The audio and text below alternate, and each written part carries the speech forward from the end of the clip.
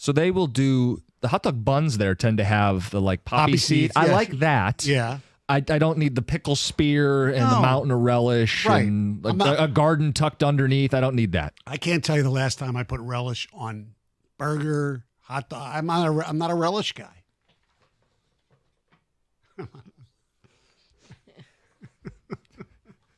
Texter wants to know, Heather, do you put ketchup on your cottage cheese? No, I don't. That is not a combo Wow. I like. Gross food combos. We'll talk about gross umpiring coming up at 9:02. Angel Hernandez, he's gone. It's finally gone. Who would you add to the list? 97.1.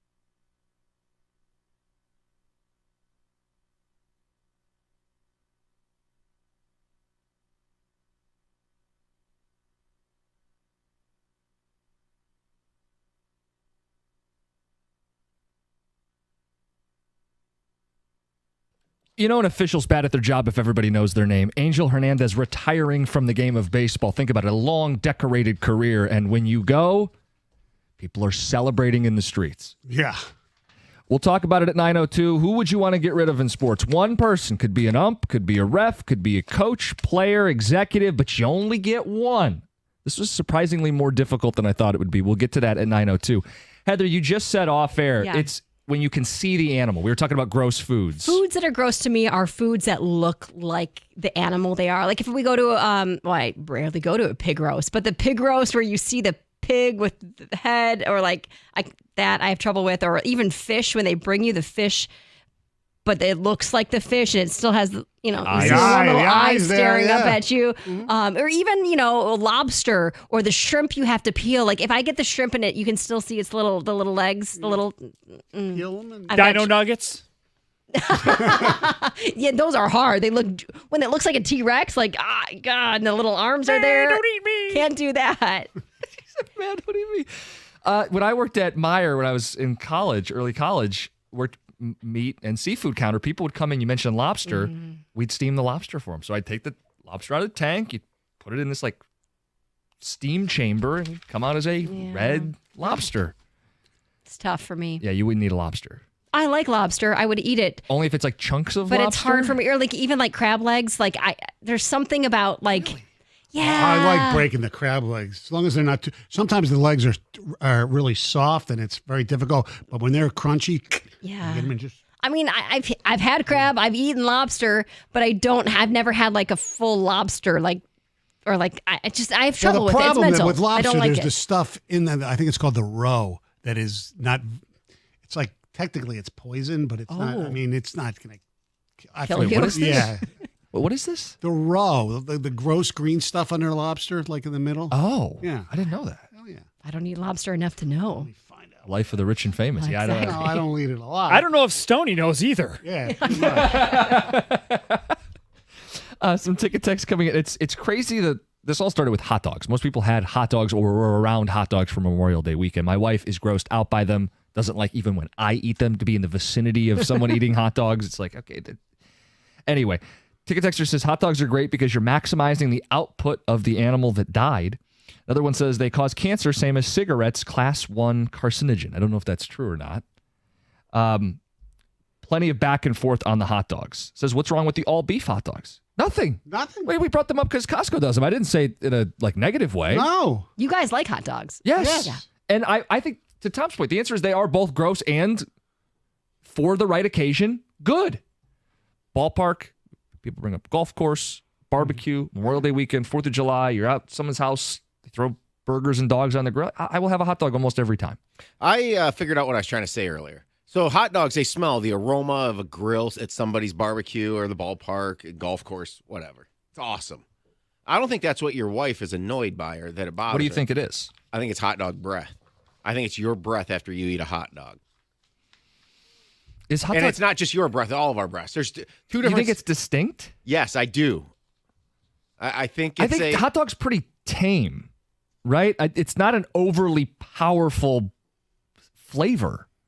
So I wouldn't think it's not like onion, something pungent. Right. It's not like a salt or a sauce or something that lingers.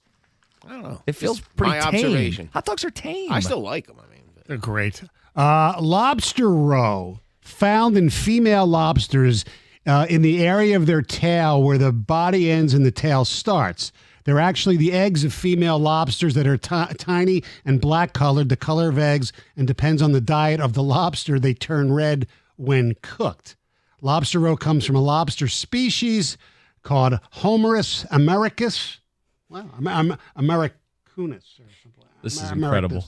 Found in Canada. It's also illegal in Canada to harvest lobsters that are producing eggs. Yeah, it doesn't. To me, it doesn't taste good. And a lot of people think they're bad for you, but it's really not. People saying the roe is the eggs, and they're typically removed before cooking. Yeah. Studies. So yes, that has been reconfirmed by our ticket texters. Does it matter if the hot dog's boiled? The boiled? Yes, because there's a smell with hot that. dog water. The smell of like that leftover hot dog water after you boil a hot dog is nasty. It's not quite as bad as bong water, but it's right up there. Sure, Stoney. This is proof that nobody, the ticket text never misses. Heather, this is a ticket text, and I'll just pass it along to you if you'd like to share. No, I didn't say that. I did not say that. I guess I said if I've. They're asking me if I had crabs. I don't have crabs, but I've eaten. Like I'm talking about eating crab legs. I don't think I said that. I said crab legs. People. You did say crabs, which is fine. Well, not that kind, but I mean, They have ointments and stuff. It's fine. Absolutely, Blue Point crabs and all the Dungeness crabs are great. You go to places where you order crabs and they give you the mallet and you bang the mallet and you open it up and you eat it. It's a work in progress. I mean, I have to go through 4 bibs, but that's just me. Good job, Heather. You finally said it. It's kind of like Costa's moment there with Coach Campbell. Say it. She clarifies. Breaking news. Yes. Did not say. Right. Okay. Anything else with gross foods, and then we can move on to sports. I know this has been kind of a weird block here, but this is what people are fired up about, apparently. I know. Well, some people find sushi gross. I personally don't. Oh, I don't eat sushi. Really? Yeah. Not even basic sushi. No. Like What's basic? Like salmon? California roll. What's That's in a the California most roll? basic. What's in it? It is cucumber, avocado, and crab. And it's usually the imitation crab, like a So crab it's pretty stick. tame. And rice. It's not really raw. Well, is it raw fish? It's not really with the not raw. crab. No. It's like the most basic. Or you could get just like a veggie roll. Just like a That's not cucumber sushi roll. then. Right. No, it is. It is sushi. Because It's not rice the. Because it's the rice and like the seaweed? Yeah. You get the seaweed. Yeah. Okay. Dip in a little soy sauce. I used if to you- never if you have want. sushi, and then in the last few years I've had it. It's pretty good. Like there are places that's their whole thing. Sushi. I know. And it's people's whole thing. Big night out is sushi. It's a good Wordle word. Sushi. Yeah. Okay. Anyway. Angel Hernandez. Let's talk Angel Hernandez. Yes. Because, Stoney, if you are a ref, if you are an ump, most people shouldn't know your name. Mm-hmm. But if you make it all about yourself, they will. And he is a guy who, with whether it was strike zone or his decision to toss people out of games, Angel Hernandez was not famous. He was infamous. Correct. And now he is out of the sport of baseball, and there are people cheering, celebrating in the streets. I watched a montage last night, and it was all of his, blunders and gaffes. And one of them, Ian Kinsler. He's kind of a feisty guy, but very rarely was like rude. Had the audacity to stare at Angel Hernandez. Didn't say anything. Just gave him a look. A lingering look. You're out of here, pal! Stop making it about you. And stop screwing this up. Right. He was as big a culprit as anybody that is pushed now the opposite way. We want robo-umps because of people like Angel Hernandez. Correct. It's being bad at your job, being defiant about how bad you are at your job, hurting teams, squeezing strike zones. He is a guy that people want out of sports. So my question was, who do you want to get rid of in sports? Could be a coach, could be a GM, could be another official if there's one that's bothering you. I know people don't like Brad Allen, but I don't think he would be at the top of the list. No. Coach, manager, player, GM, official, someone in sports. You only get one, though. One person you can remove from the game along with Angel Hernandez. They can go pick up a day job instead. 248-539-9797. We'll collect some of those responses. You want to jump in first on the phones? You know the drill. Falar's next with the update, 97.1.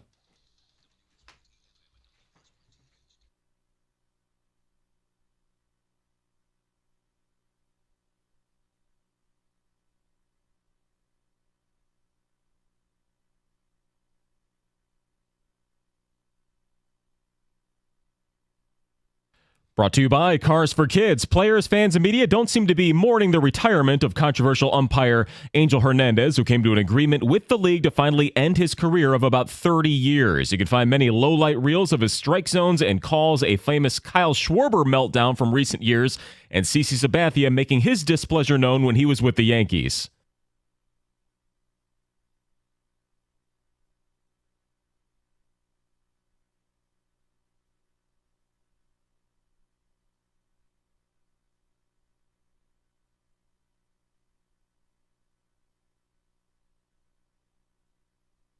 Yeah, Hernandez also umped a Tigers-Mets game earlier this season with a questionable check swing call for a strike against Detroit. As for Detroit today, they'll get 2 more home games versus the Pirates to wrap up their homestand, hoping to build on their 3-game win streak from over the weekend. Tarek Skubal gets the nod for tonight. Postseason scoreboard, the Dallas Stars get a boost in the West Finals as they beat Edmonton 5-3. They're up in Canada for a 2-1 series lead. The East Finals in the NBA, those are done. The Celtics mowing down the Pacers, a 105-102 final last night in Indy to finalize the sweep. Boston gets either Minnesota or the Mavericks in the finals. From the Corewell Health Sports Desk, I'm Chris Villar. For more, go to 97.1 The Ticket and Odyssey.com.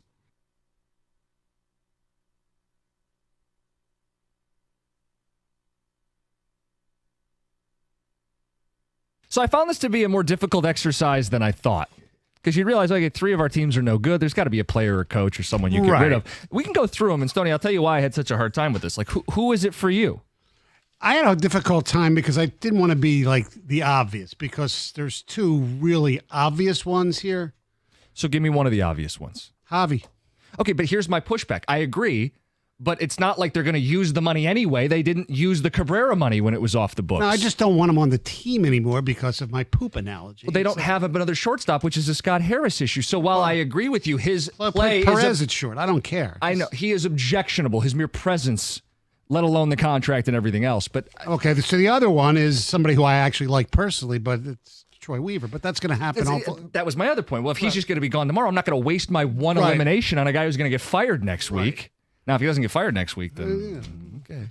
But that would say more about Langdon to me, which then do I need to use it on Langdon, which is unfair. He just got here. Right. So I start to unravel, and this was harder than I realized. Yes. So, I mean, I'm too early on Scott Harris, even though I've given him 2 strikes. Yes. I struggled with this one. I don't think I'd get rid of, like, okay, Petrie's contract is actually pretty reasonable, as frustrating as he was last year for the Red Wings. Right.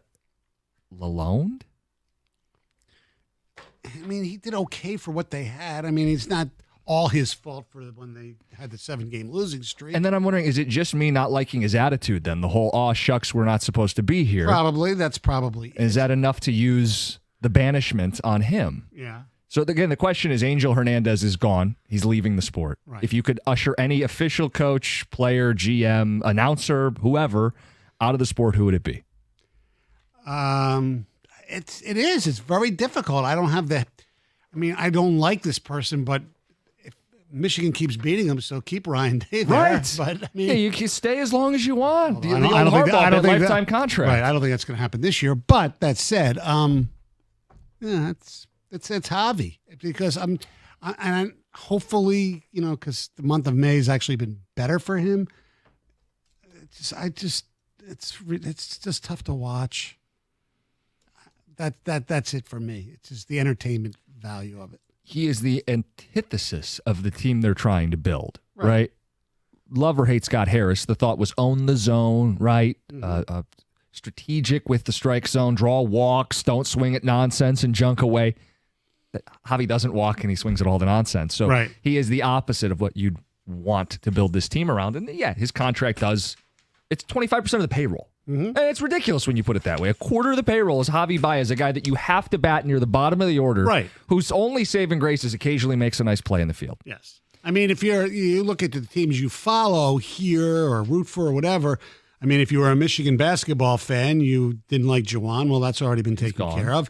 If even though you love the national championship, you didn't like the drama of Harbaugh, that's gone. Mm-hmm. Mel Tucker, he's gone. I mean, the Lions are untouchable. No one's going to call for anybody, player or coach or executive.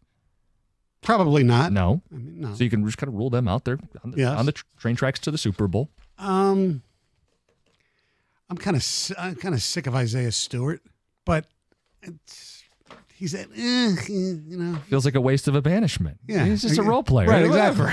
No, it's like nobody cares. So then help us out then. There's got to be the right answer for Detroit sports where 3 of the teams are lousy. You get 1 banishment. Throw in college, throw in whoever you want. Kim in Linden, you're on 97.1. Good morning, Heather and gentlemen. Thank you for the entertainment. I appreciate it. Thank you. We appreciate you. I'm without a second's hesitation, the name that popped into my mind was Aaron the Weasel Boone. Because I'm still holding a grudge because a couple of years ago when Miggy was going for his 3,000th hit, I went and busted my grandson out of school, took him down there for the game, and we were hoping to see 3,000. And in Miggy's third or fourth time at bat, that little weasel Boone intentionally walked him. Because he was like trying to win he was trying to win a baseball game. Yeah, but it was an inconsequential game for them, as I recall. It was early in the season. I was at that game. You know, that was yeah. It was a There are many Yankee fans who would like that in my life. Wow, I get it, So, but I also he's a understand. Yankee. Yeah, I understand that. Look, there are Yankee fans who would want to get rid of Aaron Boone. I don't think maybe not as much now. I don't think we get enough out of that transaction. We play the Yankees a handful of times through the course of the season. Right. I didn't like what he did to Cabrera. Cabrera's a feeble old player at that point. I don't think he was much of a threat. I wanted a chance to see the history selfishly as someone at the game. I wouldn't waste our banishment on Boone. By the way, speaking of Cabrera, did you read what Angel Hernandez's last appearance at Comerica Park was Miggy's last game? Oh, was it? Mm-hmm. I didn't realize that. Ticket texters, maybe they can help us out here. Texter says, get rid of Gary Bettman. He's always been a bum. Go Wings. Good Ian Wixom. I thought of him, but you know what? And it's hard to take away the Wings thing away from years ago. He's actually, under his regime, he's done a really good job for the league. I mean, yes, they're in markets with, why do we need hockey in Florida? Well, they draw well. Tampa draws well. The ratings have, while not like the other sports, have been going up. He's done a nice job. But he's a weasel. There's no doubt about that. A little bit of an old bit, though. Yes, Yeah, exactly. It's kind of played out. Goodell and other commissioners listed. I know we don't like commissioners. I don't think I would use the banishment on Goodell. It really wouldn't be a consideration. No. The league seems to be doing just fine. Right. The person I would most like to remove from the sport is Tom Gores. Nothing he's brought to the Pistons since owning them. That's Steve headed into the chiropractor. That's a good one. No, they've done all these things in the community. Besides winning. The one thing about Gores that you cannot accuse him of is being cheap. He spends money like it's going out of style. The problem is he doesn't know how to hire the right people to run his teams. Texter says it's his apathy. More piling on of Gores. It's the apathy. You're right. He was willing to pay the luxury tax years ago. He was willing to pay and overpay for Monty Williams. Yes. But it's not just throw money at the problem, right? Yeah. How about all the money he even put in when he first bought the team and renovating the palace, the atrium, and all that stuff? Only to then move out shortly Yes, thereafter. well, that's right. He hasn't been afraid to put money into the team. No. But that's... I hate to say it's the bare minimum because there's some teams that don't even do that. Correct. But I thought it was incredibly tone deaf what he did at the end of December. What he met with select members of the media right before Christmas, promised change, but not like structural change to the coach or the GM. And as of yet, still hasn't fired Troy Weaver. And I get it, we're going to leave it up to the next guy. Weaver was so bad, you shouldn't need the next president to step in and tell you that he's being relieved of his duties. No. You have eyes and ears and allegedly are supposed to be paying attention to the team you run. That's the apathy point. And running a team where the general manager has a problem with the fan thing, and there's never been a statement from the Pistons. Right, the you suck at your job, the fan yelling at him. Yeah. Texter says, Javy. Team wouldn't be great without him, but he's certainly not helping. Plus, with that contract, we could just poof him away. It would be great. Another vote for Javy Baez to send him back to Puerto Rico. Scott Harris getting a vote on the ticket text this morning. Listen, as much as I think he botched last year's deadline. You got to give the guy a few years. In the offseason. Yes, I do think he's not somebody I'm firing right now. Joe Buck says I would get a Joe Buck in a second. Can't stand that guy. Dan in St. Clair. I never understood the Buck hate. I'm not going to tell you he's like a gift to broadcasting, but I don't understand the hate. No, I mean, I think a lot of it here revolves around the Tigers World Series with the St. Louis Cardinals, which is his team growing up, and he was still, I believe, the announcer on the team. I get all that. I think he's fine on football. I like him on football. He comes off a little elitist at times. I think that's what rubs people the wrong way. He does. He's learning to laugh at himself a little more in the last few years. Like I think him and Aikman are really good on Monday Night Football. Yes, they are. I love it. I am shocked this name has not come up. Maybe I'm off, but Aaron Rodgers. I am so done with Aaron Rodgers. It will sicken me if they're successful. Like, it's probably after the Lions winning the Super Bowl. It's my biggest wish for the NFL season. Is for him to struggle? Yeah. Like, can you imagine if they played the Lions and beat them in the Super Bowl?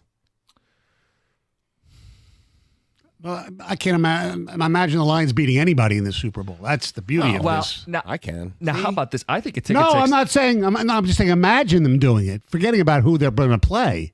That would be great enough. The Aaron Rodgers thing, I wouldn't even care. This ticket texter may have cracked the code because we've been sitting here going, well, what does it matter if you get rid of Javi? What does it matter if you get rid of Weaver? I mean, whatever. One person I get rid of, Patrick Mahomes. The whining, talking to the refs, calling his own penalties. He didn't add this. I'll add this. They're the biggest threat to the Lions winning the Super Bowl. How great would that be? You just get rid of the best quarterback in football who's mid-dynasty and go, all right, clear the deck for the Lions. You know what it is? It's people, when guys are successful and they get a lot of publicity and they're really, really good at what they do, people get sick of them. It's just people got sick of Tom Brady.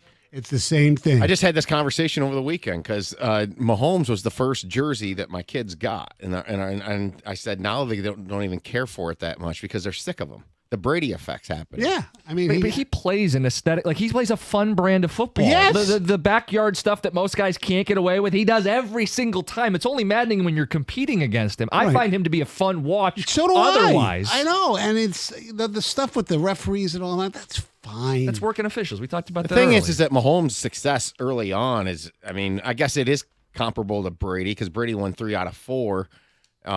But, Brady went away for a while. Brady didn't win a Super Bowl for like 10 years. Yeah. Well, they fell short. They had that team that went undefeated with Randy Moss. They lost to the Giants. Yeah, thanks to Asante Samuel. Lost to the Giants twice. Yeah. Texter says Chris Collinsworth can go away. Dre from Nash. So we're throwing in some broadcasters in here, too. I still like Chris Collinsworth and him and Now, here's Tirico a do a guy nice who- job. Yeah, I feel the same way. I think Collinsworth, if you did like an approve, disapprove, I think most people disapprove, but I find myself in that. I like him. I don't find him as, I don't think he's annoying. No, me neither. We've got calls to get to, 248-539-9797. The first is Greg. You're on 97.1. Hey, good morning, guys. What's up? Followed in from Central Florida, walking the dog. Oh, Anyway, my thought is I'm going to throw the name out, Chris Illich. It's I kind was, of a twofer. yeah. I can completely understand it. It's been frustrating ever since he sold off the Tigers and the Red Wings. And the good news is probably paying the debt down in the arena. They'll be fine, but I'd like to see some Well, I don't think. breakthrough like we saw at the Lions. Yeah, but I don't think the debt in the arena and all that stuff has anything to do with the way the hockey team and the baseball team are being run. I don't think If it's you don't anything. pay payroll, you can pay down debt. I understand that, but I don't think they don't sit there and say, I'm not going to pay because it's going to help the debt. No, Maybe. they're fine financially. Good. Oh, yeah, I'm sure of that. Yeah. All right, guys, have a good day. You too. Well, the defense of Chris Illich has always been, well, once they're on the cusp of winning, that's when he'll spend. Mm-hmm. He's been the owner since Mike passed February of 17. So the first full season Chris was the owner would have been 2018. Yeah. Payroll's been below average every single season. And that's Correct. not 2 or 3 years for a rebuild. No. And that counts Javi, right? Right. That counts Eduardo. Right. The payroll has never even been average at any point in that time. By the way, since 2018, every team that's won this World Series, top 10. I'm not saying you got to be the Dodgers or the Mets or the Right. Yankees, but the investment does need to come from ownership on some level But- to help. There's no salary But cap. friends, let me tell you, there could be half the teams that have a payroll worse than the Tigers, and they've won. I have the stats to back it up. All these Tiger haters should be the ones to go away. Signed, Mark, can I get an amen, Ryan? More ticket text. Get rid of Simo. Easy. Draymond Green, and it's not even close. Yeah, Draymond, what he said the other day just is so out of touch. It's incredible to me. The league isn't set up for them to make money, Yeah, because to get rich. Yeah, fine. He gets fined too much. Sign the guy who's made over $170 million in career earnings. Yeah. Yeah, Cry Me a River. 97.1.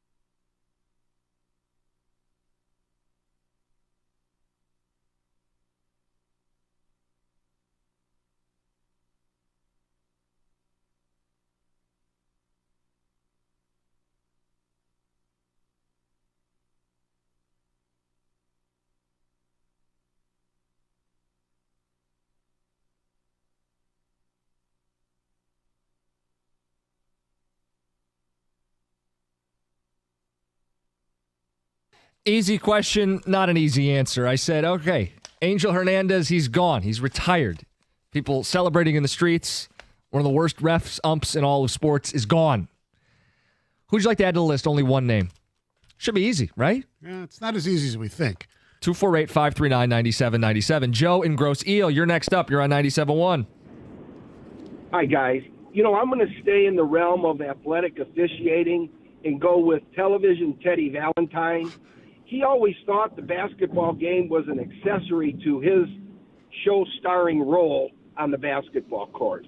He was a joke. I mean, time for TVT to say bye-bye. Well, where is he still reffing? Maybe the Southeastern. I haven't seen him ref. I know he doesn't do NCAA tournament games. I know he doesn't do Big Ten games. Is Ted Valentine I've seen still him on TV? Still? I think. Okay. I mean, maybe not. Maybe I had my wish granted a year ago. I have no idea if he's still even officiating. But he was could a be. piece of work. He shouldn't be reffing AAU, so it doesn't matter where he is at this point. Joe, exactly. Joe, it's certainly a name to consider if we're talking lousy officiating. Me guys who make it about themselves. Like, no one's here for the refs. I get it, you got to police the game, but you don't have to take personal vendettas with guys. Like, it felt like Angel Hernandez would get personal. Mm-hmm. You're supposed to be the neutral, impartial, just kind of the guardrails around the game. Just keep it moving, keep everybody playing, keep score, keep rules from being broken. I do have one that I actually don't need to go away because I've gone away from him. Okay. Media. Not local. Okay. National media that you have drifted away from. You don't consume anymore. Nope. Sports media? Yep. Network? Yeah, well. Which network? Who is this person? Skip Bayless. Oh, yeah, he's made himself irrelevant. It's ridiculous. I mean, once Sharp left, that show became unwatchable. And a lot of people don't like Shannon Sharp, but I think he's fine.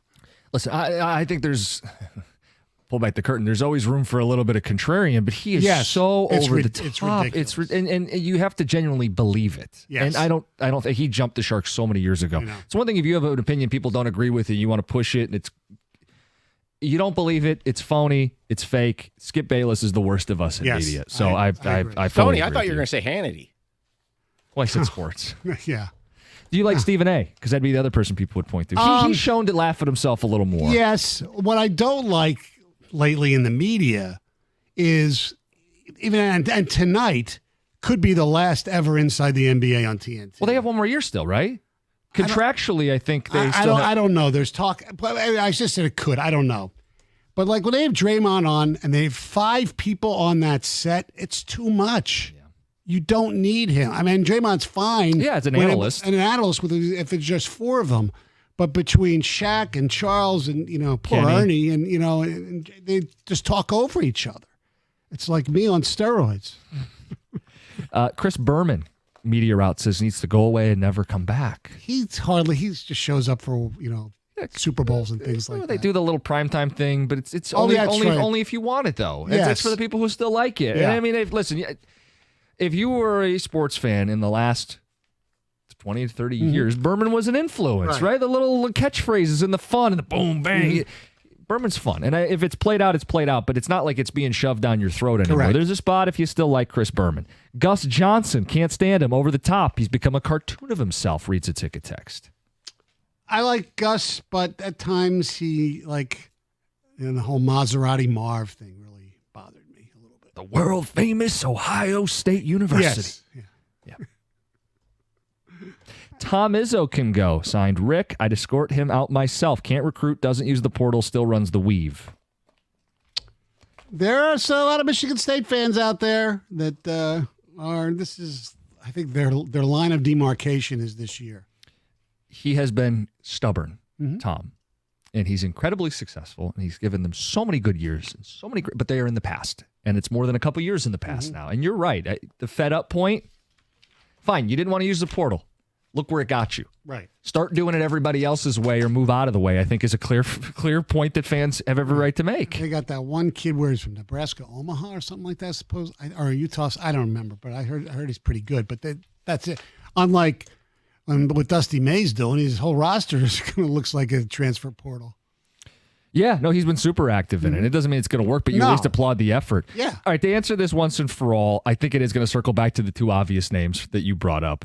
If Weaver is not gone in the next week, he is the obvious one that can't continue to plague our city. Right. Javy is probably the answer. Yes. And I don't know that it makes the biggest impact. No. I mean, maybe if you want to get cute and knock Mahomes out just to make the Lions Super Bowl run easier, that'd be kind of my final thoughts on this. Where are you at? I'm still Javy. Okay. Tom, one person you can get rid of in all of sports. I'm still sticking with mine, Aaron Rodgers. Okay. And that has nothing to do with that text we got about all of his off-the-field stuff. It's about his on-the-field. Why do you hate Aaron Rodgers? I'll read it right now. Because he didn't bow down to the government and get an unproven dangerous vaccine. He speaks his mind. You know, his popularity's absolutely exploded the last few years, right? It was all on-field. It had nothing to do with the immunization. Yeah. Well, he could have been vice president. By the way, our good buddy Rico Yes. texted in, Ted Valentine still refs ACC and SEC games. Damn shame. Greg, I know you're probably above this conversation. Is there anybody that you would get rid of in all of sports? You know, the name that came to mind was, we're talking about heads of franchises. The name I came to mind was Ward Manuel.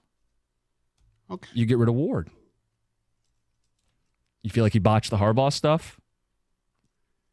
To some extent, yeah. I do believe a little bit of the Harbaugh's kind of silently grumble with He his would have friends. left anyway. The Juwan Howard hire, not a good hire, and then let it linger too long. I mean, there's room for Ward criticism. I don't think he was.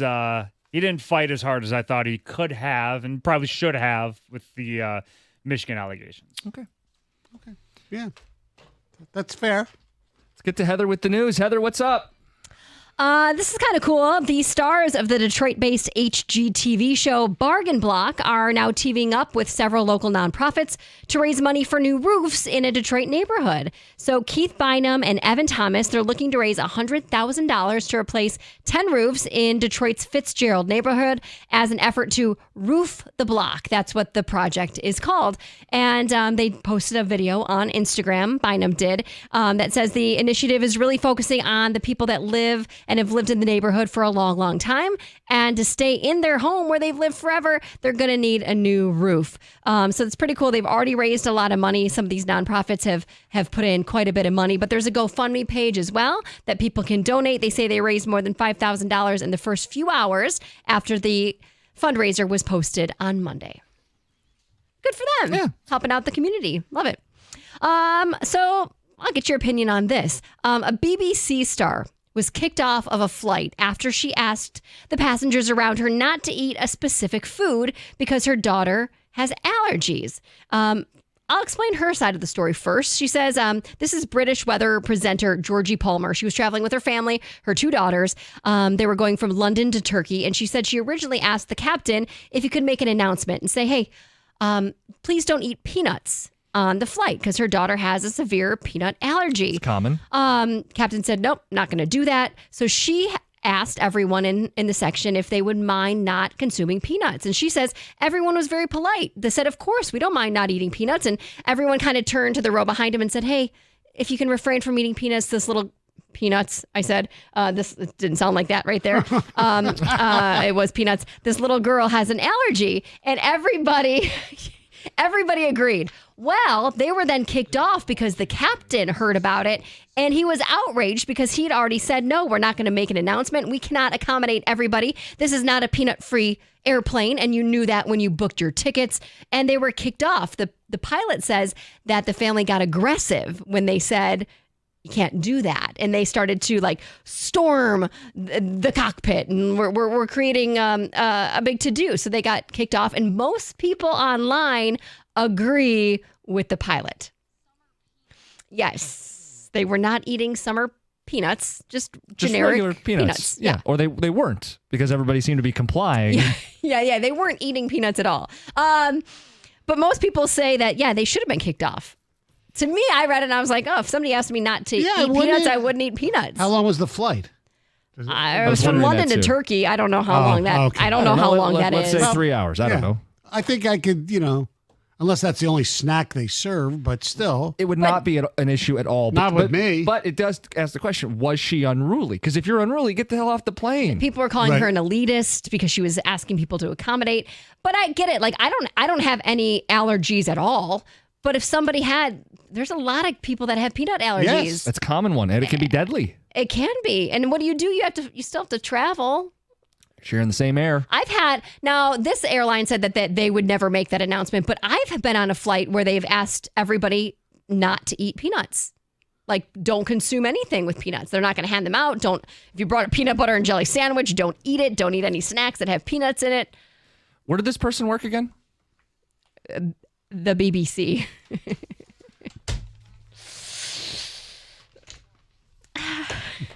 Anyway, moving on. A woman is suing Disney after complaining she suffered a brain injury while she was riding a slide at Typhoon Lagoon. So this woman was visiting the water park earlier this month. She was riding the Humunga Cowabunga. It's a gigantic 60-foot angle degree 214-foot water slide, right? And she said that she banged her head on the inside of the slide, and her fiance found her at the end of the slide, limp and bleeding from the mouth.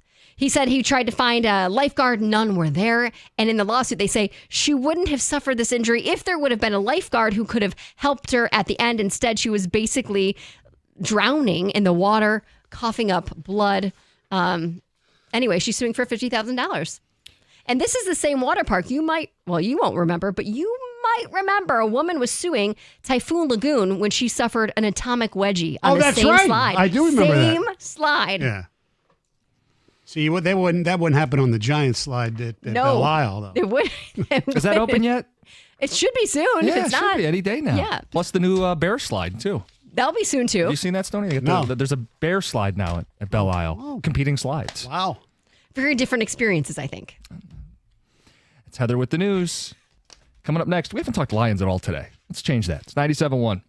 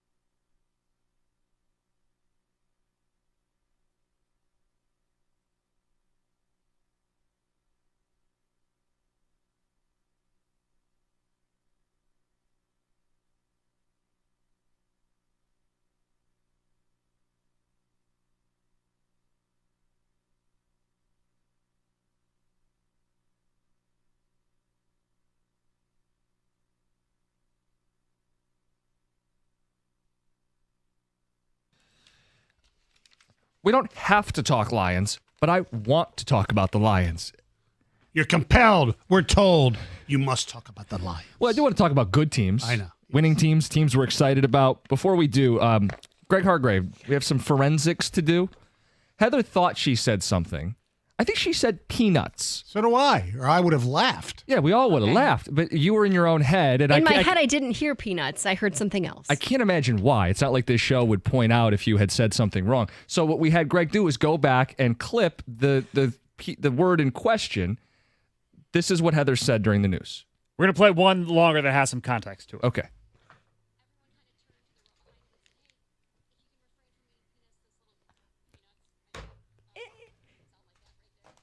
It didn't sound like peanut. It didn't sound like I said. Oh, yeah, Oh, it does. it does. Mm-hmm. How did we miss it? It's because John would John would have pointed it out yes. the Immediately second I said start it. laughing, Yes. cackling. One more time. Talking Just to Tom back there. Yeah, he would have brought up the fact that it was a BBC employee and all that. Of course. Stuff. Yeah.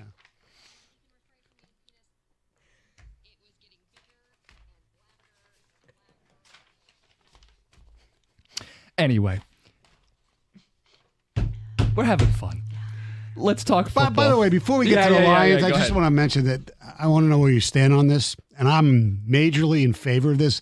Tom Pelissero has tweeted out, the NFL Players Association is working to finalize a proposal to overhaul the offseason starting next year, eliminating voluntary on-field work in the spring in favor of a longer training camp ramp-up, with players reporting mid-June to early July. Seems like a good idea, unless I'm missing something. I think it's great. Because it gives them a true off season, more time off consecutively without the little blip in there for Right. and then it gives them a better chance to ramp up for the start of the season because everybody wants to hit the Right, ground and you running. take a little break and then training camp starts. Yeah, then you're ready to go. I think it's wonderful. No issue with it. Yes. JMO, case to be the most improved Lion. Dan Campbell said unprompted. If you ask me who the most improved guy, Right. Jameson Williams, man on a mission. He's improved everywhere, I believe, were the quotes. Yes, and then he proceeded to drop a bomb from because I was there. I forgot if it was Goff or Hooker or Sudfeld who threw it, but he didn't. He made other catches in the day, so whatever. It's a negative Detroit media dwelling Yeah, on the I drop. know. I know. Come on, Stone. I know exactly. My question is, the answer may be JMO, but who do you want to take the biggest leap of any Lion this season? It appears early JMO is poised to do that, but Stoney, who do you want to see take the biggest leap? Who would help this team the most? James Houston. He did basically, now not all his fault because of his injury, he basically did nothing last year. Mm-hmm. We all know, or at least we think we know, that they needed to improve their pass rush. So that's it. I mean, he's the only, I can think of a couple of other guys on that side of the ball, but other than that, there's really nobody on offense that I think needs to step up. You think certain people will get better, younger players. I mean, Laporta is even going to get better. Gibbs probably get better, but yeah, if you answered defensively, that's the guy for me. If you had answered Laporta, it would be you want him to take like a Kelsey leap, right? You'd want him to be an all-pro, potentially lead the team in catches and yards and everything. So you could still answer, like you could say Aiden, although I would argue he was among the league leaders in pressures. If you wanted to go to the next level, you could say you want to see a good to great player become a great player. You could go that route. And if James Houston does that, that makes Aiden better. They're connected. You could say Davenport finally get healthy. Mm-hmm. I think Josh Pascal's another name in that same vein. Yeah. Heavy edge who can stop the run, ideally give you some sack total, pressure from the edge. Yes. Our brains are in the same area. It's along that D line, hanging on the edge, someone who's younger, so it would be a Houston or a Pascal to me. It's nothing against JMO. No. It's not a rule only one guy's allowed to have a big step this season. Correct. But I do feel like the offense is set up well where they're going to run the ball, they're going to throw it to St. Brown, they're going to throw it to Laporta, they're going to throw it to Gibbs. JMO's the third or fourth option in the offense. It would be gluttonous in a good way if he was a borderline Pro Bowler this season, but it certainly isn't at the top of the list of guys I want to see take a step You this could year. argue, if you wanted, like DPJ. I mean, if he steps up and becomes another a realistic option, there's another guy. Jack Campbell. I thought of him or Derek Barnes, but Somebody at the linebacker level. You're only playing two at a time for the most part. Mm-hmm. Especially on third down, passing downs, get off the field situations. He's going to be out there and he's going to be asked to Cover sideline to sideline, hold his own against the run. Second-year player, first-round pick. Like, yeah, and between the two, I'd rather Jack Campbell take the big leap than J-Mo. Mm-hmm. I think you can say that about a lot of the guys on the defense. You know what I thought you were going to say? Jared Goff? No. Dan Campbell. You think I'm like a... No, you're not like a complete, I can't I know I stand called those the guy games. reckless one No, time. I know, but- I understand that. But, there are people who, maybe not just you and Jim, there are people who believe that he does gamble too many times and would like to see that pared down now that the team is obviously one of the best teams in the National Football League. So there's the school of thought that he was only doing it because they were so bad. I remember doing those shows. Oh, in his first year, absolutely. Well, you and I were doing Sundays together. Yes. And there was real debates. And then, of course, throughout the week, well, he's only doing this because they're like a 3-win football team and he's got to get the most out of it. I think he has shown you that that's not why he was doing it. And then some people will say, well, he's doing it because he's a caveman and he wants to be. That's the opposite of caveman. No, I was going to say, a lot of these are back. The nerds like these decisions. Yes. And I don't think they lost the NFC title game because of those decisions. I think we will forever be able to do talk radio about what those decisions should have been in the NFC title game. I think you catch the ball on 4th and short. I will forever defend going for it on 4th and short with this O-line, with this personnel, with this offensive play caller. I will forever defend. Now, listen, are there extreme circumstances? You're backed into your own 5. Right. And, okay, punt the ball. But if it's at near midfield, borderline field goal range, and it's 2 yards, if it's near the end zone and it's 1 or 2 yards, go for it. I defend those decisions. I think those are smart winning decisions. I think they won more games because of his aggression than they lost. That doesn't mean they didn't lose ever because of his aggression. No. But I think for the most part, it was defensible. It's what made that Dallas thing so ridiculous, reckless in my mind, because it was out of character to go 4th and 7 from 4th and goal. But for the most part, I do think he helped them win a lot of football games. I would not say he needs to take the biggest step forward. Ticket Texter says, I'd love to see Campbell take a step and be a menace on the defense. Dave and Howell.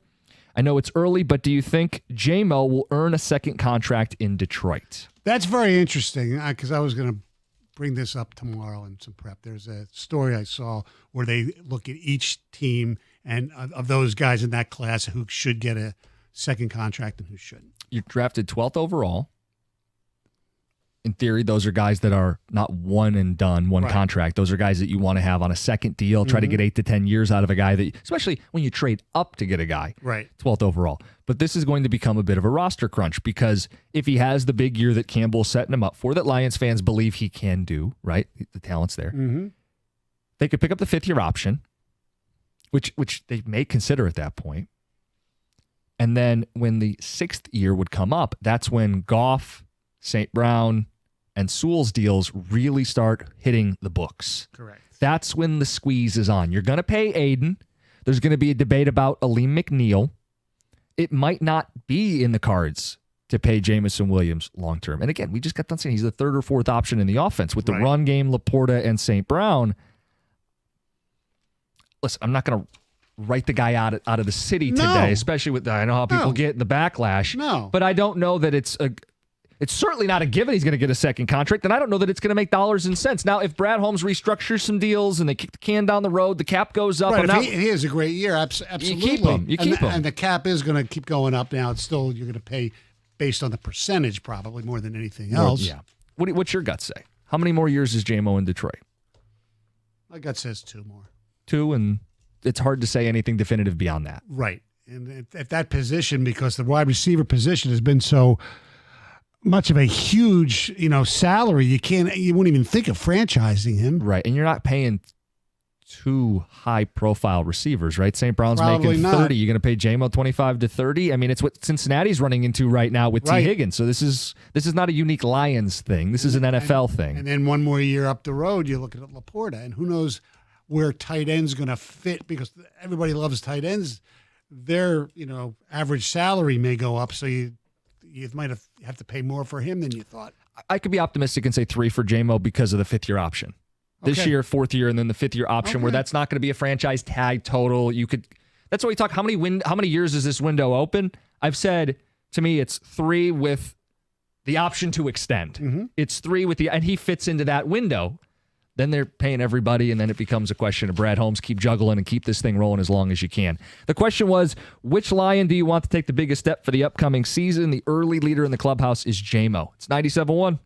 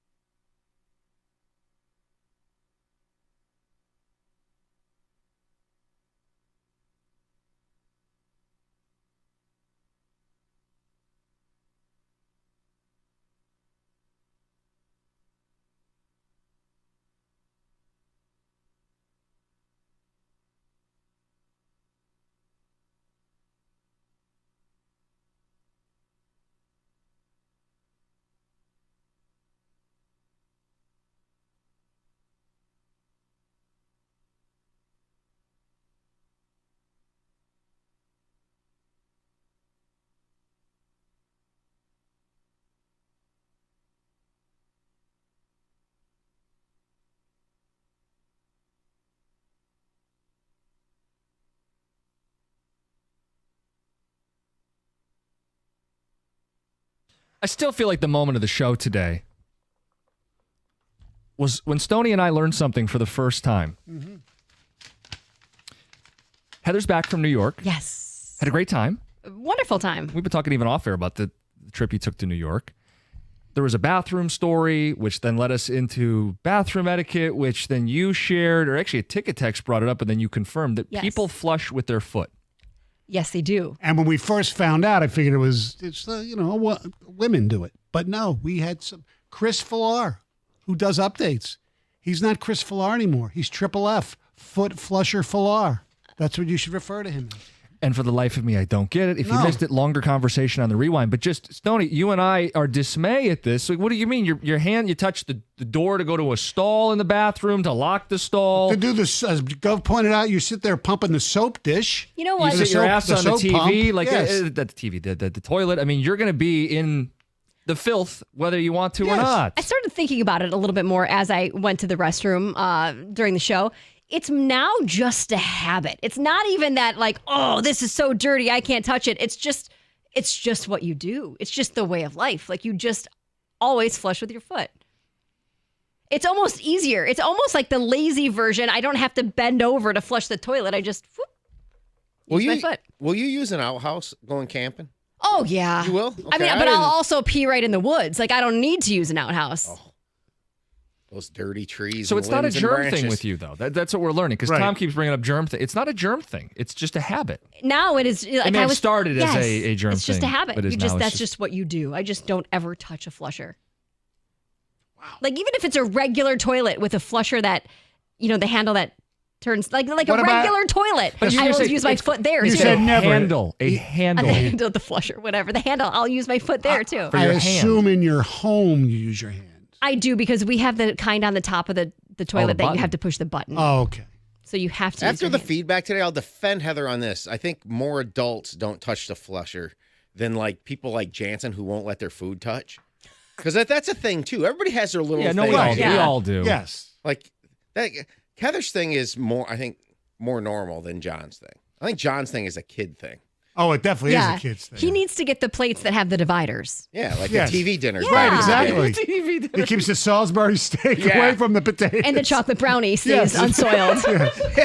Can't let the corn get in the brownie. Yeah. Oh, my God. Yes. Corn in the mashed potatoes. You Oh, can't it's undo great. that. It's a travesty. Which I never understood because it all ends up at the same place anyway. It does, in fact, all up in the same place. Would you go to New York again, Heather? How's overall? I'm excited to go back. Overall, it was great. It was a little different than I was expecting. I was expecting really not to enjoy my time there. Why? Because you're Because a nature person. I typically on vacation, I want to go to get away from people. I want to go hiking. I want to go to the mountains or to the water or wherever. And That's the opposite. and this is the complete opposite. But I loved it. I can't wait to go back to do some other things. I really enjoyed seeing a Broadway show. I'd never seen one before. And I'm not the type of person to go to the Fox and see a show either. Like it's not my thing. But I really enjoyed it. I'd like to go see something else, go back and do some other things we didn't get to do. Maybe the word, it's so vibrant there. There's There's an energy there Yes. that I didn't expect to feel. Like I was like, whoa, this is awesome. It's like the city. I mean, it is the city that doesn't sleep, so they say, but you feel that there when you go. And I wasn't expecting to actually feel that. What show? We saw Wicked, but we went with zero expectations. We didn't purchase tickets before. We literally went the night of and got tickets for whatever show we could get, and that's what we saw. So I've heard that's the way. If you don't have a specific show you want to see, I've heard last minute you can get great deals or yes, there's better a deals. thing. I assume it's still called. It was TCKTS. Yes, or that's whatever. it. Yeah, In you Times Square. And people wait in line, and you get them. I've only been once. I didn't go to a Broadway show. It feels like you can't get everything done in one No, trip. Like you I'm sure can't. there's stuff that you still want to do. we tried to do a lot. We crammed all the touristy things in as Statue we of could. Liberty? We didn't take. We didn't do the ferry. But you saw it. But we saw the Statue of Liberty. We're kind of bummed there. The park is all under construction. So there's like a giant, they built this like barrier wall to do the construction along the pier. And there was really no obstructed view of the Statue of Liberty because of this wall and all the cranes and things there. But we did that. You did Central Park. We did Central Park. We did the Empire State Building. We did the 9/11 Memorial and Museum. Emotional, We did yep. It was my. If you go and you skip that, you're missing out. Like you have to do that when you're there. Pizza. We did pizza. We did, Fifth Avenue, just walking. Did you do Bloomingdale's? We did not. I didn't actually do any shopping.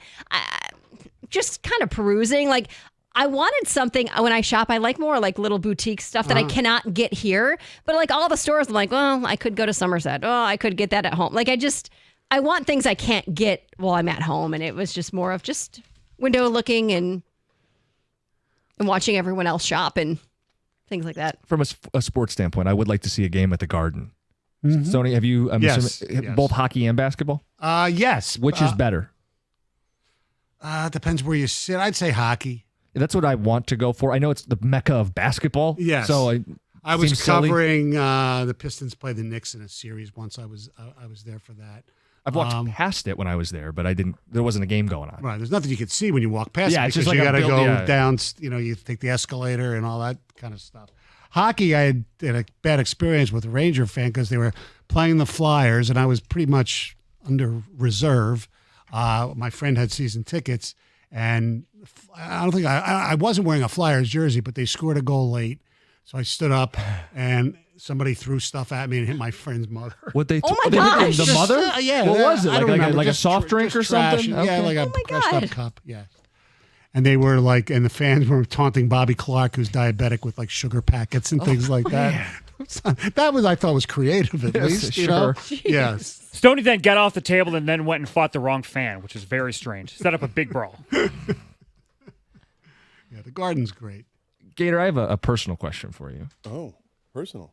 When you do your It's not business, about crabs, is it? No, Heather. Sorry, you got caught in the crossfire. My It's goodness. just unfair. It's It just not really right. is, isn't It's it? just not right.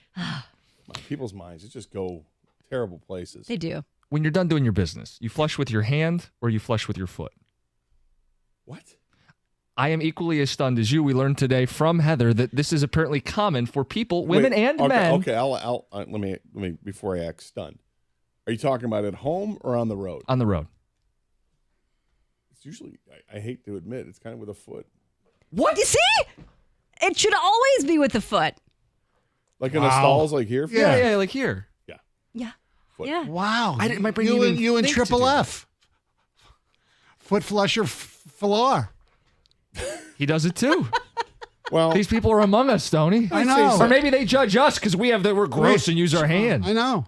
well, I'm disgusted by what I see that goes on in that bathroom. Oh, that's fair. Yeah, but then you'll get the soap after you wash, and you're going to put your hand on that pump. Basically, that's probably gross too, Yeah, if it's just a urinal. or even both. Yeah, well, either way, yeah. you're washing your hands when you're done because you have to. And Yeah. Right. So why are you using your foot then if you're going to wash your hands anyway? Because for some reason I think it's gross because that's a sit down area. You know what's going Yeah, on, I get it. right? You know what's happening. Someone's dropping dirty, and I don't need to touch that.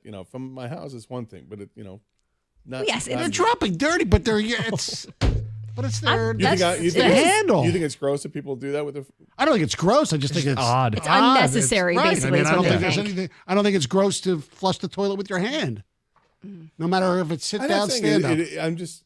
It's happened. I don't know. I'm just alarmed at the amount of people who I think that the do other this. thing It's like is- with Jansen when he takes off his shirt. when That's he much takes- weirder. That's weird. That's Yeah. weird. I think the location of where the flusher is matters because these aren't toilets like you see in a house.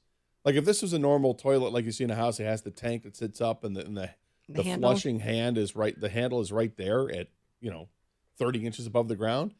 I'm not going to sit there and take my foot and do that. But because this is like a heavy duty industrial flush thing, and it is It's like lower. a foot off the Yeah. ground, I think it can make sense. It may not be right, and maybe I need think it to is right. apologize a little bit, but I think it's right. yeah, I mean, based on what I see in that bathroom, though, that it would be the least of anybody's concern. So you can tell we tackled the real hard-hitting issues today on the show. What do you have coming up? I mean, we'll hit the hard-hitting issues too, much like the Tigers and what's going on there. But I think the next couple nights with the Tigers against Pittsburgh, there are some interesting opportunities. I want to air a grievance with the Major League Baseball. I heard you guys did something with Angel Hernandez. We got some Angel Hernandez stuff we want to get to as well. We can get to some playoff discussion here. There's some Lions. So we got a lot going on, and we'll get to some successes and failures out of Memorial Day weekend as well as people were Did you miss with not the having your Jaguars. boat? No, because I never took it out on the. I rarely took it out on the weekends because the lakes were just insane. The lake was insane. So no, I did not miss it at all. Okay. All right. Gators coming up next. It's 97.1.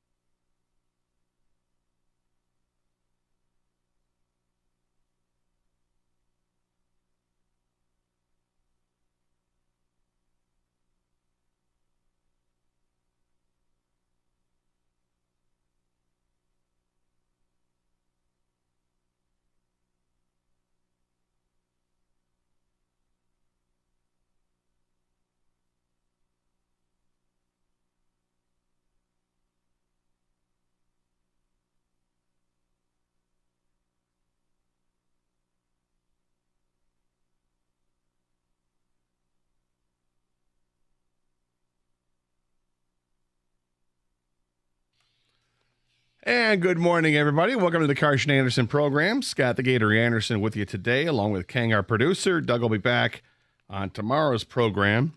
We're scheduled to be out at Comerica Park tomorrow, enjoying the Tigers game against the Pittsburgh Pirates, which is whom they'll play tonight as well.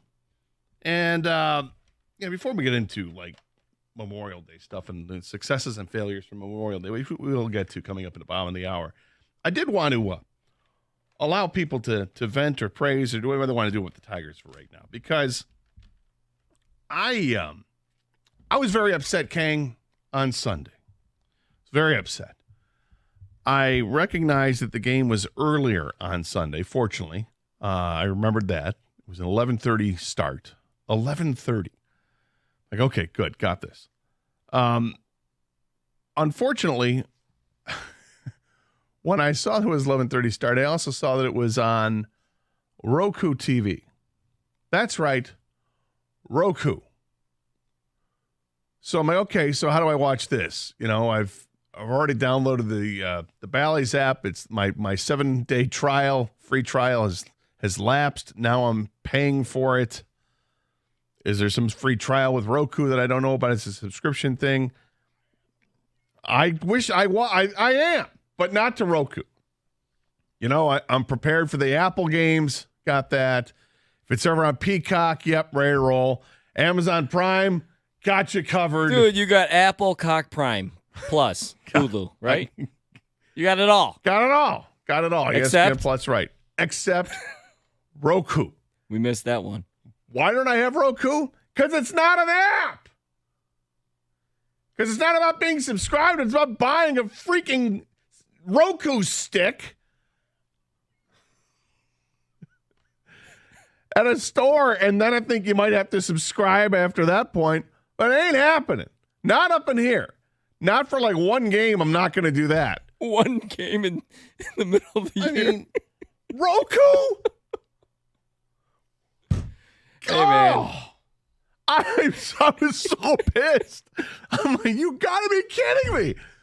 Everything we've had to go through, ripping our hair out, trying to keep up with this over the last, what's it been now? Almost a month since we found out that the Tiger games on Bally's were not going to be broadcast on Xfinity, which nationwide affects like 15 or 17 million people, whatever it is. But here in Michigan, it's like our number one provider in Southeast Michigan.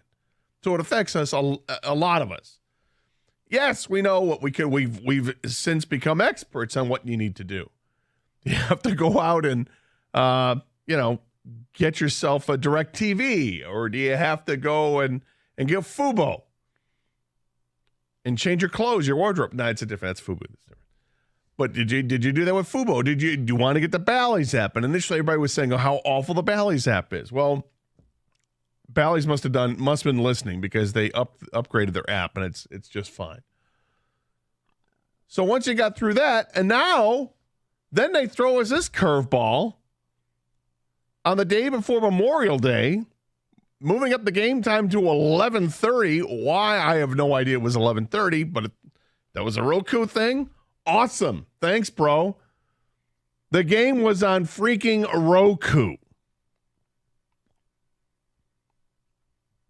So I go online and I look up Roku online. I'm like, okay, what do I got to do? Is this just simple? Can I just download the app and throw it on? No, it's no app. It's a stick. Something you actually have to go out and buy. You got to purchase. Click here for some of our products online. I don't want to buy it. So frustrating. And this is where it gets, and this is what's even more frustrating to me, because here's where I could see some of this stuff going. And this is from years ago. This takes me back to college. All right, I'm going back to my college days, and when I was as diehard a Red Wing fan as you could find, and I wouldn't miss any games. But I think there were 4 games my senior year in college that were not on regular television, or at the time, whatever it Pass or whatever they had. I think it was Pass at the time. There were only 4 games that weren't. There were 4 games, and those 4 games ended up being pay-per-view games. They had to get a pay-per-view. And one of those I couldn't watch because I had something else going on, so I didn't get the pay-per-view. And I ended up missing. It was a game against Boston. There was this huge brawl in the game. Konstantinov got in a fight, and I missed it. Read about it the next day. I was pissed off. But is that what we're going to get to at some point? And maybe how about at least allowing us that opportunity? If we really want to see a game, can you offer it up on pay-per-view for $5? Because you'd make money off don't it. give me any more ideas. Well, I'm just saying, like on Sunday, dude, you had me. You could have charged $20, and I probably would have paid it, because I just wanted to watch baseball. So Evan Jenkins, our esteemed webmaster, sent me a link here through Amazon. You have Amazon, right? He says you can get Roku through Amazon. A lot of people are texting too. Gator. See, I didn't know about this. I didn't care about the Tiger game Sunday. I'm just gonna be honest. I had Memorial Day plans, things like that going on with the family. Mm-hmm. I didn't know it was on Roku only. But you can get the Roku app, according to many of our listeners here. And, is it an app or is it a stick? Because I went to Roku's website, and there was like, you have to get actual hardware for this. Both. You had to purchase something. Well, it said nothing on their website about an app. Yeah, you can get the app. Maybe the website let you down. But you can get it on your phone as well. And I still would have to pay, but I had to pay for the app. It's not free. Yeah, I don't know. I don't have Roku, so I'm assuming it's not free. Because it was like, for $30 or whatever, you get the Roku stick. Evan says it's free through Amazon. You have Amazon Prime. I have Amazon. All right, then you get it free, man. That wasn't made clear. I'm sorry, man. I was so pissed off. So you're saying all that time I could have logged on to Amazon Prime. Yeah. Go to Prime Video. Yeah. And I could have watched the game. Yeah. Got Roku right through there. Well, wait a minute. So I would have had to go to my Prime Video, and somewhere on Prime Video it says watch the Tigers. And through Amazon, I'll send you the link. You'll be able to do it next. Is there another Roku game? I hope not. You know what? Now this time I might not do it out of principle. I'm so pissed. I was so pissed. But you got to go through hoops again. It's more hoops. Like if it had said Apple, if it had just said Prime, say Prime. If I can watch it through Prime, just say it's on Prime. What's on Roku? But you get it through Prime. You get through Amazon.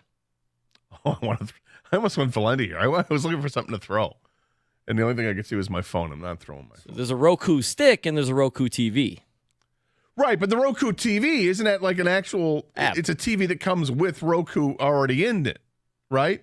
Because I did look to see on my TV if we go through all the apps that come with the TV, if Roku was one of them, and it was not.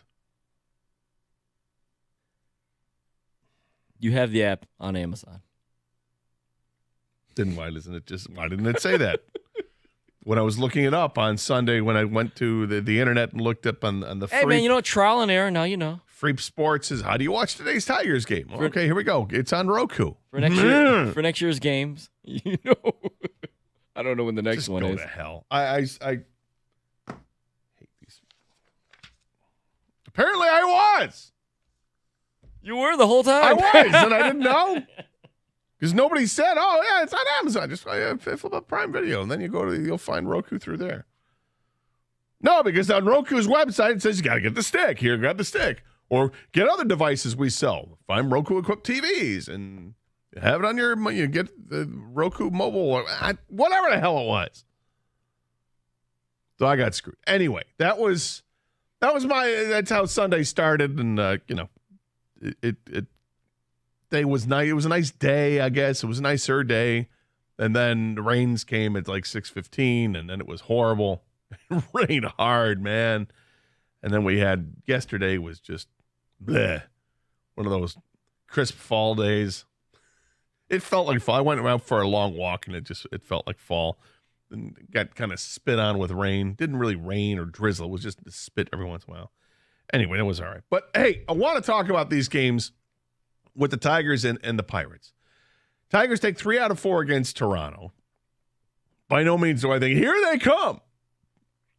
But I'm glad they won 3 out of 4. They get get that winning feeling again. Get closer and closer to 500, and let's get back over 500, because there's some things that just can't believe what's going on in baseball. And there's some really cool things happening here in the next couple days at Comerica Park, and because this ongoing thing with Bally's and Xfinity, does this at all make this more possible? We'll talk about it next. 248-539-9797 is the telephone number. It's the same number to text us as well, and I'm sure going to get a bunch of texts saying I'm an idiot about not knowing that Roku and Prime, but who knew? If I'm looking it up on the Free Press website and it says, here's how you watch it, Roku, and then I go to Roku's website and I got to buy a stick and I need to get actual hardware, and I didn't know! Lots of baseball we're going to discuss next year. 97.1, the ticket. Well, I will tell you about a great experience that I had, all right? Recently, I dealt with an issue with my garage doors. They were kaput. I need to get new garage doors. I called Precision Garage Door, and they took my call immediately, and they sent somebody out immediately as well. We scheduled an appointment right away. It was awesome. They helped me select the perfect door for my house. They got it installed in no time. John, Jeff, the whole crew, they're so easy to work with. They're true professionals, and right now, it's not easy finding professionals to work with, as you can understand. But the guys at Precision are fantastic. And if you want your garage doors done right, do what I did. Call Precision Garage Door today, 1-800-DOOR-REPAIR, or visit precisiondoormi.com and schedule an appointment.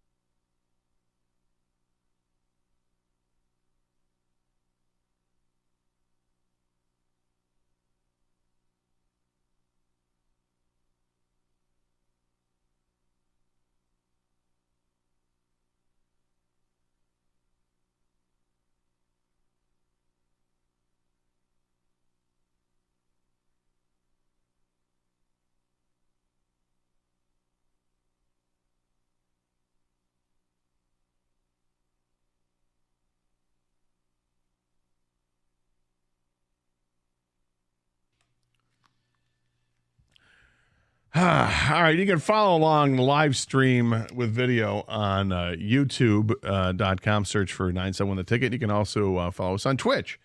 Twitch for a long time as well. Go to twitch.tv and search for 971 The Ticket. I'm seeing a lot of comments on Twitch about my issues. From Nayrock says that I don't use Roku, so I was going to agree with Gator. If you also needed to get a piece of hardware, but the fact that the segment took this 180 makes it so much funnier and classic, Gator. Yeah, thanks. Thanks a lot. App. Another freaking app. I'm tired of apps. I'm just tired of apps. Do we need the apps? I mean, seriously. Enough is enough. But that's what was happening. That was my issue on Sunday trying to watch the Tigers 11:30 game on Roku only, or apparently if you have Amazon, you can get Roku through Amazon, which I didn't know. Wish I'd known. So tonight, the Tigers return home. Well, they've been home, but they'll be playing at home against the Pittsburgh Pirates, which is nice to see. Pirates at 25-29 on the season. Tigers a game below 500 at 26-27. Tigers are 13-14 at home. The Pirates are 13-14 away from home. So kind of evenly matched up, except the Tigers have Tarek Skubal on the mound, who's been 6-1 this year. He's been pitching like a Cy Young candidate. His whip is .85 this year. Had a rough outing his last outing, but beyond that, he's been spectacular for the Tigers this season. Jared Jones, right-handed pitcher on the hill for the Pirates. He's been very good as well. 305 earned run average. His whip is below 1. Those are outstanding numbers. So we'll see. But the Tigers will have their left-handed lineup in there, which means I would assume Riley Green and Colt Keith part of it. So good to see those guys back in there. And congratulations to Colt Keith for getting his first home run of the season.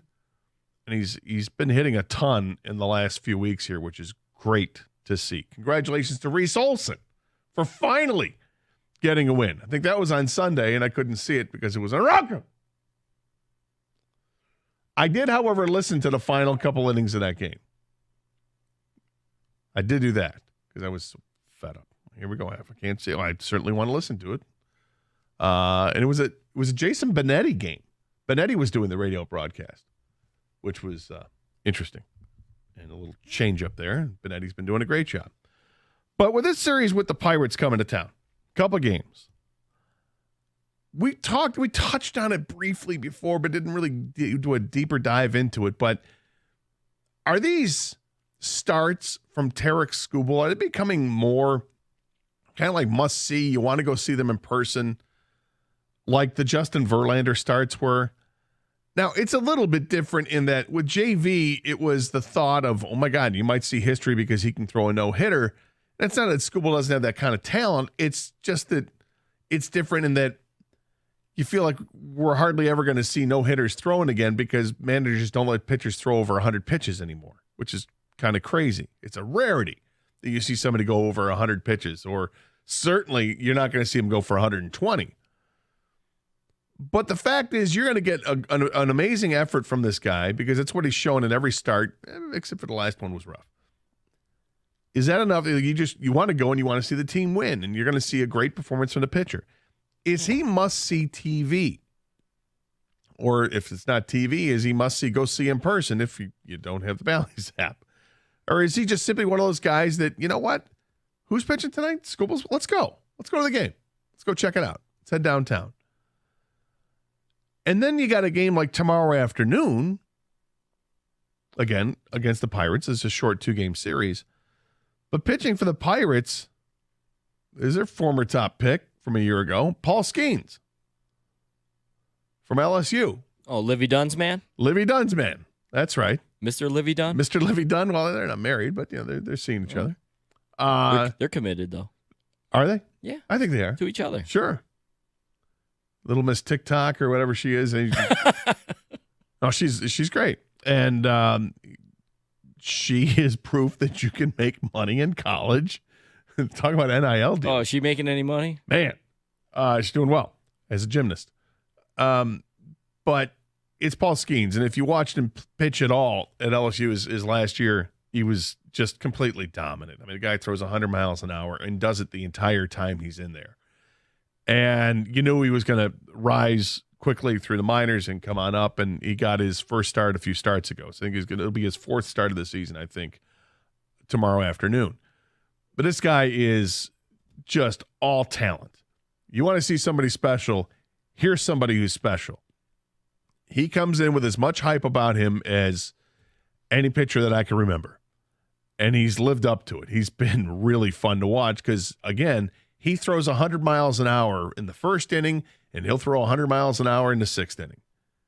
He's just a horse. Now, wait for his arm issue in 3, 2, 1, but that's pitching and that's baseball.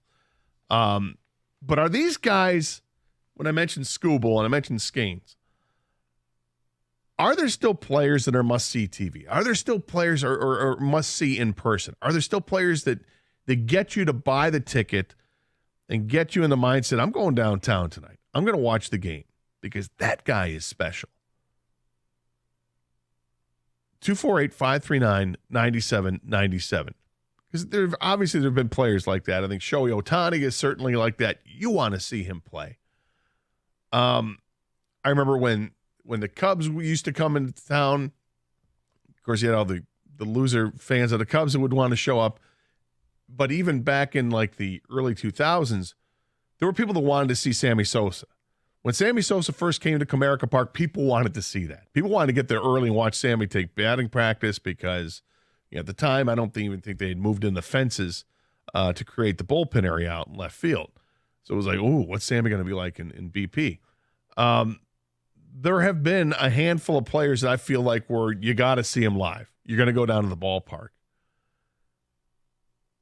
Is Paul Skeens one of those guys? Do you want to get on board to the ground level here of his career, getting it started, so that you can tell people, I saw him pitch at Comerica Park his rookie year. He made his fourth start of the season. And just locally, is Tarek Skubal that guy who pitches tonight? This is a Cy Young Award candidate. He's going to be a Cy Young candidate for years to come. Knocking on wood here. He's already had several arm events, so hopefully we're past this. But he's awesome. He's a bulldog out there. Is he, not just effectively, but is he now the Justin Verlander that we had in the late 2000s, where you wanted to go to the ballpark just to see that guy play, just to see that guy pitch? 248-539-9797 is a telephone number. It's the same number to text us if you like. Get your thoughts on what's going on with the Tigers. Look, it's a season that's been a little up and down. The month of May has been very disappointing, considering who was on the schedule. It was a much lighter schedule for certainly the second half of the month. And unfortunately, the Tigers have, record-wise, has kind of taken a swan dive, and now they're coming back up, winning 3 out of 4 against Toronto. But got to believe there's still interest going on here with this team. 248-539-9797. This is 97.1, The Ticket.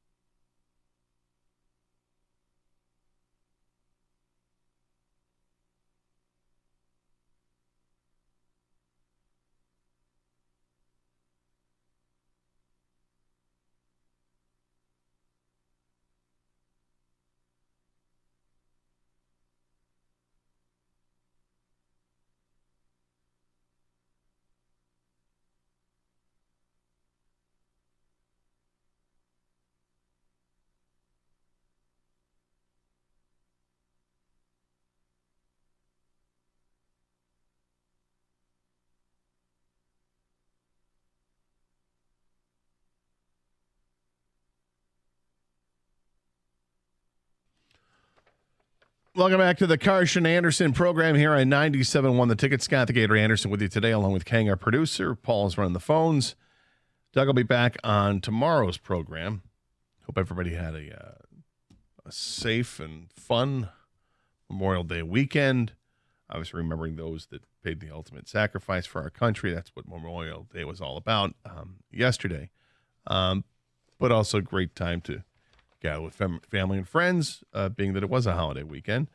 Getting some successes and failures over the weekend. Definitely had a failure that I feel terrible about. It's my own fault. But it was a failure nonetheless. Talking about the Tigers as well. They have a couple games coming up here against Pittsburgh tonight and tomorrow afternoon. And we've got Tarek Skubal going tonight. And we got Pittsburgh's Paul Skeens pitching tomorrow afternoon. I think they're both of note because, hey, both pitchers are outstanding. Skubal's a Cy Young candidate right now. And Skeens is one of the top picks in the draft from a year ago.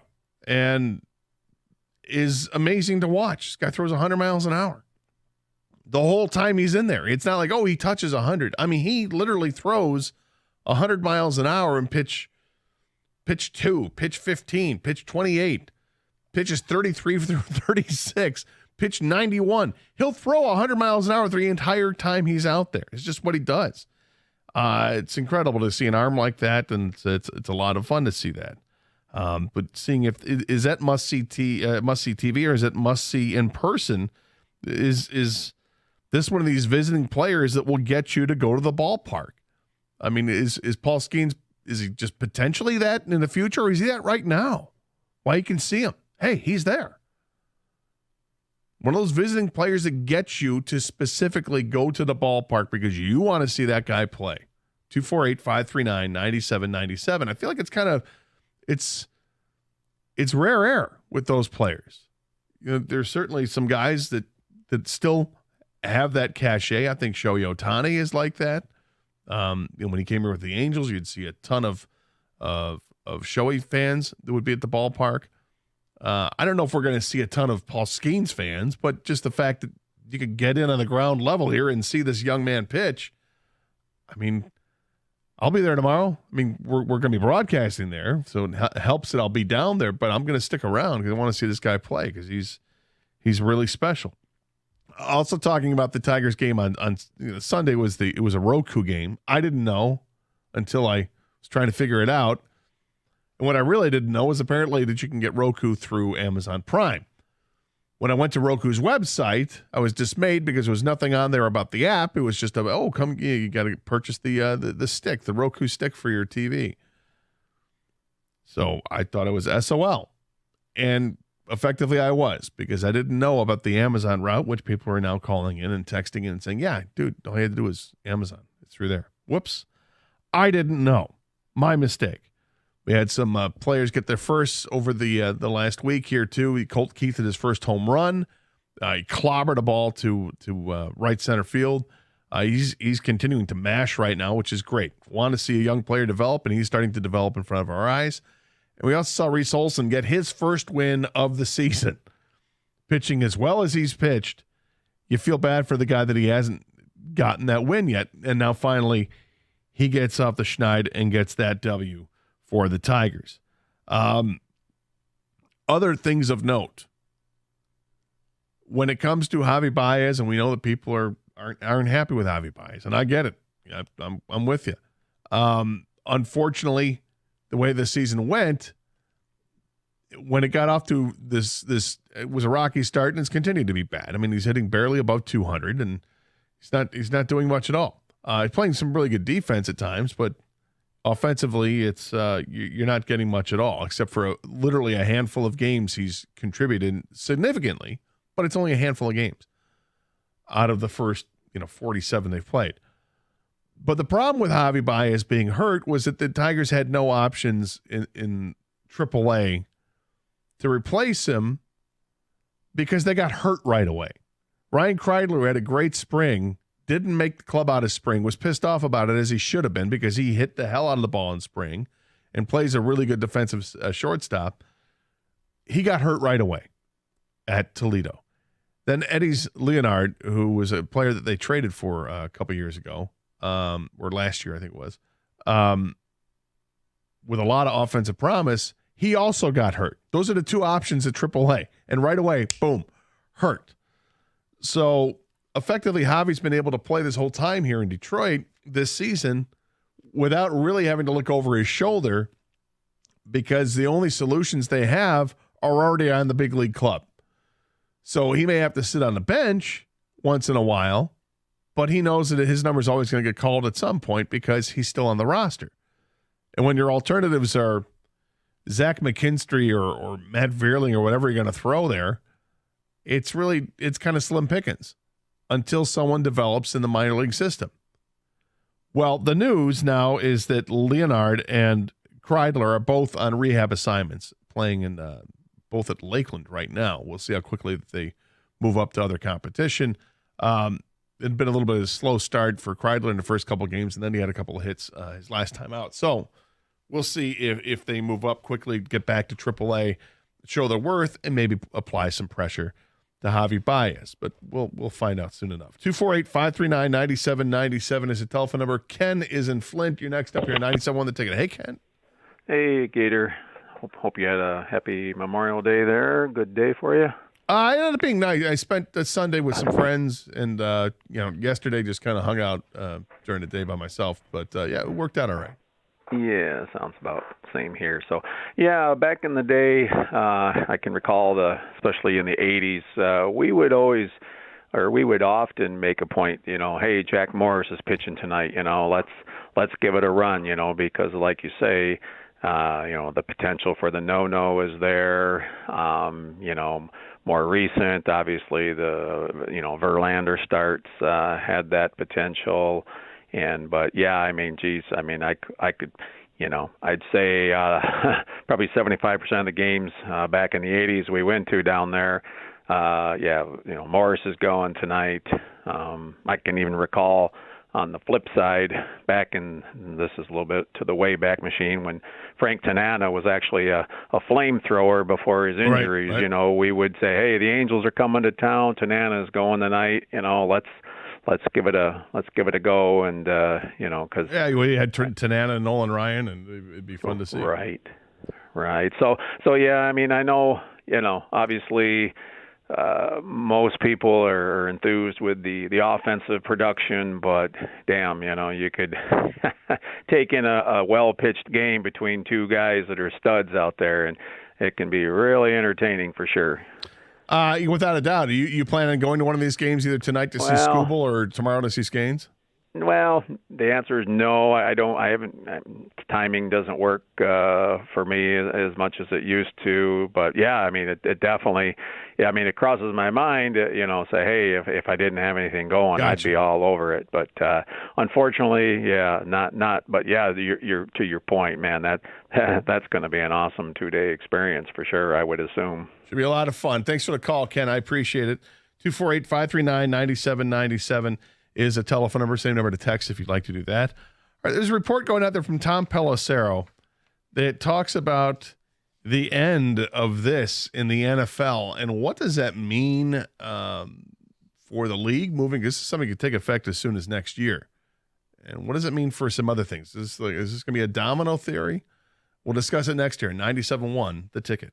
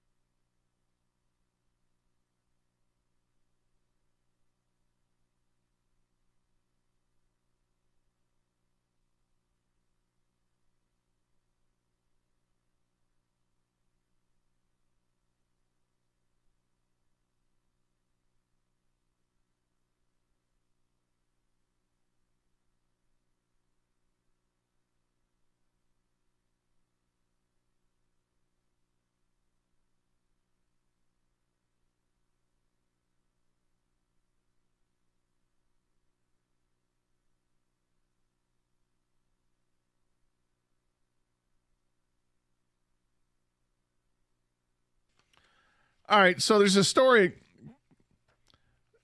in the NFL that's brewing here from Tom Pelissero has this, and Tom Pelissero covers the NFL, the NFL Network. And it says that the NFL Players Association is working to finalize a proposal to overhaul the league's off-season process beginning as soon as 2025, sources told the NFL Network's Tom Pelissero. The group is advocating for eliminating voluntary on-field work in the spring in favor of a longer training camp session with players reporting in mid-June instead of early July, among other recommendations. A formal proposal is expected this summer. So teams would hold a gradual ramp up to football activities under the proposal. Non-padded and strength conditioning drills would ease players into the traditional training camp regimen. The union, which has been under new leadership since 2023, has sought players' feedback on the plan. A majority of them support the change.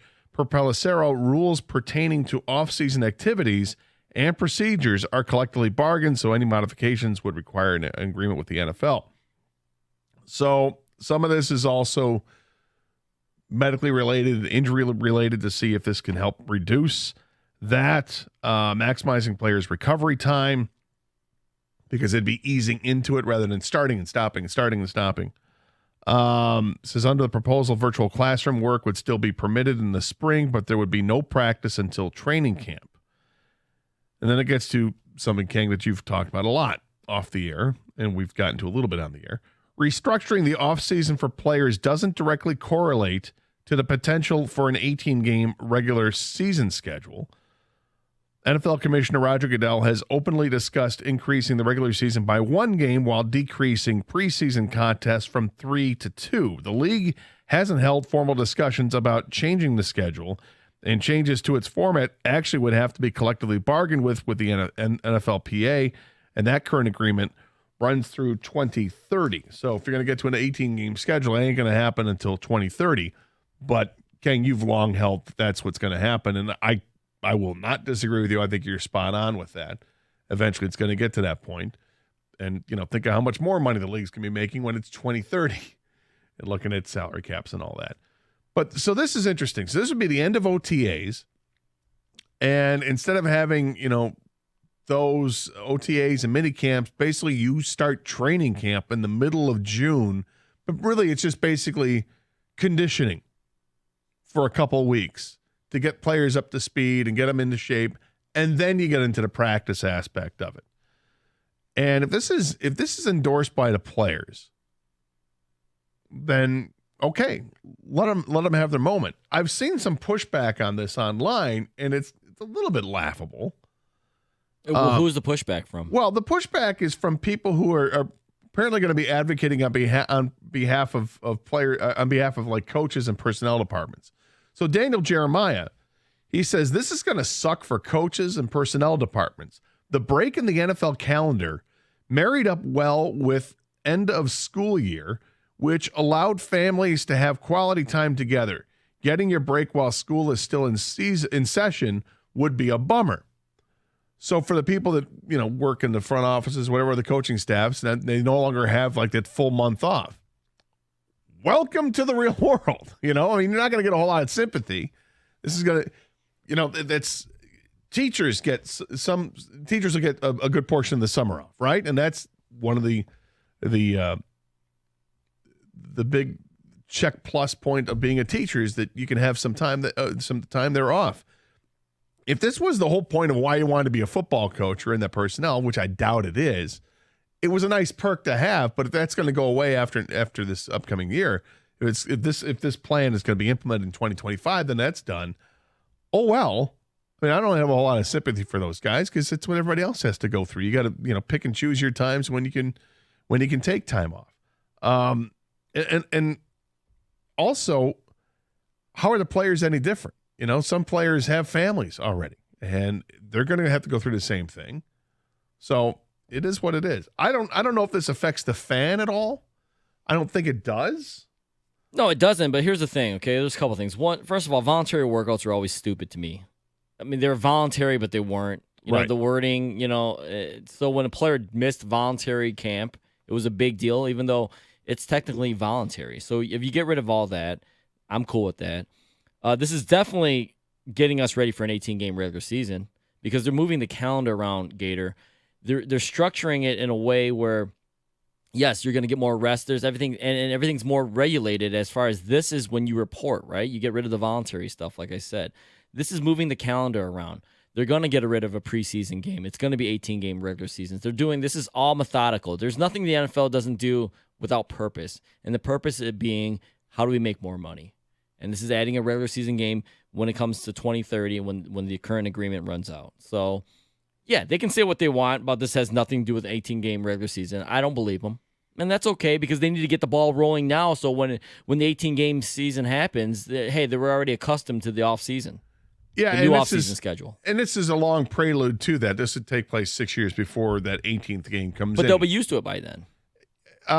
Be used to getting to practicing earlier. Yeah. Mm-hmm. Yeah. But with the NFL on their side is, we'll add the 18th game, but we're going to take away a preseason game. So they're, in their minds, the schedule is going to stay the same what it was.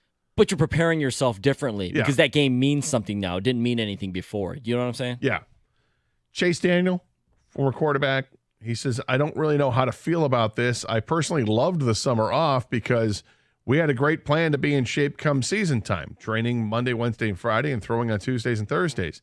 Makes sense for those players who slack off in the summer, which is more than you think. So just calling out other guys in the league that, you guys weren't in shape, so now this is going to, force you to get in shape. Yeah, of course there was guys that waited till the last minute to get into shape, right? Now you're going to have to... Yeah, usually linemen. Yeah, well, now you can't do that anymore because this is... The football wants to be an all-around thing, all-year thing. And so, it sucks that they used to have their summers off or a month off, but things change. You have to adapt. It wasn't the same as it was 15, 20 years ago. Things changed then. And so this is just another thing that's changing. And the coaches and upper management people, they get paid handsomely. They'll adapt. So us as fans, I'm trying to think of a way that this would affect us. And the only thinking I can have is that we'll have an interest in the NFL earlier than normal, a month earlier than normal, because we'll start, people like us on the radio, will start talking about, training camp. Here's what happened, today. Here's the early reports. Guess who came into camp? Best shape of his life. And we're doing that in the middle of June instead of having to wait till, towards the end of middle or end of July when training camp normally takes place or normally starts. So from that standpoint, I guess it's better for the fans because you get that interest earlier. The NFL wants to always be in the news. They don't care about the school schedule. They're playing games on Friday now. Well, they shouldn't care about the school schedule, in all honesty, right? It's a business. You're a business like anything else is a business. Basis work is work, right? Yeah. There is, because, you didn't get your summer off. Well, you know what you have off if you lost? Even if you win, okay? Even the Chiefs have from the middle of February until the middle of June off under this plan. You got plenty of time off. Now, there is stuff that you have to prepare for if you're in the front office. You got to prepare for the draft, and you got to go to the combine workouts, and you're bringing guys in. But you know what? You'll figure out your time that you can take off. I have confidence you guys will figure it out. I don't think it'll be that big of a deal. For the fan, this is better. For the fan, it is better. You get more news year round. Yes. You get more, reports. You get more everything. That's what the NFL wants. What's surprising to me is that this idea comes from the players. This isn't an NFL idea. This is the NFLPA. This is the Players Association that is putting this together. I'm like, wow, look at them. Well, I think maybe eliminating the quote voluntary stuff. Hey, let's just call it what it is. Let's make it black and white. Do we got to be there or not? Stop asking us to be at something that we don't have to be at, and then then make it a big deal when we're not there. Right? When Stephon Diggs doesn't show up, when whoever doesn't show up, well, I'm like, technically it's Jefferson voluntary. Here? No, he's not. Ooh. Well, it's voluntary. Right. Just voluntary, man. Just voluntary. But your thoughts, if you have some on this, from the listeners out there, Lions fans out there, 248-539-9797. You happy about this potential? A year from now, we'd be gearing up for Lions going to training camp in 2 weeks. That's what it sounds like. Could happen here. And then, like King says, of course, it's going to lead to an 18-game schedule, but that won't take place until 2030. But It will happen. There's no question that's going to happen. Unless you can, something shows dramatically over the next few years that this 17th game on the schedule is adding to the injury crunch, that there are far more injuries in a 17-game season than there were in a 16-game season. Then maybe they won't be able to get the 18th game in. But we know they're going to try. That's for sure. And by the way, I think they're doing this early for a reason. We don't have to wait till 2030. Like, that's when the current agreement runs out. Mm-hmm. But if both sides come together and say, let's tear that up and let's write up a new one, who's to say they won't do that and then start an 18-game schedule in 2028? They could. They could, and yet I doubt they would. I don't. Money talks. Well, money does. Because the players are going to get more money because there's going to be more TV revenue. That's true. And if the players agree to it, you can't feel sorry for them because they agree to everything. No. If they agree to it, I have no sympathy for them. Me as a fan, I don't. I mean, I can put up the face and say I'll be upset about it until they start playing the games and I get an extra game. I'm like, yay, football. Because what college football is going through right now, I just don't care as much about college football. And now I really care about the NFL. So I'm like, yeah, more NFL. Absolutely. 248-539-9797. All right. There's some successes, some failures that went on over the weekend with Memorial Day weekend, the holiday weekend. What was a success for you and what was an abject failure for you? We'll discuss it next here. 97.1, The Ticket.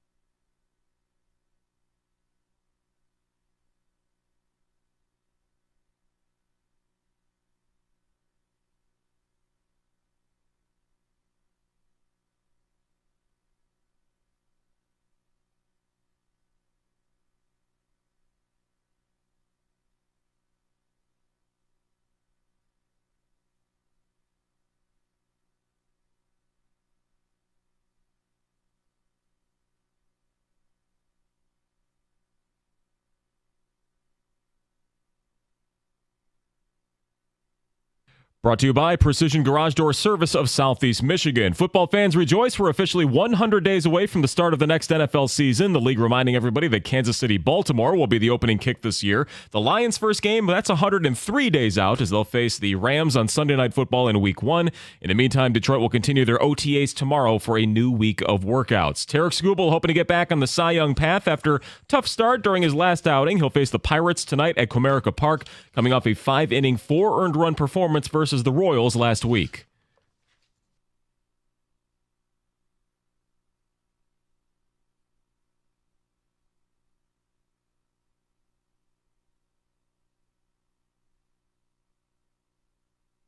It was Skubal's first losing decision of the year. Pittsburgh, they've lost 3 of their last 5, but did take 2 of 3 against the Braves at home before coming to the D. Game 1 start time at 6:40 p.m. right here on 97.1. Tomorrow is a day game downtown.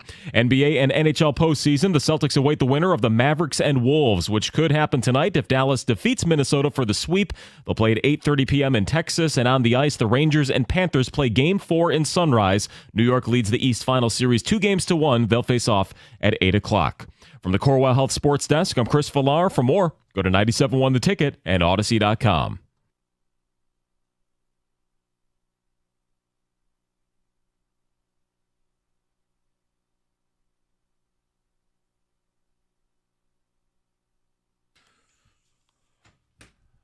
All right, welcome back to the Karsch and Anderson program. Gator and Kang with you today. Paul's running the phones. Doug will be back in tomorrow's show, and we should be out at Comerica Park tomorrow for the Tigers and the Pirates. They're here tonight as well. Of course, you can hear all the games right here on your home for Tigers baseball, 97.1 The Ticket. Got Tarek Skubal going tonight. Tomorrow's game will feature for Pittsburgh their phenom pitcher Paul Scanes. Making just I think it's his 4th start in his major league career, but the guy's amazing. Throws 100 miles an hour the whole time that he's out there. He's a fantastic talent, and I think it's worth going to the ballpark and seeing. If you haven't seen him pitch, you're going to want to see him pitch. And you know how many more opportunities are you going to get to see Paul Scanes pitch at Comerica Park? So I think it's worthy. Is he one of those players that gets you to go downtown? Has Tarek Skubal become that? Has he become I got to go see him? Let's go. Let's go to the ballpark. We'll watch him pitch tonight because he's that good. Has he become like the new Justin Verlander for this team? I think he's got potential to be that good. The only difference is I don't think Skubal's going to be left out there long enough to throw no-hitters like JV was because it's a different era of baseball. Sadly, keeps getting smaller and smaller. The pitch counts they allow pitchers to go with. I mean, it used to be obviously crazy, and then it dropped down to like 120, and now it's like 100 pitches or less before you got to take them out. 248-539-9797 is the telephone number. Same number to text us as well. But Memorial Day weekend comes and goes, and I'm sure people made some plans, whether it was to go out of town or to stay in town. And with plans are always come successes and failures. And I stuck around in town and was at a gathering on Sunday late afternoon, early evening.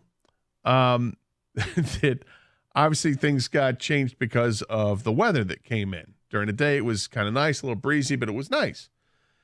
And then around 6:15, it started to rain, and by 7 o'clock, it was pouring, and did so for the next hour and a half or so. It was kind of a bummer. But we were prepared for it. Like I said, it was a small gathering. There were 6 of us total, and we basically hung out in the garage, knew it was going to happen, so the garage was taking the cars out. And it worked out to be just fine. But I recognize that I made a huge mistake. A few weeks ago, I got a text message from one of my neighbors saying that they were having a party on over the weekend, and hey, would you be able to want to invite you? I'm like, oh, that sounds awesome. Thank you. If I can make it, I'd be happy to stop by for a little bit. And the whole time I thought, Kang, it was Sunday. I'm like, all right, so I got to figure this out.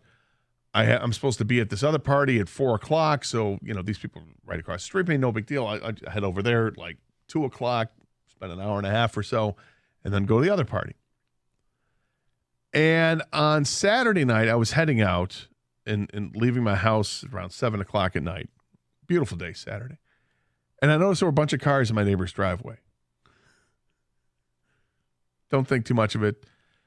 and then come home, and basically there's nobody left. It's like 11:30 at night. Nothing going on across the street. And then I'm like, wait a minute, was the party Saturday or Sunday? And I look back at the text and I realized that I missed it. That it was on Saturday, not Sunday. What? I screwed up. And I feel terrible about it. My neighbors Josh and Ann threw a party. I was invited. I didn't go because I thought it was Sunday instead of Saturday. You thought the party was Sunday. I thought the party was Sunday and it was Saturday. Okay, you didn't have your days mixed up as far as what day it was when you woke up. Yeah. You just had the day of the party messed up, right? The day of the party was, I had it mixed up. Yeah. Sadly, this is not the first time this has happened to me. You'd think I would have learned. Remember me telling the story a few years ago? Our old buddy Renko, who was working here. He had a I party. remember this one. Was a great one. So, Renko had a party on a Friday night. I'm all excited about going to this party. And I drive out there, and it was about a 40-minute drive from my house. It's a decent drive. It was a hike to get out there from my house. I get out there, or I've got with me, some beer to bring or a bottle of something, and I get into his neighborhood. I'm like, oh, this is a really nice neighborhood. Driving around, I'm like, okay, here's the address, but I don't see any cars. Oh, I'm early. Am I early? What time is this? And me with my phone, I don't like to use my phone for really anything. So I had to that night, I had to set up email on my phone to try to go back and find the email. So I did, sitting outside for like 20 minutes, and I was able to figure things out and logged into an email, found the email, and realized that the party was Friday night, not Saturday night, which was the night that I was there. And I'm literally looking over and seeing Renko's Jeep was sitting out there. That you remember he had that like lime green. Why didn't you just call him or text him when you? So showed I up? did, and he wasn't replying. Oh, okay. So I feel like a complete jackass, and then I even sent a text saying, "Yeah, I feel like a jackass." So the party was last night, huh? Was he home? Did you go inside or anything? No, I didn't go inside. You just turned around and went home? Yeah, because he never replied until like the next day. And he goes, "You are an idiot." Like, yes, I am. I know this. It's my issue. This is the second time I've done this that I can remember. I probably have done it more than that, where I've mixed up the day of the party. It was totally geared up to go, but I missed it by a day. I mean, this happened to me on a flight out to L.A. one time. I flew to L.A., surprised my buddy on his birthday. His wife sent me out there years ago, and it was a total surprise to him when I showed up and when I was at his house and he came home from work. He's like, "What are you doing here?" I'm like, your wife flew me out for an early birthday present. We're going to a concert tonight. He's like, "This is awesome." And it was. And we had gone to San Diego for the day, the next day, and came back. And I'm like, he's like, "When do you leave?" I leave Saturday afternoon. He's like, "Okay, great. So we had another day together. We hang out. It was awesome. And go to the airport and on that Saturday afternoon, and the lady at the ticket counter says, "Yeah, this flight already left." I'm like, "What do you mean it left? It doesn't leave for another 2 hours." She goes, "No, it left yesterday." It's like, God, in my head, it was a Saturday flight. No, it was a Friday flight to fly back because I'm an idiot. So this is 3 times now that I can think of where I've absolutely screwed up the timing of kind of a big event. And I feel like a jackass. So I'm going to have to rely on my phone more, King. And I hate this. Well, welcome to 2024, but man. I hate this. I know, but adapt. We just talked about this with the coaches and the upper management not having their June or whatever it is. Hey, man, things change. You got to put reminders in the phone. This thing that you have that you refuse to use as much as everyone else, it's really good at a lot of stuff. Yeah. It can do amazing things, man. Yeah. It has like everything you need right here in the palm of your hand. It's going to remind me of things, right? Yes. Yeah. Yeah. Reminders, email, everything, internet. That's what I'm doing now. So now I am slowly You could have got Roku on your phone, too, if you wanted. Just stop. I could not. At least according to the website, I couldn't. So, yes, I am making a transition. You saw that I put an alert on my phone when my 7-day that worked. Fubo was over with. So I knew I had to cancel the Fubo subscription, which I did. I do have email on the phone now, which I use quite a bit. So I am adapting a little bit. I didn't put the date of the Memorial Day weekend party in the phone, and now I feel stupid. But am I alone?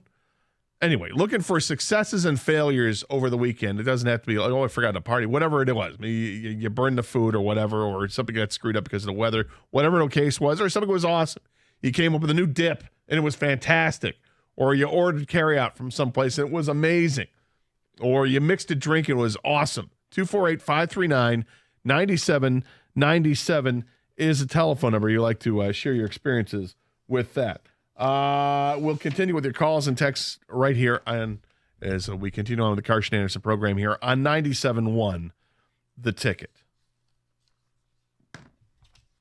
So as we get all this up, we have all types of weather coming in right now. You want to make sure that everything is ready to go in your house. Call Birmingham Plumbing, Heating, and Cooling today and check them out online at birminghamplumbingco.com because they're going to help you out with everything that you have in your house. Look, the water might be getting to your basement, might get into your crawl space. They can take care of that. And with the weather getting warmer and hotter outside, and last week I actually turned on the air conditioning. If your air conditioning isn't working well, you're going to want to call Birmingham Plumbing, Heating, and Cooling. If you've got a pool in the backyard, you want to open it up, but hey, oh my God, there's no heat working in the pool. Call Birmingham Plumbing, Heating, and Cooling today. You don't want to miss out. You don't want to get burned. Take care of these problems as they happen. They're going to come right out and fix the problem immediately. It's a company I've used a couple times in the last year, and they were amazing. So check them out, birminghamplumbingco.com.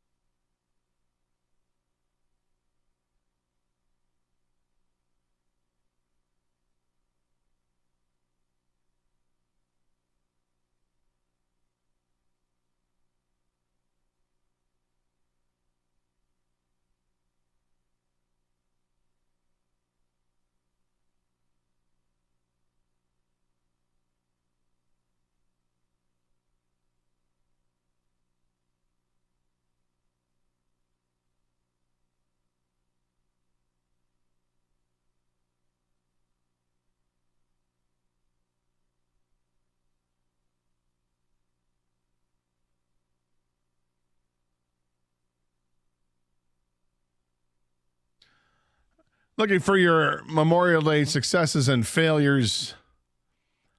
I failed to go to a party that I said I would try to make, and I was going to try to make it. I just thought it was on Sunday instead of Saturday, so I missed it.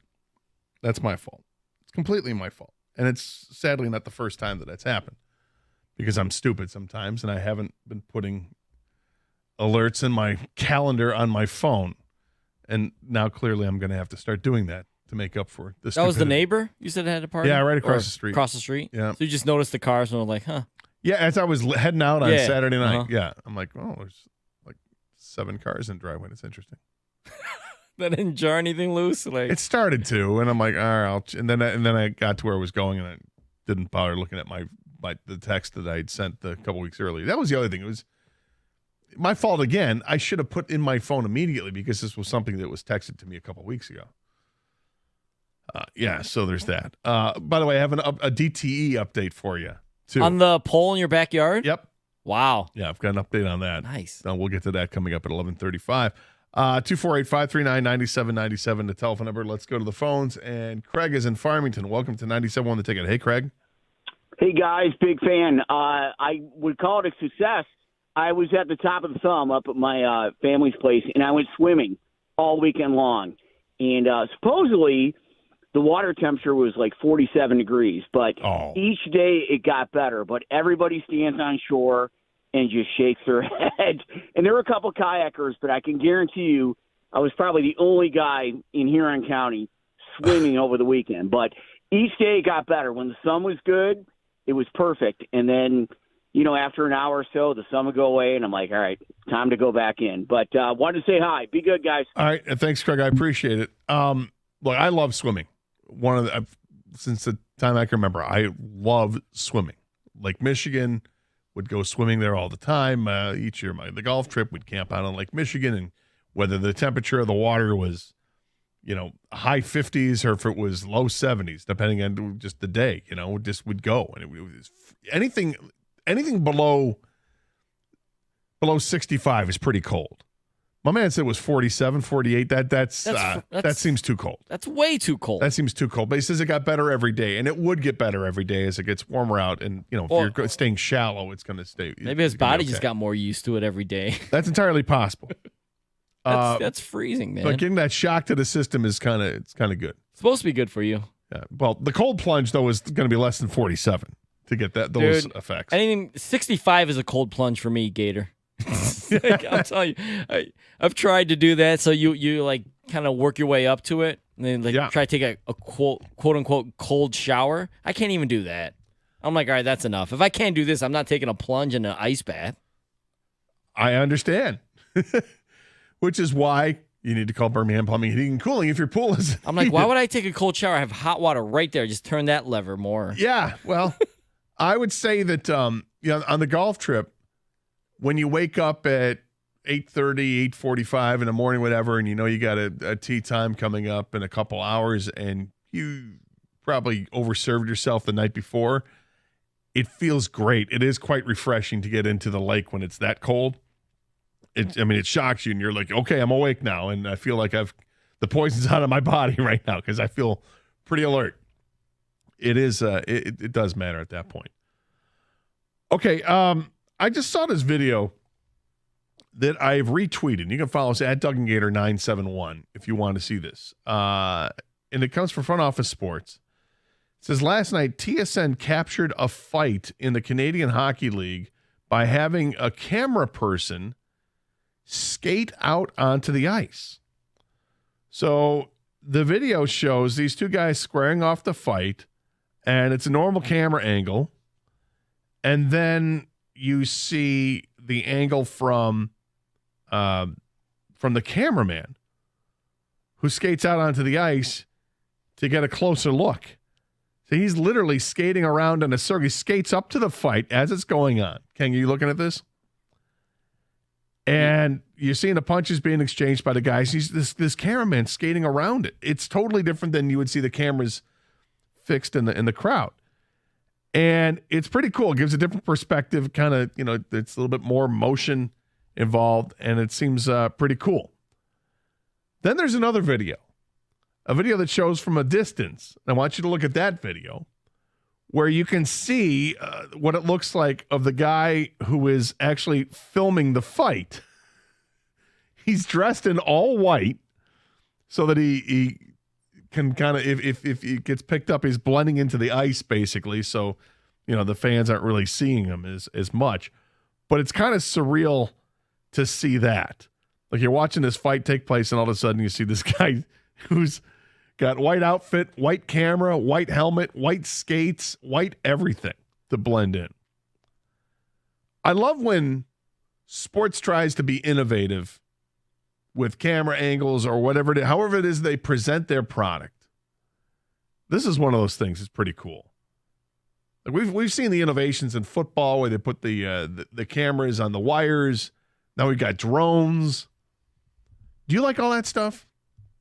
Yeah, I do. I mean, because it's trial and error. You're not going to love all of it, Right, but I like yeah. the try part, and that's how you know if something works or not. And that's how you know. The drone stuff is great, I think. The aerial stuff. Yeah. I like that. I mean, now, it's not necessarily something I want the entire game, but I don't mind different angles during, for replays and things like that. Because it's when initially, before the drones came in, when they, like for the NFL games, when they would have, I don't know if it was for the NFL, it would be more for the other leagues. They would experiment, and they would have the cameraman in the backfield. Or behind, like well behind a play, but that's where he was. You can get some angles of pass rush coming in and stuff.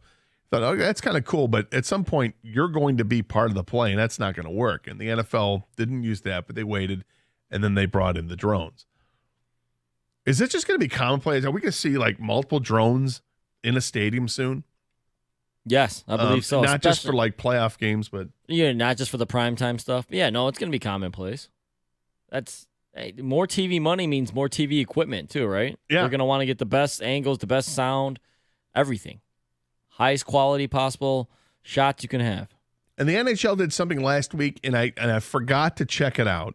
I had it on my show sheet to check it out, and I totally forgot it. And that was for the Dallas-Edmonton game. I think it was game 2. They were going to do a StatCast type game where they had all the analytics up on the screen as well going on, which I thought, okay, that's going to be interesting. I'm not sure. I assume it's going to record, the shot speed and pass speed and the speed of the players as they're skating and, probably name placards on them and stuff. And just an interesting way to watch. Everybody's trying to find new ways to get people to check things out. So I thought that was kind of cool too. 248-539-9797 is the telephone number. I've been talking about several things today. The Tigers got a home series here against the Pirates tonight and tomorrow. Do the matchups, they get you to come out to the ballpark. Tarek Skubal pitches tonight. This is a Cy Young guy. And then you got Paul Skenes pitching tomorrow for Pittsburgh. That's the young phenom they have who throws 100 miles an hour. The starter who from beginning to end will throw 100 miles an hour. Will you go to the ballpark because specifically to see these guys pitch? Do you share the same frustration I had on Sunday when you remember the game was earlier, which I did, or maybe you didn't and you're pissed off about that, but it was an 11:30 first pitch, or maybe an 11:40 first pitch compared to the typical 1:10 Sunday afternoon first pitch. But to make matters worse, the game was on Roku. It was on Roku. So if you had downloaded your Bally's app and you're now starting to pay for that, you couldn't get the game on Sunday. And if you didn't have Roku, I suppose the other option, which I didn't know at the time, was you could get it through Amazon Prime, but that's not what I was told on a website when I looked on Googled stuff on Sunday for the game. How do I watch this game? Well, you watch it on Roku. Okay, I went to Roku's website. What do I got to do? Well, you need the Roku stick. You got to purchase our product. So I didn't see the game. And now people are saying, yeah, you could have just gotten it through Amazon Prime. I didn't know that. And now I feel stupid. And we've also talked about successes and failures with Memorial Day weekend. What was a success? What was a failure for you?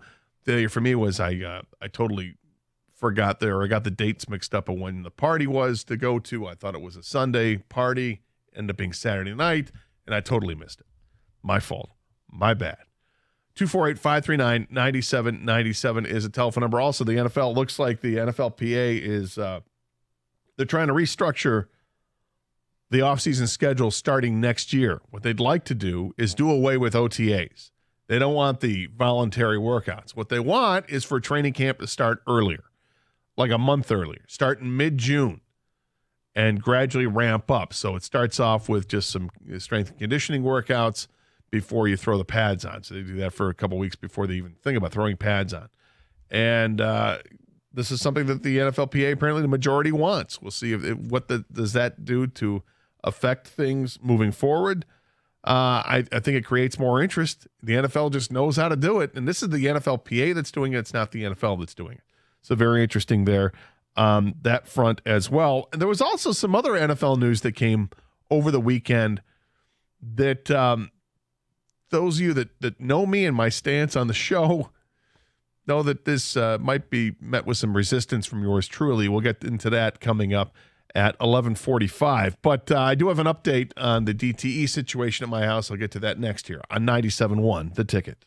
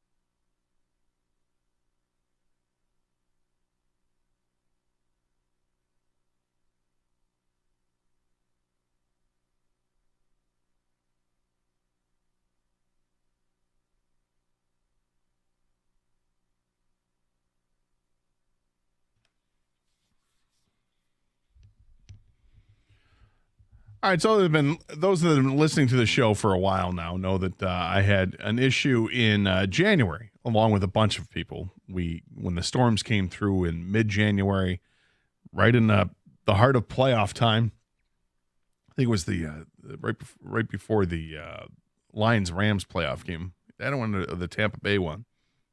Somewhere in that time, we had horrible storms come through, and those storms did a lot of damage. And some of the damage was done at my house. There was my neighbor's tree. There was a 3-trunk tree, giant tree, that came crashing down and smashed my fence and landed about 20 feet from my bedroom window. That was one trunk. Another trunk kind of landed on, I have a pavilion / gazebo in the backyard as well. And it kind of rested on that. So it didn't do any damage to that, thankfully. And then the third part of the trunk did a whole bunch of damage on my neighbor's side and came down, and also all 3 parts of the tree came down and smashed the power lines. So I was without power for, I think, 6 or 7 days before they were able to come out and take care of my house. It wasn't my house, it was my neighborhood, or the handful of homes in my neighborhood that were affected because the tree had fallen on the power lines directly in my backyard. And look, I understood. There were bigger fish to fry. Lots was going on. I wasn't upset about the 6 days. I understood what was happening. A lot of damage, and I was just going to have to deal with it.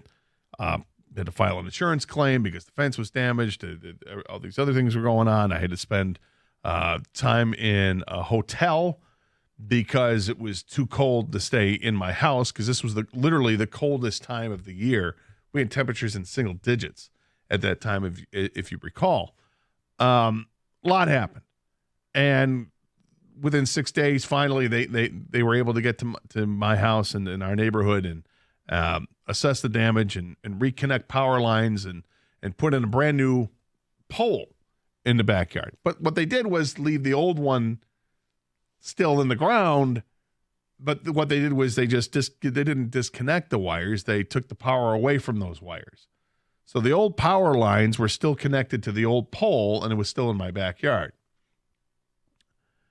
And the next day, somebody from Xfinity came out, and my cable wasn't affected. But what they had to do was reattach the new cable, the cable lines to the new pole. So they did that. So now I got old cable lines and old telephone lines and old power lines attached to this old pole. And I was told, yep, they'll be by and they'll be able to take care of this at some point soon. And they didn't. And about 2 months ago, I called and said, let's get this taken care of. And I got an alert on my phone saying, oh, it's already, your problem's been solved. And I'm like, no, it wasn't, because I never lost. The power's fine because they had the new pole. But this old pole has since smashed into my fence again, on a different part of the fence, and now it's done damage there, and that's another panel of the fence that I have to get replaced. So I talked to somebody about 10 days ago, King, had a long conversation with somebody at DT, and they said that, okay, I'm going to put this in the report, read the report back to you. I'm like, oh, it's very detailed. She said, okay, and hopefully somebody will get out there soon to assess the damage. They're great. So the doorbell rings at like 8:15 this morning as I'm getting ready to jump in the shower.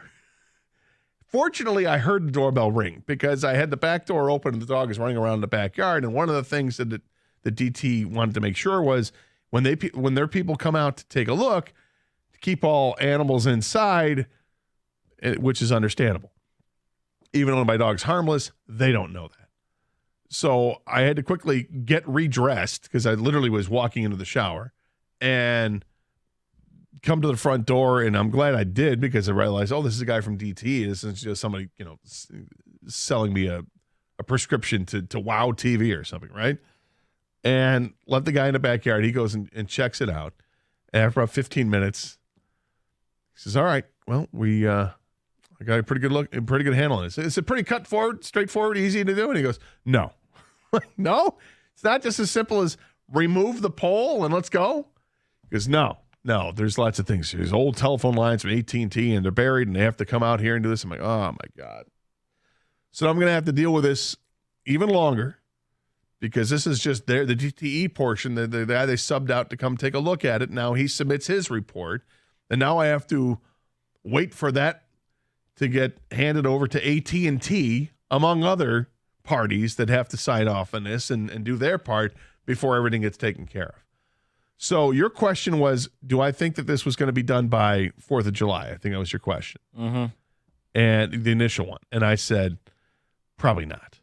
And then you said, what about by, what did you say, August 1st or something like that? Or I don't know, it was Labor Day or something. And I said, yeah, I would hope so. I honestly have no idea now. So who took responsibility for this poll? Because a lot of texters and people calling in told us like they're just going to keep passing the buck and saying it's somebody else's, not ours. That's my concern. However, the fortunate part for me is that some of the what's still connected to that pole are power lines for DTE. Now they're old power lines and they're not, they're not live. They're not live anymore. They're totally dead lines here, but they're still there and it's their responsibility. But they have to share the responsibility. So I don't know how quickly now AT&T is going to respond to this because, landlines, who does that anymore? And the Xfinity part has already been taken care of, but apparently there's stuff that's buried down in the ground that has to be taken care of. There's like a box that's buried in the ground that's not part of DTE. So I don't know. Now I'm concerned again that this is going to go on forever. I'm going to have to make another phone call in like 3 weeks and say, all right, well, who do I need? Have you guys let AT&T know? Is that my responsibility now? You knew this. People told you. They tried to warn you ahead of time. This is not gonna go away anytime soon. Well, the good news is they actually came out today. Surprisingly. I mean, I got that going for me, right? Or is that just, hey, let them nibble on this for a little bit. Let's keep them occupied for next. We bought ourselves 4 weeks now, guys. I mean, the guy he thinks we're trying. The guy who came out was really nice, and he was. I saw him taking a ton of pictures. I saw him voicing a report into his a tablet. He was there for, like I said, 10 or 15 minutes and really taking a good look at it and assessing the situation. I feel like from his standpoint, he's done the right. He's great, but I don't know if I can trust the other parties involved, and it sounds like I can't. And I'm going to be frustrated again because all I want is this taken care of so then I can fix the fence because the fence is still damaged significantly with like 7 panels are damaged. It's not good, but it's my issue. Look, it works right now, but I don't know if people have had dealings like this in the past, how long it took to get storm damaged fixed when it comes to a situation like this, because it never seems like it's just one party involved. When it get to power lines, there's multiple parties involved, particularly if they're older power lines and you've got older technology, which is no longer, in service, like telephone lines, landlines, or whatever. I don't know. I'm not going to be happy about that. 248-539-9797 is the telephone number. Same to Texas as well. We got some ticket texts coming in regarding successes and failures from the weekend. From a named texter, I ran my first marathon on Saturday in Traverse City. Slow AF, but it got done. Congratulations to you. When I was in college, I worked for 7-Up as a vendor. I went into work on a Friday, my scheduled 1 to 7 shift. I realized at 6:55 that it was Thursday and not Friday. That's Cam in a FedEx truck. Well, that'll be a problem. Here's a fail. I'm in between grills right now. So the first Memorial Day in many years, I did not grill. I feel like Cal Ripken at the end of his streak. That's from Geyer. Did you get the griddle out? Did you grill? No, I did not, because I went to other people's houses and let them do the cooking for me. Smart. Did they get the grill out? Yeah, they did not have a flat top griddle, but they got the grill out. No grilling for me on Sunday at the party I went to. Just ordered pizza and salad. That's what? Why? It was fine. She got rid of her grill. She hasn't gotten a new grill yet. It's on her list of things to do, but she did not have a new grill. So you guys just like, hey, you want to come over for Memorial Day? We're not grilling. You just right. We're come just on gonna over. hang out, yeah, have just some hang drinks, out, and we'll get some pizza and some man. salad. I'm sad for you guys. Some shrimp. I'm sure you guys are fine, but I'm sad for you guys because Memorial Day is for me. I mean, you got to get something cooked by fire out there. Fire. Yeah, like we had everything. We even had mussels on the grill. We had ribs. sausages. It was great. I'm sad for you. You weren't able to enjoy that. Yeah, I appreciate that. The pizza was great, though. Ever since Evan told me that trick, light sauce. I mean, it's not a trick. I think it's a preference. I didn't. But to me, it makes a monster difference. Like I used to love certain pizzas, and then I'm like, I don't love this anymore. Why is it? And then Evan's like, trust me, get light sauce. And the next time I got light sauce, I'm like, that made a world of difference. So I tried it on a round pizza. Normally it's just with a square pizza. I got a round pizza, double cheese pepperoni for this party. Got 2 of them with light sauce. All the difference in the world, man. See, I'm a sauce guy, man. I can't go there. I need sauce. Get some. There's sauce on. I need more sauce. Get sauce on the side. Sometimes I get sauce on the side and just dip it into more sauce. I don't mind dipping the crust. Yeah, you can dip it, I guess. But when it's all there together, it just wasn't the same. I had my 50th birthday party at the Grand Hotel on Mackinac Island. It was awesome. Mike and Chelsea. Is that where Evan was just at? Yeah. Mm-hmm. He wasn't the only one in Huron County swimming. This from a previous caller. Caseville Beach was loaded. Luke and Lake Orion. Yeah, I would imagine that it would have been, but not everybody just standing on the shore going, what are you doing? What are you doing? Depends on the day. That Saturday when it was nice and hot, like, 80s, I imagine the water feels pretty good. 248-539-9797 is a telephone number. Okay, so the NFL is considering something that, well, they're always considering this, and it's always an issue. But I don't know if this one makes any sense. We'll go over it with you and see if you make sense out of this or not as we continue here at 97.1, The Ticket. So these days, let's be honest, it can be hard to find reliable service. You want reliable service. You want to be able to endorse something, right? So I'm going to tell you about a great local company I worked recently with, and it's Precision Garage Door. My garage door needed some work on it. This is before I had it replaced. I was like, look, I don't want to replace this thing just yet. I need some maintenance done. Can you guys help me out with some service here? And the guys came out right away. I mean, I scheduled them. They came right out. They helped me out. They gave me a bunch of different options to look at. And Daryl and his whole team were out there, and they're like, yeah, look, this is what we're going to do. And I agreed. It sounded awesome. So this is exactly what you should do. If you want your garage door done right, do what I do. Do what I did. And call Precision Garage Door today. It's 1-800-DOOR-REPAIR, or you can visit precisiondoormi.com and schedule an appointment.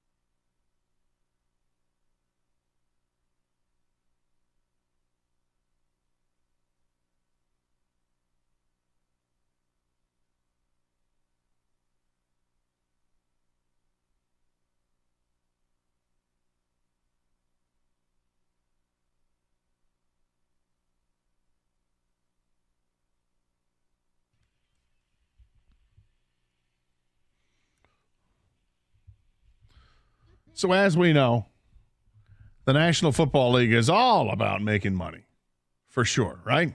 They're all about making money. Finding new revenue streams. Nobody does it better than the NFL. It's amazing what they're able to do, really.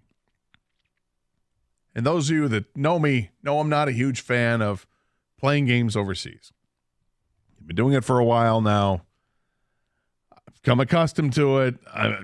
I'm not going to say I'm fine with it because I still don't think they need to be played over there. But, you know, you get those handful of games that are played in London or wherever, and now there's going to be games in Germany. We got a game being played in Brazil to start the season here. All right, whatever, right? I have no issue if the game's played in North America. Play a game in Canada, play a game in Mexico. I'm fine with that. Moving to South America seems strange to me. But they should have a crazy crowd down there in Brazil, no doubt. But then there was a story that came out over the weekend. And it's from CBS Sports. It says the NFL tried to take the next step in global expansion after having 3 regular season games in Germany over the past 2 seasons and having the first ever game in Brazil set for week 1 of this year. The league is considering a horde of new countries for future international sites. It says, per the New York Times, the NFL is considering a game in the Middle East, which would likely be Abu Dhabi. The NFL has never played a preseason game in the Middle East during the American Bowl era, so this would be the league's first venture in the Middle East. Goes on to say the league is also considering games in Japan and Italy, and this is in addition to Peter O'Reilly from the NFL's head of international affairs revealing at the NFL spring meetings that Australia is under consideration to host a game likely in the next 2 seasons. Goes on to say that Abu Dhabi is no stranger towards hosting North American sports, as the NBA has hosted preseason games there. An NFL regular season game would be a first for the city in regards to hosting the 4 major North American sports. So I find this one interesting. You know, Kang, we know this what this is about. It's about money, and, you know, people are paying a pretty penny to get this going on. And at least with the games in Europe, we kind of feel that down the road at some point there's going to be expansion into Europe. That some team is going to be playing in London.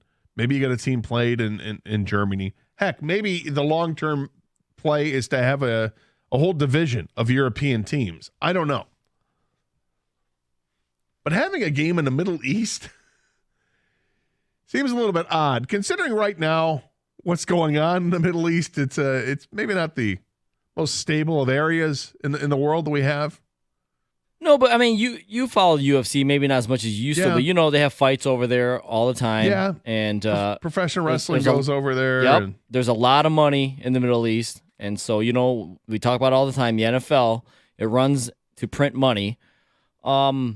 Yeah, I just don't think they, you know, this is what we're at. And I joke around all the time, like, we don't even have a game on Mars yet. But if they could have a game on Mars, I'm telling you, Roger Goodell and the owners would try to make it happen. So until they can get a game on Mars, they're going to go to the Middle East, or they're going to go, you know, to Europe and wherever. And, you know, they're going to Australia, South America. And this is just, until people stop watching, they're not going to stop trying to put it on as many TVs in the world as possible. Yeah, but is the only reason to do it because it's top dollar? Because they're going to pay top dollar for it? Is the main reason. I mean, or is it like, well, at least with Europe, you feel like there's something down the road, like they want to have teams playing there. Like, no, I mean, because this is just a location.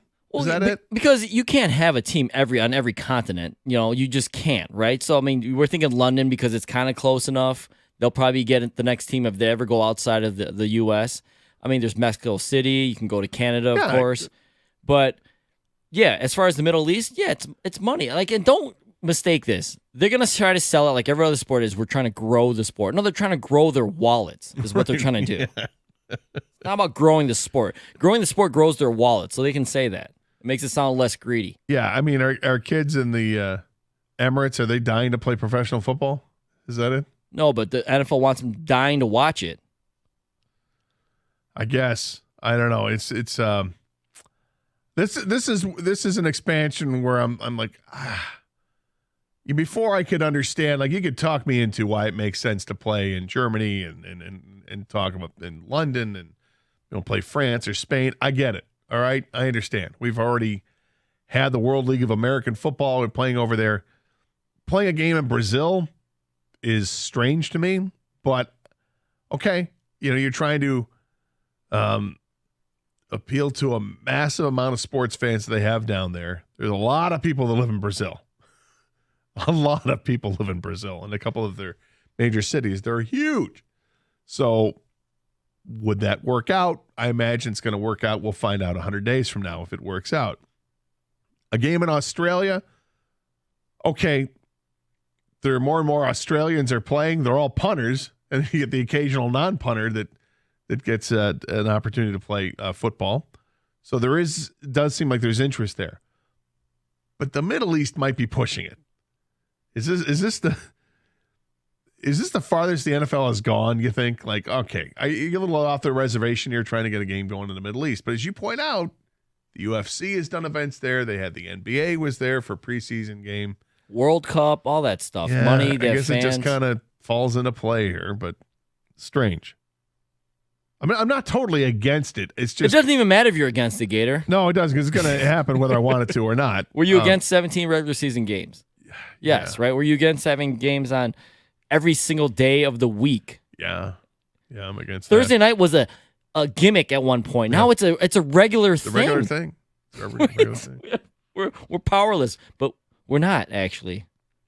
We just don't watch, and they changed it. But of course, we watch. We're guilty. I'm guilty. I watch. So we're all guilty. Yeah, we all do watch. And what happens 100 days from now is the first regular season game, the aforementioned game in Brazil. 100 days from now, that's kind of exciting. We mentioned last week we're 100 days out from the first college football game, so obviously we're less than that right now. But 100 days out from the NFL, it's more than kind of exciting because we feel pretty strongly about our team here, the Detroit Lions, and what they can accomplish. I feel like last year you go into the season and people thought, all right, this is a team that should probably win the division because going to last year, nobody thought the Bears were anything. I don't think anybody was really scared about the Vikings because the Vikings just totally faltered at the end of the season and didn't even put up a fight with their, the playoff game that they hosted. They lost to the Giants. Did the Giants beat them in the playoffs? That was 2 years ago. That was 2 years ago. I forget who they lost to this. Well, they didn't even make the playoffs this past year, but they were coming off that season where they had lost. So last year, I don't think people thought much of the Vikings, and there was reason to not think that. And they were nothing. Packers were kind of a different story, but you didn't really know because it was going to be Jordan Love's first season. What was he going to be like? But people thought the Lions would win the division. But beyond that, nobody really knew. And the Lions surprised damn near everybody who made it to the NFC Championship game. And I found a story that it said that was like they had 6 different stories that would seem completely unlikely based on what you were going into 2023. And one of the things they say is highly unlikely is something I think that actually Lions fans expect. We'll get into that next here. 248-539-9797. This is 97.1, The Ticket.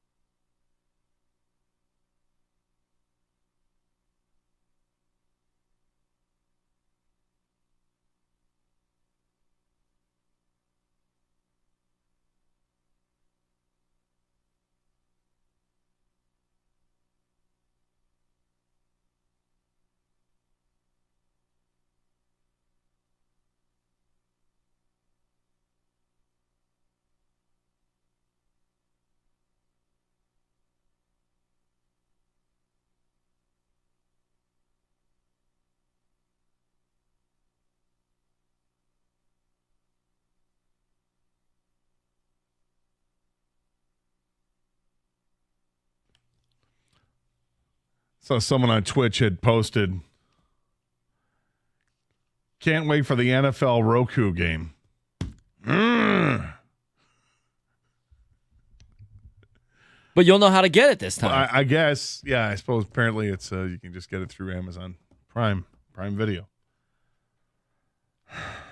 But if the NFL did have any, people would get it instead of something like game like 58 for the baseball season or whatever it is. Yeah, exactly. Yeah, nobody needs that.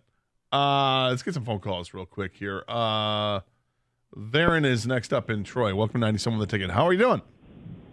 We're good. How are you, Gator and King? I wish Doug was here today. Yeah, he'll be back tomorrow. Doing well. I got you. Yeah, it's good to hear. So, anyways, just a quick call. I think I'm a little late to this party, but I think you kind of idea what I'm going to call about. But I want to say that everything the Lions are doing, with signing all the players they wanted, like Goff, especially Jared Goff. Everything the Lions are doing, I feel like the most underrated domino to have fallen was the departure of number 8 in Minnesota to Atlanta. Because if you look at it now, I'd say perhaps like if you look at history, no one player has been more dominant or more effective against a certain team than Kirk has been against the Lions. So now that he's gone, the Lions feel that our biggest threat is gone, and so now we have the Super Bowl is in front of us, or the NFC is in front of us. So I feel now that Kirk is gone, as dominant as he was, the Lions are now free. And then secondly, that relates to Goff. We've obviously spoken how it relates to the Goff contract with Kirk and Goff being so similar. So the Lions paid Goff obviously a little more than the Falcons paid Cousins, but there's a lot of I'm sure a lot of research in that. So I feel those are ways that with Kirk Cousins having left, the Lions now feel that they can do it. Yes, without question, the Lions are breathing easier. Come on, it just. Dude, I want someone to love me as much as my man loves Kirk Cousins. He loves Kirk Cousins. He does. And the support is undying. Yeah. Now, are the Vikings, if we want to talk about it seriously, the Vikings are a worse team with J.J. McCarthy or Sam Darnold at quarterback without question than with Kirk Cousins. So as far as that goes, yes, I would fear the Vikings less. I don't know if the Lions ever feared the Vikings, so I fear them less for a bunch of reasons. Sure. And one of them is Cousins gone. Mm-hmm. Another is that Danielle Hunter is gone. Going with a combination of awful Sam Darnold or rookie J.J. quarterback, McCarthy. I'm not worried about the Vikings for a little bit here, even though I think the Vikings have talent.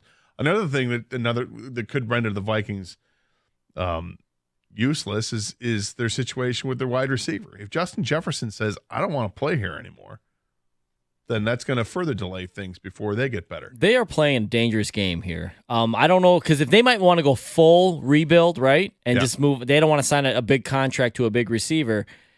The word is they were looking to trade him on draft day, too. If they don't want to do that, because it's going to take $30+ million. Amon-Ra St. Brown set the market, and it was actually broken by A.J. Brown like the very next couple days as far as annual per average. Justin Jefferson's going to get $33 million a year. I don't know. And if they don't want to pay that, then you should trade him. Trade him, and hello, Vikings are irrelevant for the next couple of years. Although if they trade him, they should be able to get quite a haul of players in return. It might be picks in return, and we could get back to prominence quickly because they still have talent offensively. Sure, but it might be more draft capital than actual players that can help them now. Paul is on a cell phone. Paul, welcome to 97 on the Ticket. Hey, Paul. Hey, guys. How are you doing today? Thanks for taking my call. Yep. Hey, I just want to call really quick. You were talking about the win for the weekend. And before I go on, Kane, every day I take a cold shower, just so you do know. I do it's called Exodus 90, and I do it for at least 90 days. I do that every year. But the win for the weekend was my wife and I decided to drive to Cincinnati to see the Dodgers and the Reds play. Okay. And just a great experience, man. The ballpark was totally different than what we got down here. Overwhelming. Gator, you'll love it because they have, I think it was 23 beers on tap of local breweries to promote the local breweries. That's on cool. tap at the stadium down the right field line. Yeah, so it was really cool. And they had their Art Beats Needs version there. In the city, no cost to get in, opposed to being cost, to get in here. But it was just a great experience. You got 3.5 hours to burn. Go there to see a game. It's well worth it. Yeah, and thanks for the call, Paul. I appreciate it. I have a buddy of mine that lives in Cincinnati, and I've often thought of heading down there to check things out because they do have that newer ballpark that I've wanted to see for years. Yeah, going to other stadiums is always a cool thing. Whether it seems more romantic with baseball because a lot of them are outdoors. It's summertime, right? Yeah. And so the baseball one probably resonates more with people. But I think going to any other stadium is cool. It's like going to someone else's, like, you want to come over to my house? Have you been before? No, I'll check it out, right? And then you go around, you start looking. All right, oh, there's the pantry. Yeah, there's a kitchen. All right. And that's what you do. I think you do that with other ballparks. I think you walk around the concourse and check out how they do it and how they have things set up. What's that? An appliance garage? Right. Wouldn't have done that. Okay. All right. Yeah, I like that. I see you got the spice rack recessed into the wall. Okay, don't you do that when you check out someone else's? Like, 100%. I always I'm always checking it out. We watch way too much House Hunters, man, or just HGTV. Yes. I will not deny that. Dude, I never thought I'd be that guy, of course. You grow up and you all of a sudden become your dad or whatever, but I'm checking out garage space. You know what I mean? It's just like, can you fit two cars comfortably? Can you open the door? No? Okay. And then, if I were to put some shelving up there. Right? Yeah. With these hands. Yeah. No, I can't do that. 248-539-9797 is the telephone number. Okay, so I saw this article from CBS Sports the other day, and it was 6 things that could happen in 2024 NFL season that would have seemed preposterous entering 2023. The number one thing they had there was Justin Fields replacing Russell Wilson on the Steelers. That's absolutely true. 100% it's true. Number 2 is Jordan Love becomes the NFL's highest paid quarterback, which could happen. Also preposterous, right? Preposterous, right? The Los Angeles Chargers return to form under Jim Harbaugh. Not so much for me. We all kind of felt it here. Jim's going to go at some place. Someone offers him a job, he's gone. Number 5, kick returners become some of the NFL's most valuable players. We'll see. To be determined. Number 6, the Houston Texans advance to the Super Bowl. Now, going into last year, that would have seemed preposterous because rookie quarterback, he's not going to be anything special, and C.J. Stroud was special. The one I left out was number 3. The Detroit Lions advance to a second straight NFC title game. It goes on to say the Lions were an NFL darling to close 2022, disrupting a potential Aaron Rodgers retirement tour in Green Bay with a spirited Week 18 victory to keep the Packers from the playoffs. But few could have predicted how far that momentum would carry them to this day. Jared Goff reached new career heights as the gutsy signal caller for the ultra-balanced setup in 2023, pulling Detroit within 1 win of a Super Bowl appearance. And now, going into 2024, with Goff and other core pieces locked up, it's hard not to call the Lions one of the few total packages primed for another championship bid. I don't think this is crazy. I don't think that's hyperbole. And do I think it's crazy to think that going into last year that they'd be going to a potential second NFC championship game? That's the part that's like, whoa. Yeah. And now you're like, absolutely not. This is the goal. Well, that was the point of the headline of the article, right? That's the whole point of this. Yeah. 2 years ago, you would have been like, that's crazy. And this is where they're at. And this is why we keep talking about how great it is to be a Lions fan right now and how we should lean into it as Lions fans, because this is the expectation. This is what it must feel like to be a Pittsburgh Steelers fan, or to be a Patriots fan when they had Brady, or to be a Niners fan, or a Kansas City Chiefs fan. When you've got a good team and you can see this team sticking together for a few years, and you've got this window of opportunity, the goal and expectation is where the finish line is. Not before. It's to get to that game, to get to the big game, the Super Bowl, and hopefully to win the Super Bowl, because that's going full circle on this whole thing, right? It's not crazy. But it would have been crazy to think that going into this season, or I should say going into last season. So we are 100 days away from the first NFL game. That takes place at Arrowhead. We're 101 days away from the game in Brazil. So you got Kansas City and Baltimore kick off the season 100 days from now in Kansas City. It's exciting. What is going to be surprising about this year's team that 2 years from now we're going to look back and say, wow, Never thought that was going to happen, but yeah, that's exactly what happened. Much like this article has these stories here. 248-539-9797. What's going to be the crazy anomaly about this team? Like this headline, the Detroit Lions advanced to a second straight NFC title game. Going into the 2023 season, it may have been crazy to think that that was going to be the headline going into 2024. So here we are getting ready for 2024. What's going to be the crazy headline heading into 2025? 248-539-9797 is the telephone number. It's the same number to text. We're talking about the Lions, talking about the NFL, 100 days away from the season starting. This is getting fun again. And, you know, I'm seeing all types of NFL articles coming out lately, different rankings and, you know, quarterback stuff. And I think it's interesting that the second thing on this list is Jordan Love becomes the NFL's highest paid quarterback. Amazing that could happen just after we have the signing with Jared Goff. That Jordan Love could trump that like that, along with other quarterbacks. But Jordan Love is the one that's being mentioned now because he's dissatisfied with the extension he signed prior to last year. But 248-539-9797 is the telephone number. What will be surprising about this year's team that we look into next year and be like, I never thought that was going to happen? We'll discuss it next year. 97.1, The Ticket.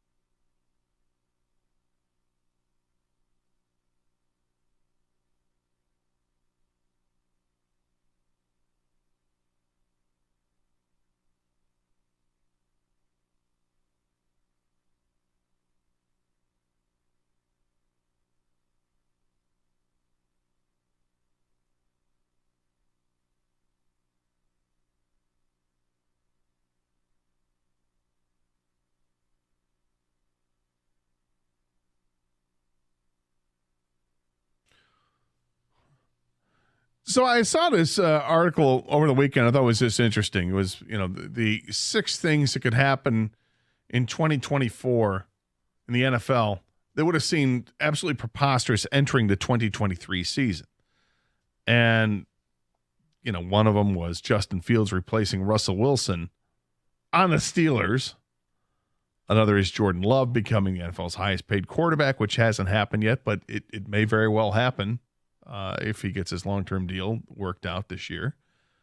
Number 3 on the list was the Detroit Lions advance to a second straight NFC title game, which would have seemed crazy going into the 2023 season. But this is where they're at right now, and we're excited as Lions fans because now we can think like winners do and set the goals accordingly.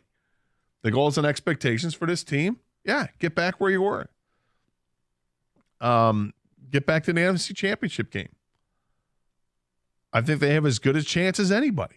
I think the roster is every bit as good as what San Francisco has or what Philadelphia has. And I think those are, along with the Lions, are the top 3 teams in the conference.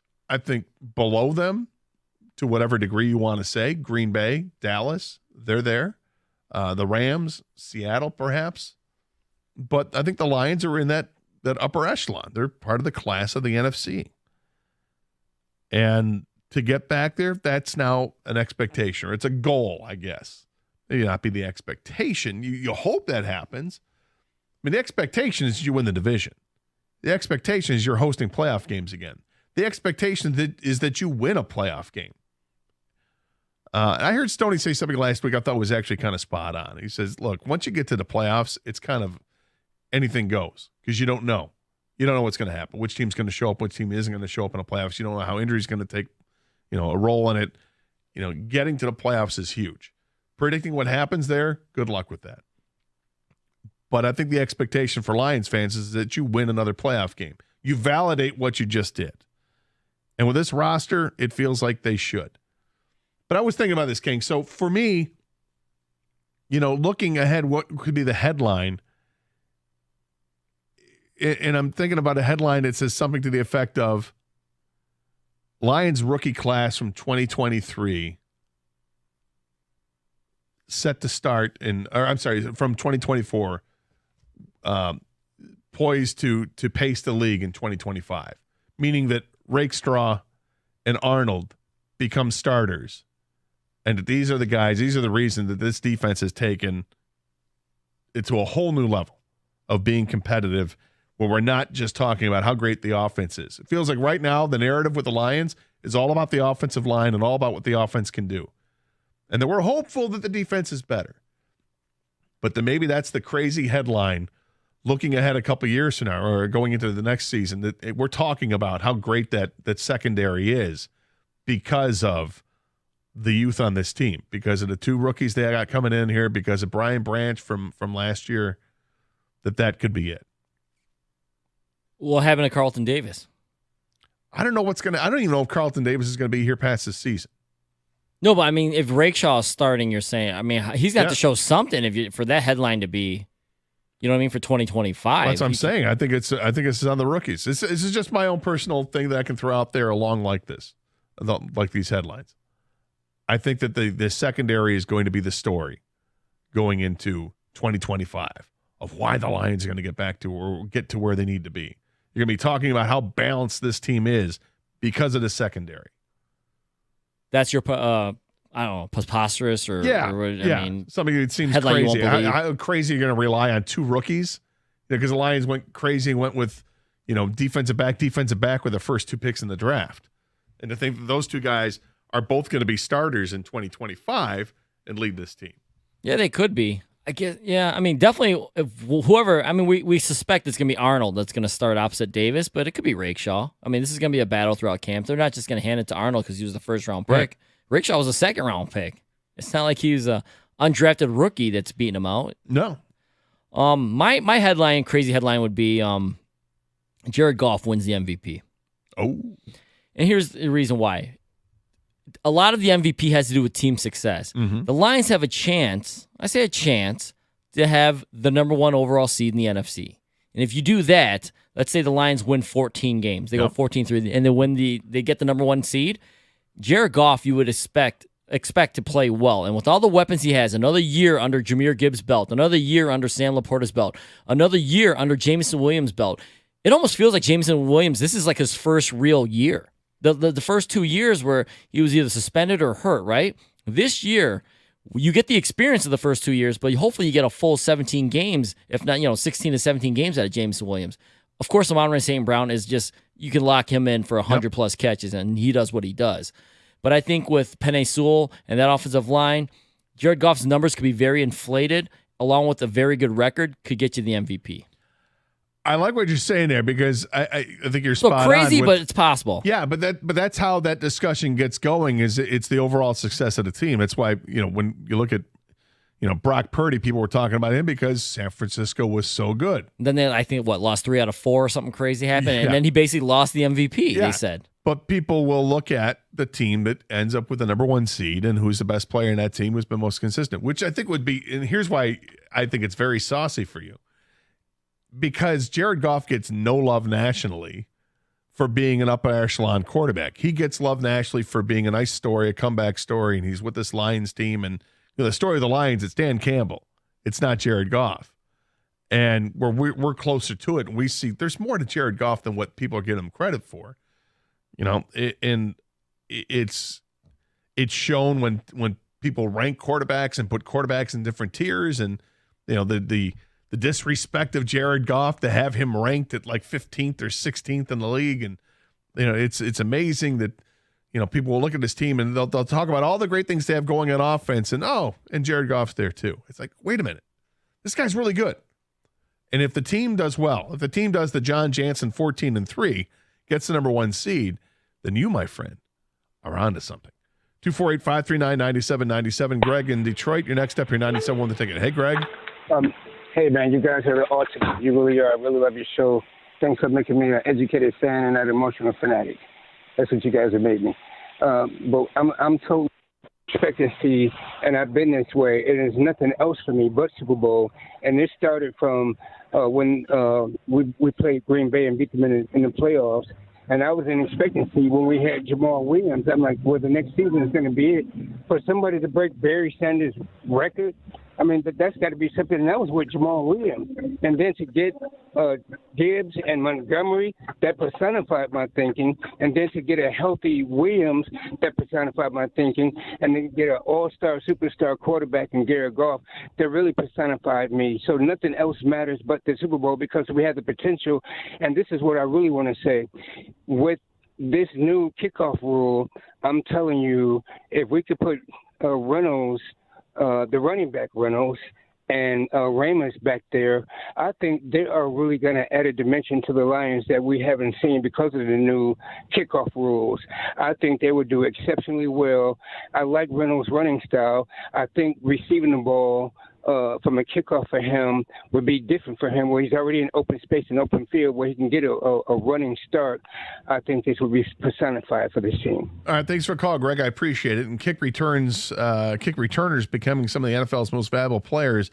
That was number 5 on this list of 6 different suggestions they had in this article that it could happen in 2024 NFL season. It would have seemed preposterous entering last year because now they've changed the rules where I'm excited to see how this does affect games, because I suspect, Kane, that this kickoff rule change is going to dramatically affect games. I think we're going to see a lot more scoring in the NFL because of this rule. You mean like touchdowns from this? I think there'll be touchdowns from this. I think there's going to be better field position because of this. So it's going to lead, better field position is going to lead to more points anyway. But I think we're going to see, some scores happen, and then there'll be some adjustment period made. By halfway through the season, maybe it's stopped or it's put a halt to these monster returns. But you're still going to see some. But team's going to figure out a way to stop it as well. But in the meantime, that feeling out period could be a lot of fun to watch. I'm just glad that we're trying to make it a factor again, part of the game, because they completely took it out. It was ceremonial. Yeah. It was whatever. I think people that had not watched football before or didn't know what football was really about, tuning in, probably wondered, why do they even do this? No one even returns it. All they do is kick it through the end zone, and they start the game. Make this part of the game again, and that's what they're trying to do. So hopefully it is part of the game. where you can start strategizing and make it where they did say football is 3 parts, right? It's offense, defense, and special teams. It's going to look weird. It's going to look real weird to see two teams, players lined up 5 yards across from each other on the other end of the field on a kickoff, and the only guy back on the other side is the kicker. It's going to look strange, and nobody can move until the ball is actually fielded. That's going to look strange too. But I do think it's going to result in more offense, more scoring, better offensive field position. I think you're going to see some returns for touchdowns, where we haven't seen many kick returns and touchdowns for years because obviously the rules had been prohibitive of returning the ball. 248-539-9797. This is 97.1, The Ticket.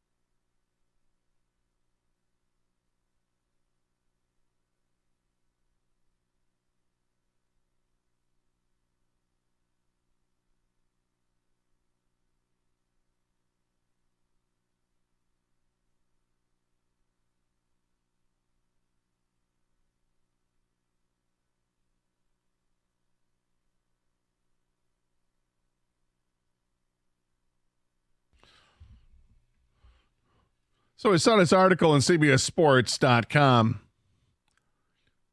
Said things that could happen in 2024 in the NFL season. It would have seemed preposterous entering 2023. And one of them was on the list, the Lions advanced to a second straight NFC title game. So I'm looking at the next year. What could happen in 2025 that would seem preposterous entering 2024? And for me, it's that the secondary is led by the two rookies from this past year, this past draft. That's what's going to make the Lions contenders for the Super Bowl, because they've shored up the defensive side, and now they've got, the lockdown corner situation with Rakestraw and Arnold. That these are the guys who are going to lead it. For Kang, it's that Jared Goff is going to be defending his NFL MVP MVP trophy.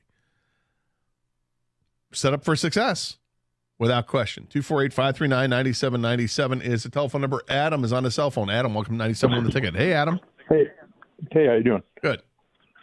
So I think this may be like the cheap, easy out, but I really think the Detroit Lions, after the first half the season or something like that, they're going to be like a top 10 offense or defense, especially with the rookies being able to develop and making sure that our line's all solid. Heading into the final few weeks, it's going to be cheap, but it's top 10 defense.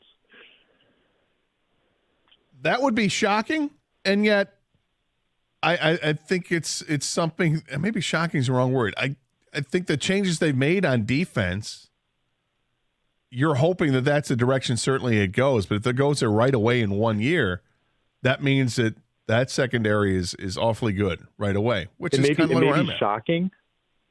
It may be shocking, but if you do read that headline, it's totally reasonable. Yeah, top 10. I could see top 10. Can you see top 10? No, I mean, I think this fits the topic we're bringing up here. I mean, first of all, you have to believe in Aaron Glenn, because a lot of people don't, right? Mm-hmm. They did make changes on the defensive side. The secondary is almost turned over completely. Now, you bring in Carlton Davis, who's borderline legit number one cornerback in this league, okay? He'll be your new corner. He's better than Cam Sutton was. You have to replace Cam Sutton, though, which you thought was going to be your number two, with a rookie. Now, whether that be Arnold or Rakestraw, one of those two you hope to step up. Maybe it's Amik Robertson. You think Brian Branch is kind of slotted in at your nickel. And then they brought back Emmanuel Mosley, who did not play basically at all last year. So you have a whole new secondary is my point. Iffy, who didn't start the majority of the year last year, not until the end of the year, is now your starting safety opposite Kirby Joseph. Hutch continues his growth. You get some help on the other side. Bring in DJ Reader. I could see theoretically a top 10 defense out of it. The guys have to step up, though, but it's not crazy, but I could see it. Yeah, I think if the headline changes to Lions defense leads them to another NFC title game. That would be, that's the headline that you wouldn't expect, right?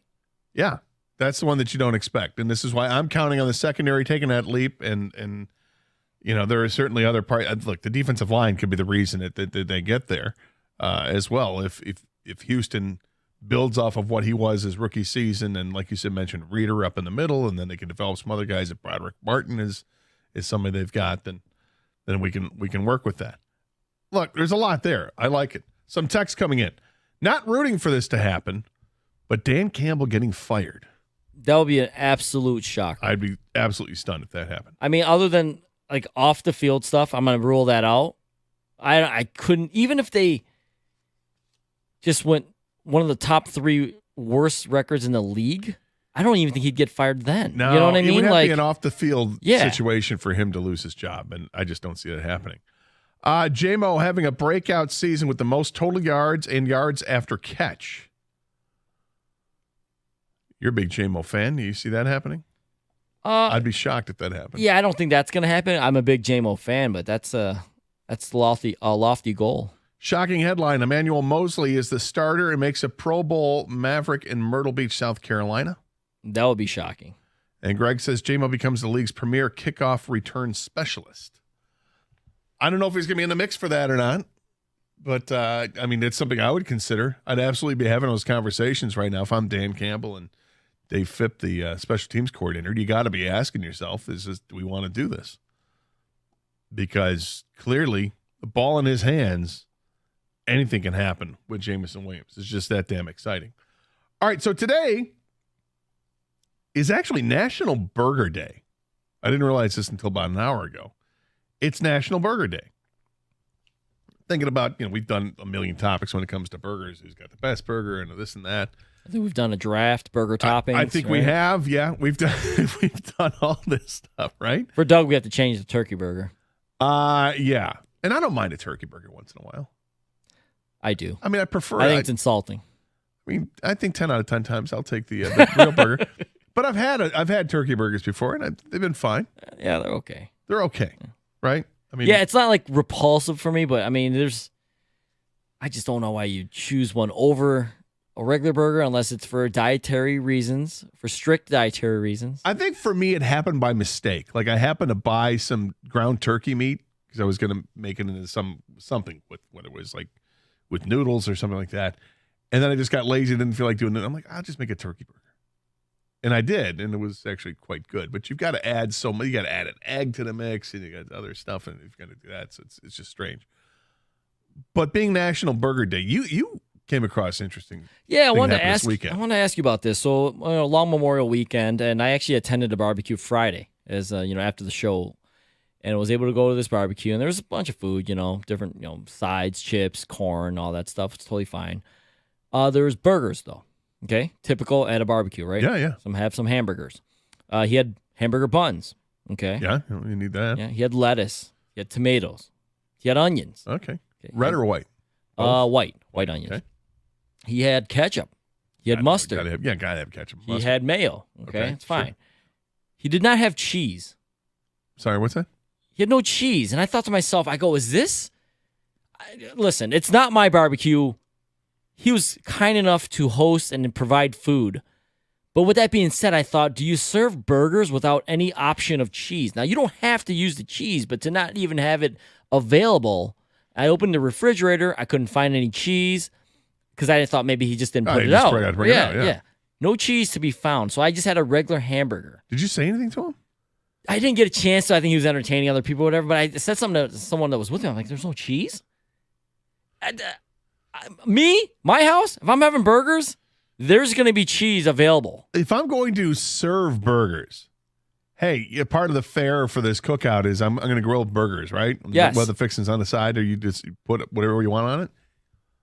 You have to have cheese. I thought so. At least as an option. If you don't want it, fair enough. Not everyone wants cheese in a burger. But, I mean, like if you're grilling the burgers, a lot of times people will say, well, hey, who wants cheese in a burger? Yes. I'll throw it while it's on the grill. Yeah. Me, I actually like cheese that's not melted on a burger. You like room temp and throw it on. Exactly. Yeah.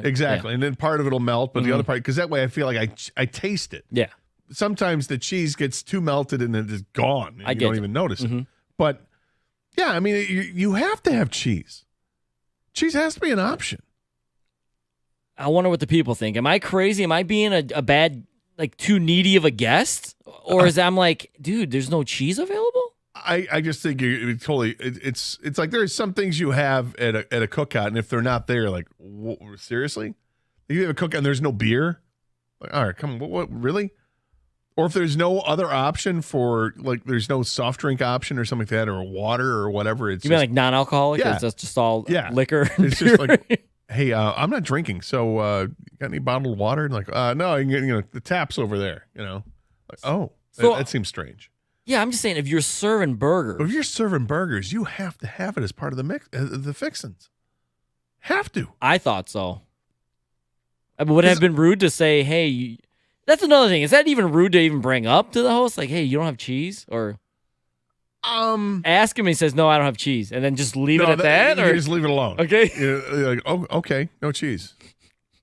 No cheese. You're getting your point across, so there's no cheese, at all. I got it. No, you don't have cheddar. There's no Swiss, but there's no American cheese. Yeah, there's no cheese. No Velveeta, nothing up in here. Nothing? You got nothing. Okay, all right. I just wanted to make sure. I didn't know if maybe you forgot something in the back there. So no cheese. No, I think that's.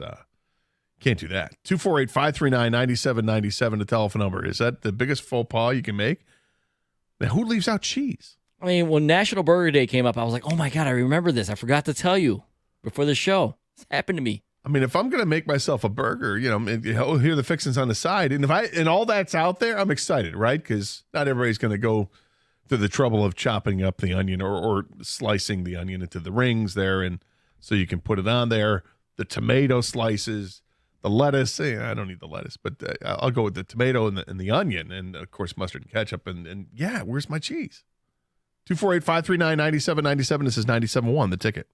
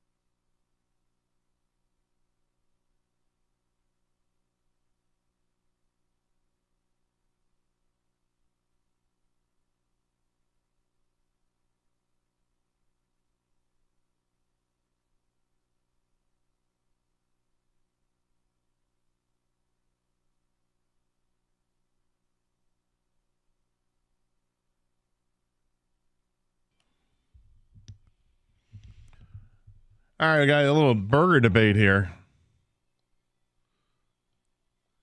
It's National Burger Day. Kang was at a barbecue over the weekend, and burgers were served. All types of fixings there. Lettuce, tomato, onion, mustard, ketchup, mayo. Were pickles? Any pickles? I believe so, yeah. Pickles? Mm-hmm. I'm not a pickle guy, but I think I saw them on the side. No mustard. I'm sorry, no cheese. No cheese. No Mustard cheese. was available. Mustard was there. No cheese. Which kind of seems strange. Like a major faux pas to leave cheese off the board. Big time, man. Big time. In my book, I mean, sometimes like when burgers are overcooked, cheese can save the burger. You know, just a little bit, you know. There's too much char. Yeah. Yeah. The cheese Just a can little help dry. cover it up. Yeah, help cover it up. There's no cheese. I mean, you're on your own. You need to load up on ketchup and mayo or mustard or something then to help revive that. I'm dipping that burger in ketchup and mustard. Exactly. Yeah. Bring moisture back. That's I put a little bit of ketchup and mustard on the burger, but I put a lot of ketchup and mustard on the plate. Oh, a little dip and stuff. Yeah, that's how I do it. I usually cut the burger in half so I can get more surface area and get in there. You like chopped onions or you like the No, sliced I like onions? them. I like the onion rings. The onion rings? Yeah. And I'm okay either way if it's red onion or white onion. Doesn't bother me. I prefer not grilled onion for my burger. I like grilled onions on my steak, but not grilled onions when it comes to my burger, if that makes any sense. King, did you attend a backyard barbecue at the Burger King's house? Well, even the Burger King offers cheese. Yeah, right? he's always got that smile. He's always going to make accommodate. Even you order a Whopper, he'll say, "Would you like that with cheese?" Oh, hold on, Or not, then we'll just go Whopper. Right, big smile on his face. There are 3 non-negotiables when serving burgers. 1, the bun. 2, cheese. 3, ketchup, mustard, mayo, condiments. That's from Eric. I kind of agree with that. I agree with that very. You know what? To me, the cheese is more important than the lettuce, tomato, onion. If you're going to do the effort of the lettuce, tomato, onion, why wouldn't you just go with the cheese as well? Cheese is the easiest part. Yeah. You don't have to slice it up. No, it's already... Get the American slice. I don't care. Right. Pre-sliced cheddar, whatever you want. Here we go. No cheese is almost as bad as no buns, Brian and Alan Park. It's unheard of. We had burgers yesterday. Oh, here we go. Ready for this humble brag? We had burgers yesterday. I had 6 cheese options from American, cheddar, Tiger, Swiss, Colby, and pimento. Wow. Along with grilled onions and 2 different choices of buns. And that was just the family. This is normal at my house. That's from Jeff. 2 different types of buns, too. Man. This is like the burger bar, the gourmet burger bar. Yeah. I mean, are we talking? I mean, we're talking whole wheat, but are we talking like brioche and your normal sesame seed, something like that, right? It's got to be. This place sounds nice. This backyard. Yeah. Hey, thanks for the invite, man. Different kinds of, do they grind their own meat too? Right. Yeah, with a special it's grind. our special grind at this household. It's 80-20. It's always 80-20. Well, there you go, 85-15. You know, we have Piedmontese and we have sirloin. I hate cheese. Everyone gives me crap for it. It's fine. But as a grill master, I always have cheese available for guests. It's mandatory. That's a Mike driving around. Thanks, Mike. I thank you on behalf of everybody. I think, cheese seems to be like it should be mandatory. I'd have more respect if it was just a burger. Like he just had burger and buns, and I would understand. Like, all right, he just didn't want to put any effort in anything else. But the fact there was other toppings and you didn't have cheese? Everything was there, but that had to be. I just totally forgot, and he was hoping nobody was going to bring it up. Okay. I forget. You're right. You're like, anything else knows there's no cheese over here. No cheese? Like, did you take time and make bacon too? No cheese. Yeah, no cheese. What happened? I forgot. I made a mistake. I made a horrible mistake. Well, dude, call Jim. He's still on his way over. He's supposed to pick up ice, right? Yeah, have him bring up some cheese too. You guys need anything? I brought beer like an idiot. I would have brought cheese had I known. Cheese. I know I could bring cheese. I would have done that. Do you think that, because you're the one that started the trend of the griddle, I like to think so. I was one of the forefathers. You were way ahead of the game there because you got your griddle a few years ago. And then everybody started thinking, oh, griddle. And now there are many different manufacturers. Before it was just the Blackstone, which you ended up getting the Mac Daddy Blackstone. Yeah, it was like commercial grade or something. It's huge. I told Doug how many burgers he could make at once. He's like, why would you buy that? But Doug, you don't want to grill 48 burgers for your friends? Right. Who doesn't want 48 burgers?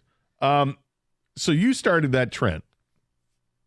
Do you prefer the burger on the griddle now that you've had it for a couple of years and you can do the smash burger on the griddle, or do you prefer the grilled burger? I actually prefer the griddle top. It's one nice smash. You don't want to do it too often because you'll squeeze all the juices out. But just to get the nice, char, like the nice, crisp. Little crust on it. Yep, it. little crust. And when that cooks enough, flip it to the other side, get that crust. Yeah. So I prefer actually the griddle top now. I'm not against a flame grilled burger. Love that. I have my new kitchen setup. I have a griddle and a grill as part of my cooktop, along with normal burners. But I have both options, and I've tried both. I prefer the griddle too. I do. I'm not sure why. I'm not sure why it is, and maybe just because it's easier to control the temperature. You don't get the flare ups with the flames coming up. Mm-hmm. Sometimes the grill, like you said, if you don't have it set up right, it can get a little too charred. And I'm sure the grill masters out there are like, oh, you just don't know what you're doing. Fair enough. But yeah, I prefer it on the griddle. You like the nice well. little crust, man. Yeah, and I like making them. Like I'll pound them flat before I put them on there, and then once they're on there, if I push down just on the one side, try to make a little bit of a smash burger. Yeah, I like them that way.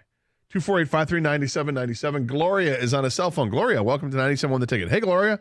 Hi, this is Gloria from Clarkston. I want to tell you one thing. I will not eat cheese on my burger and don't put it on. Oh. You got something against cheese? I have cheese at the table, all kinds of cheese, hot pepper, Colby, everything, but I hate cheese on my burger. But if you're serving burgers for people, do you offer the cheese as something for people to put on their burger? I sure do. Yeah. Yeah, you got There's cheese all over the table or in the refrigerator. There's a lot of cheese in my house because I love cheese, but I do not like it on my burger. I don't like hot cheese. I don't like macaroni and cheese. You don't like mac and cheese? Okay. No. What about nachos? Yeah, you like nachos? No, I just don't like hot cheese. You don't like melted cheese? No. Do you have you ever tried just putting the cheese on the burger after the burger's cooked, not melting it on there, but just putting it? I have done that, but I do not like cheese on my burger. Okay. I just like a nice big slice of onion thin. There you go. All right, thanks, and not Gloria. a red onion either. I want white onion sweet. White sweet onion. She knows what she likes. Sweet onions and red onions are too hot. There you go. Okay. She's got her standards, man. Thanks, Gloria. Did not expect that. But it's available for guests. Yes, but at least she takes the time to put cheese out there for the guests. Orlando is on a cell phone. Orlando, welcome to 97.1 The Ticket. Hey, fellas, this is Orlando from Detroit. And I'm just saying, this person must have something against cheese. That's it. Because serving hamburger, the first thing you think of is, well, I can make a cheeseburger maybe. Just cheese. Some people just eat cheeseburger. It's like pancakes without syrup as an option. Or it's like hot dogs without mustard. Oh. Now, I don't want to say this person is cheap because I know y'all probably going to pretty nice parties out there, but come on. Without cheese as an option, they got something against cheese. I think it's one of two things, Orlando. It's anti-cheese. It's either one of two things. Either you're spot on and this person is anti-cheese, or they simply forgot. Oh, man. And no one had the stones to go up and tell them, hey, man, where's the cheese? Right. Well, you're right. You could be right there. Yeah, and I tell you scared the hell out of me when you said, like, serving pancakes without syrup. That scares me. I don't want to hear that. Yeah. I mean, that ain't right. That ain't right. But you got to have cheese as an option. That's all. I agree with you. Thanks, Orlando. I appreciate it. Can you? I'm texting him right now. I need to know. Did he just forget it, or does he not like cheese? I noticed at the party there wasn't cheese. Did you forget? Right? Please. Something like that. Yeah, we need to know the answer to that question. We'll get the answer to that question. Take some more calls. 248-539-9797. Some of your texts as well. Plus, I think you'll hear it in the update. Maybe we won't hear it update. We got Angel Hernandez news in the update. Yeah, we got a topic out of that too. Of course, one of my least favorite people in all sports. As we continue here at 97.1 The Ticket.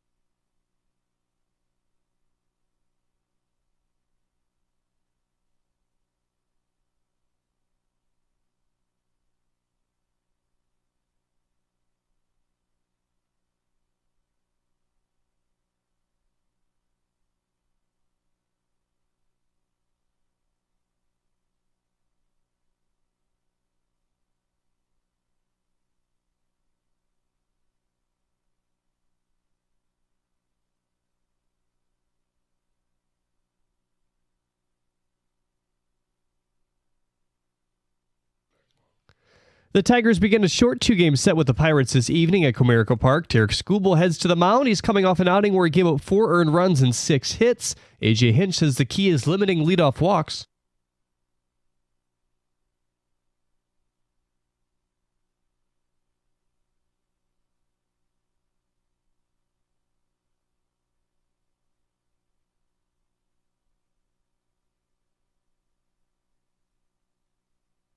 That was following the loss for the Royals last week. First pitch is set for 6:40. You can catch the pregame right here on 97.1 The Ticket at 6:15. Angel Hernandez announced he's retiring from umpiring yesterday. His lawyer Kevin Murphy told The Athletic that, quote, it was not in all caps forced out. Major League Baseball and Hernandez have been discussing a financial settlement over the last 2 weeks. He had not worked a game since May 9th. Former Spartan A.J. Hoggard is withdrawn from the 2024 NBA draft and has decided to play for Vanderbilt, where he's transferred. Jim Harbaugh has also taken one more U of M staffer with him, Christina DeRudier, the director of football ops, who is a key cog in recruiting, as well as heading to L.A. to serve as the Chargers director of football logistics. At the Corwell House Sports Desk, I'm Jeremy Otto. For more, go to 97.1 The Ticket or Odyssey.com.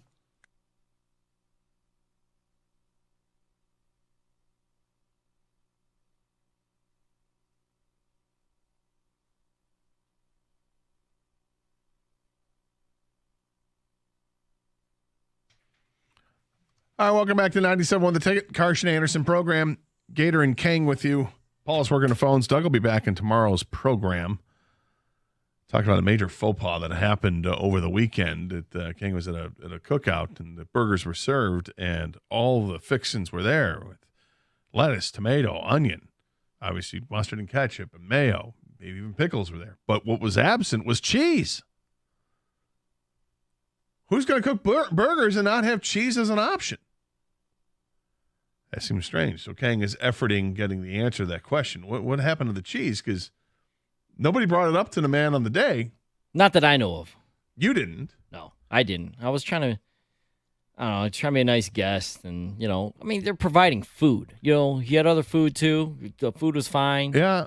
I didn't want to be too picky, but I also thought to myself, but if you go how do you serve a burger without the option of cheese? Kind of feel like you can ask, like if you're at a party. You probably can. Yeah, I mean, it's like I'm at a party and hey, do you have any water? Any bottled water by chance? You could ask like that, right? And that's not asking too much. No.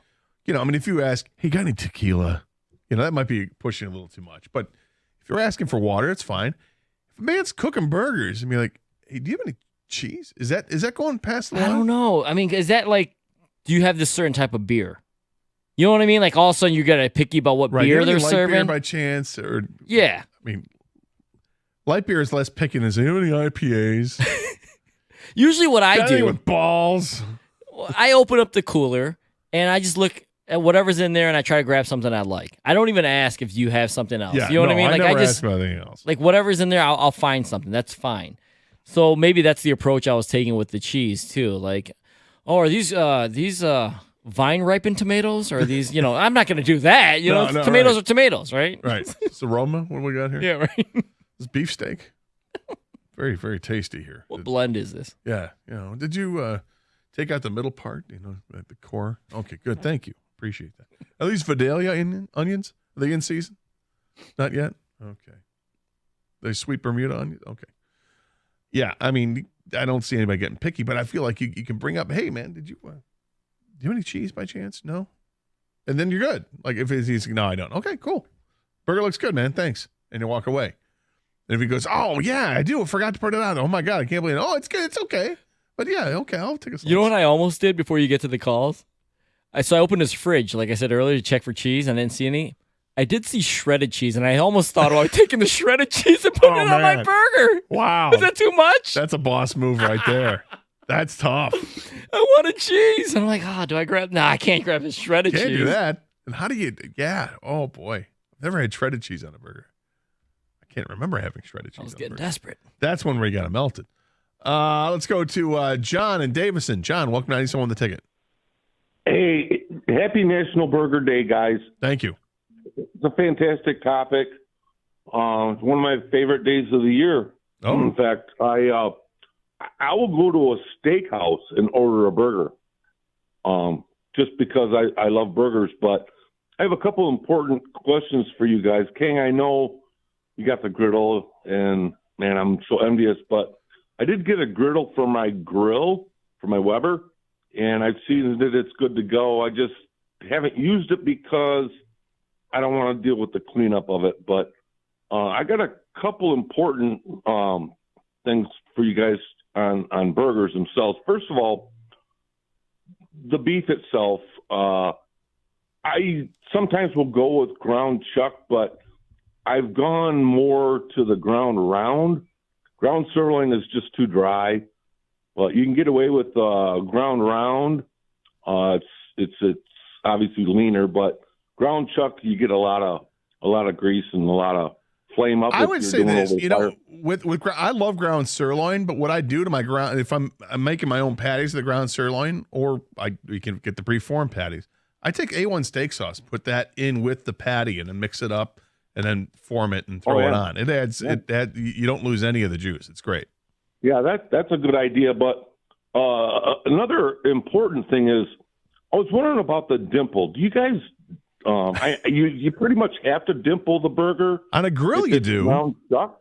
On a grill, I think you have to, but I don't know if you. I guess on the grill, you're pressing down, so you're not really using the dimple method. You can do both, though. You can smash it once, and then you could do a little dimple. But yeah, because everyone knows it kind of balls up and shrinks up a little bit, right? Yeah, gets back to the middle. People hit the ice cube method's the other one. Where you put the dimple, and then you set the ice cube in there, and let it cook on the one side, and flip it over, and you're fine. Mm-hmm. You can go either way. Any response yet on the text? No. I'm texting another friend that went there too now. Good call. I'm like, dude, did you see any cheese? We got to know. Did I miss it? Phil is next up here in St. Clair Shores. Phil, welcome to 97 on the ticket. Hey, fellas. Hey, Phil. Listen, cheese is always good. And generally, it's 2 different slices for me on the burgers. But if you guys ever get ambitious, you take a slice of cheese you're liking, whichever one, throw it on a hot Teflon pan or whatever nonstick you got. Put a little ingredients in there, maybe some chives, maybe a slice of onion. Put another slice on that, grill it, brown it up, flip it, and oh baby, put maybe a piece of tomato on there later, and oh boy, do you have a snack. So Always. Just fried cheese is what you're saying. Just fried cheese. Well, I'm not going to hate on it because I do love me some cheese. I've never been so bold though to do. I've seen some of those hacks on TikTok or whatever where people cook the cheese and just or they make the skirt burgers. Have you seen those? With the extra? You kind of like fry up the cheese so it's a crust like almost, and then fold it in on itself. I just go old school burger. Yeah, I don't. Again, I'm the guy who doesn't even. I don't even want to melt it on my burger. I just throw the nice big. Actually, it's always 2 slices of cheese on there. Sometimes they do the shredded cheese. What he's talking about. Yeah, exactly. You gonna get burgers tonight? No, well, I was just trying to get cheese at this party, and my man's talking about cheese recipes. That wasn't happening. I'm thinking a burger right now. Though. Yeah, go for it. It's burger day tonight. I might have to get a couple. Burgers. You're just celebrating, man. That's what I do. That is what I'm doing. Brian, you're next up here, 97 with the ticket. Hey, Brian. Hey, not to derail from the burger side of this, but I just want to say, if you ever, and Gator, I know you're a food junkie, if you ever make homemade mac and cheese, there's 2 cheeses you have to put in it. Okay. Gruyere, yeah. And an aged white cheddar. I don't disagree. Yep. Yeah, you can get them both in like a little triangle in the cooler case. But as far as the barbecues go, okay, let's run it like this. Close your eyes. Now imagine you're going into the barbecue. Okay, you're going into the guy's barbecue. Okay, what is more inappropriate? Asking the guy who's hosting if he has cheese to put on the burger, or simply assuming he's not going to have it, or for whatever reason, and you bring your own cheese. All right. I don't know if I needed to close my eyes for that, but I will say, and thanks for the call. What's more inappropriate is bringing your own cheese is more inappropriate, I think. That's inappropriate. That's like it's, oh, dude, I didn't expect you to do it right, so I brought my own cheese. What? Dude, of course we have cheese.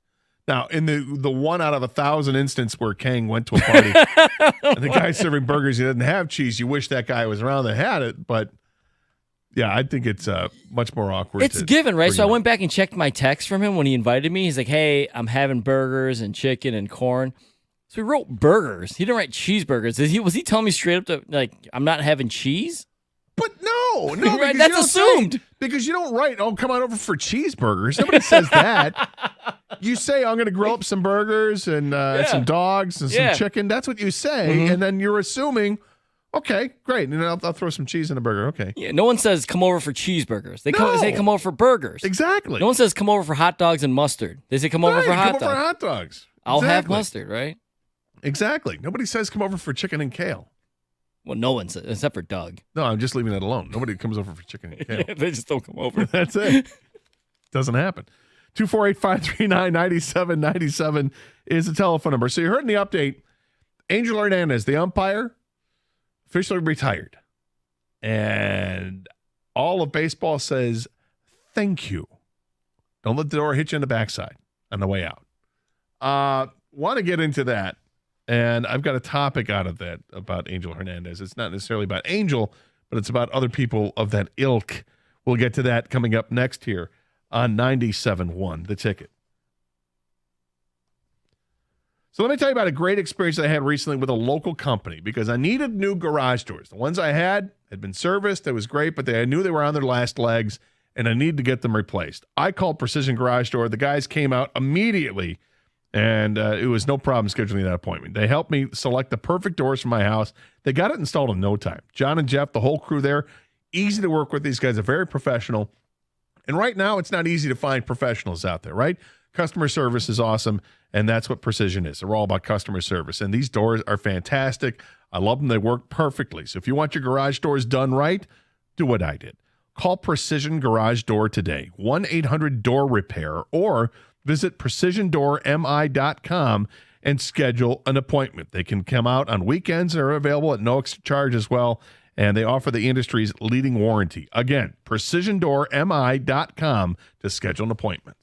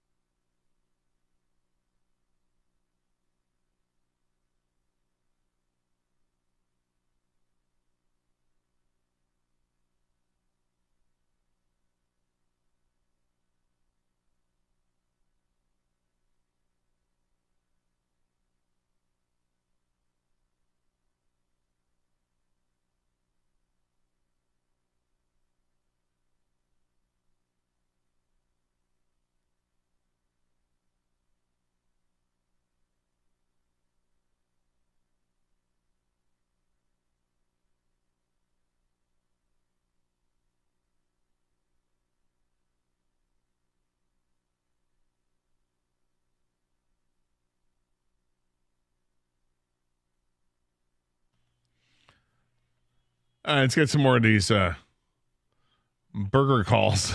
People, I'm kind of offended by this. You know, somebody has burgers, they don't offer up the cheese. I mean, if you just forgot it, it's okay. I got it. But if you're doing that as a conscious decision to serve burgers at a party and cheese is not involved, you're like, no, I don't believe in it. Hey, man, that's weak. That's just weak. It's National Burger Day. King went to a party on Friday and cookout, and guy had burgers, all the fixings, but no cheese. It's kind of crazy. Tim is on the cell phone. Welcome to 97 The Ticket. Hey, Tim. How are you today? All right. I've got a brother, greatest guy in the world. Greatest guy in the world. but he based everything off his taste.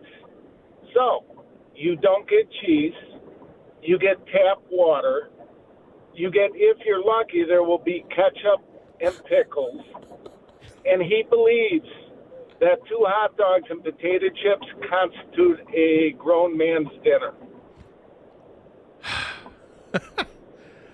I don't mind the hot dog thing's fine. I get that, but out of principle, he's only going to offer you tap water, so no bottled water. Okay, some people, I get that, but only ketchup for burger, ketchup and pickles. And pickles. Guess what he takes on his hamburger?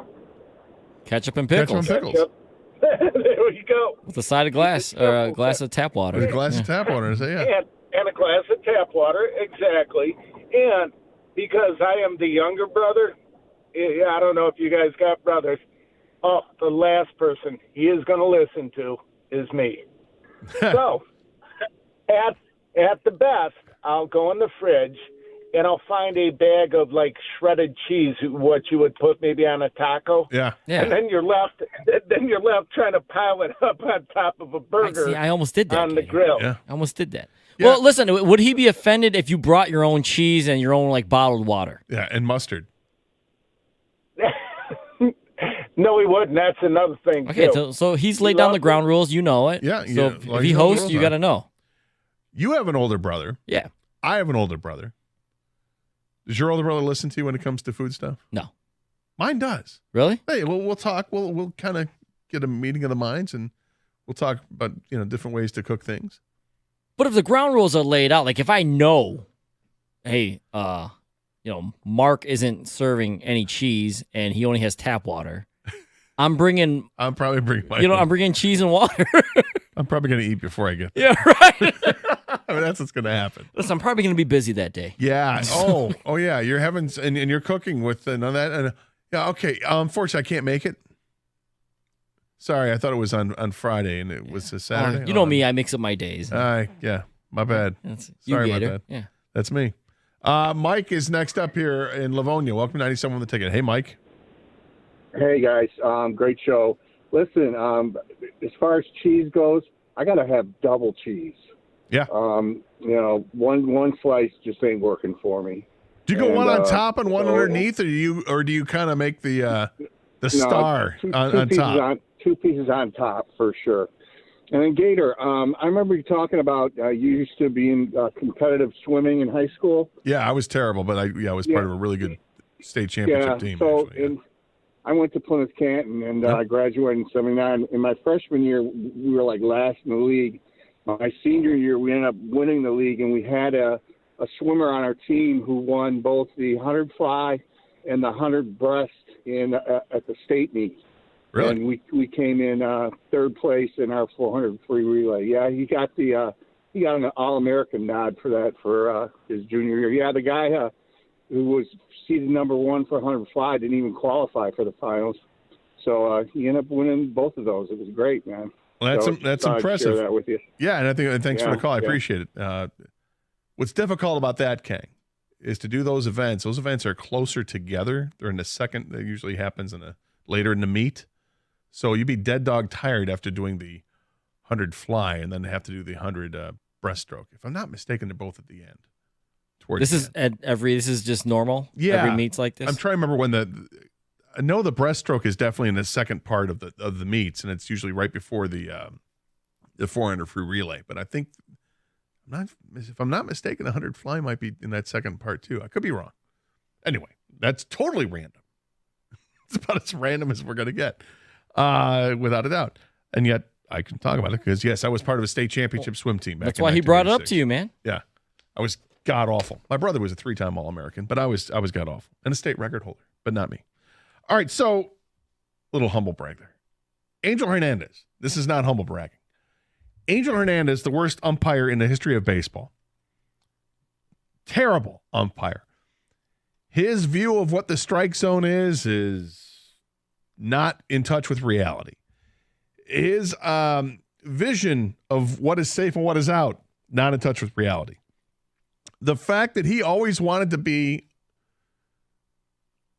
the star of the show is counterintuitive what umpires are there for. When I heard the news this morning that Angel Hernandez was retiring from baseball, I did a fist pump in the air. Nobody should know a name of an umpire. You just shouldn't.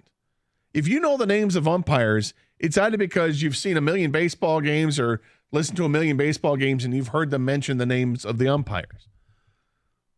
Or, more than likely, it's because the umpire is terrible, they've missed calls, and the announcers are going to point out the terrible calls they've missed. That was Angel Hernandez. Angel Hernandez is the guy who threw Ian Kinsler out of a game because he stared at him. He didn't like a call, and he just kind of looked. It wasn't even a long stare. He just kind of like, huh. And he got thrown out of the game for it. Angel Hernandez missed not one, not two, but 3 calls were overturned in a playoff game a few years ago. 3 overturned thanks to instant replay. He was terrible. He was the worst ever. And he always made it about himself. Couldn't stand it. He was an imposing figure. He's a big man out there, tall man, and he's just been bad for baseball. And years ago, he had sued the league for discrimination. He thought he was being discriminated against because he was a minority, and that suit went nowhere because there was no validity to it. You're just a terrible umpire. And he was wondering why he wasn't able to umpire in World Series games anymore because you were terrible. You've been banned from doing that forever. For the longest time, it was like 15 years. He hadn't done one. Yeah, for a reason. You're not good. So him stepping down is great news.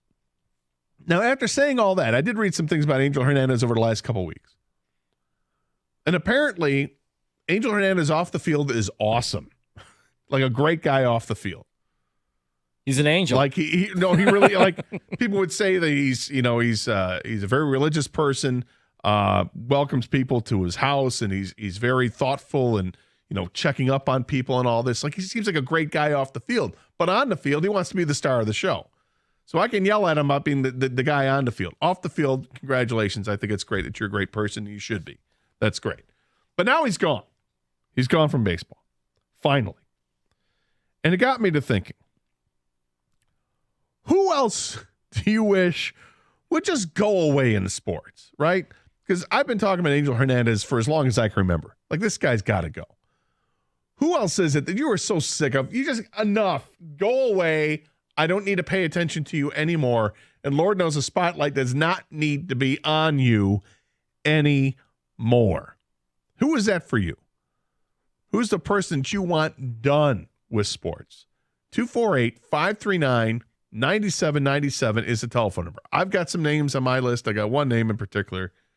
Kang, I'm sure you've got an idea of somebody you'd like to just enough. Enough is enough. Who is that person for you in sports that you just want to go away like Angel Hernandez finally went away? And is this going to finally, I don't know if this is the move that gets us to the automated strikes and balls system that they're doing in minor league baseball, but maybe it gets us a little closer because this guy was terrible. I mean, pitches be 3 inches outside his zone. He's calling them strikes, or he just got awful. 248-539-9797. This is 97.1 The Ticket.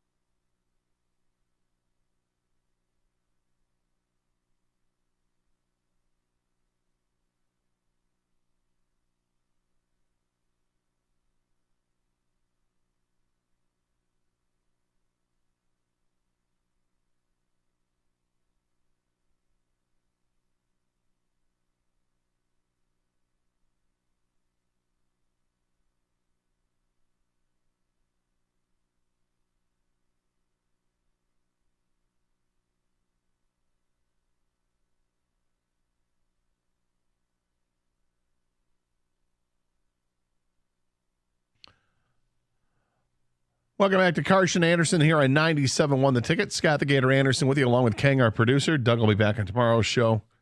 Got Paul working the phones. Lots of texts and calls, 248-539-9797. We're talking about Angel Hernandez finally calling it quits as a Major League Baseball umpire. Want to make it clear he wasn't forced out, but hadn't umpired a game since, I think, May 9th or something like that. I believe he had a back issue. But now announces his retirement, and good. Fair enough. See ya. Works for me, because you're terrible as an umpire. Might be a great human being, but you're terrible as an umpire. And you get called out for that. But we asked the question, who else do you wish would finally just go away in sports? And I hadn't offered up mine yet. There were a couple of names that came to mind, but I see that at least one person has one of those names, so I'm not going to say that person. And I will go with, there's two I will mention. One, Travis Kelce. I just had it. It's not his fault. You've had enough? Part of it's his fault. He's overexposed, clearly. Obviously, dating Taylor Swift is going to put you in the spotlight. But even before Does that put you in the spotlight? It does, but he was already in the spotlight. Yeah, but this is magnified. Well, I don't think it could be any more magnified than dating Taylor Swift. Exactly. So, like, before the season began, before they were the item, or whenever, I don't even know when they started dating, but before we knew of their dating, if you would ask me if you had enough of Travis Kelce, I'm like, I'm getting there. Yeah, you've already had enough. Yeah. You're on that cusp already. Yeah. Now I'm absolutely there. Of course, if you were close then, now it's just you were beyond it. Yeah, that's enough. All right, just play football. I don't need to see you. Look who's here. Look who's here. And again, it's not necessarily his fault that the paparazzi out there following Taylor Swift.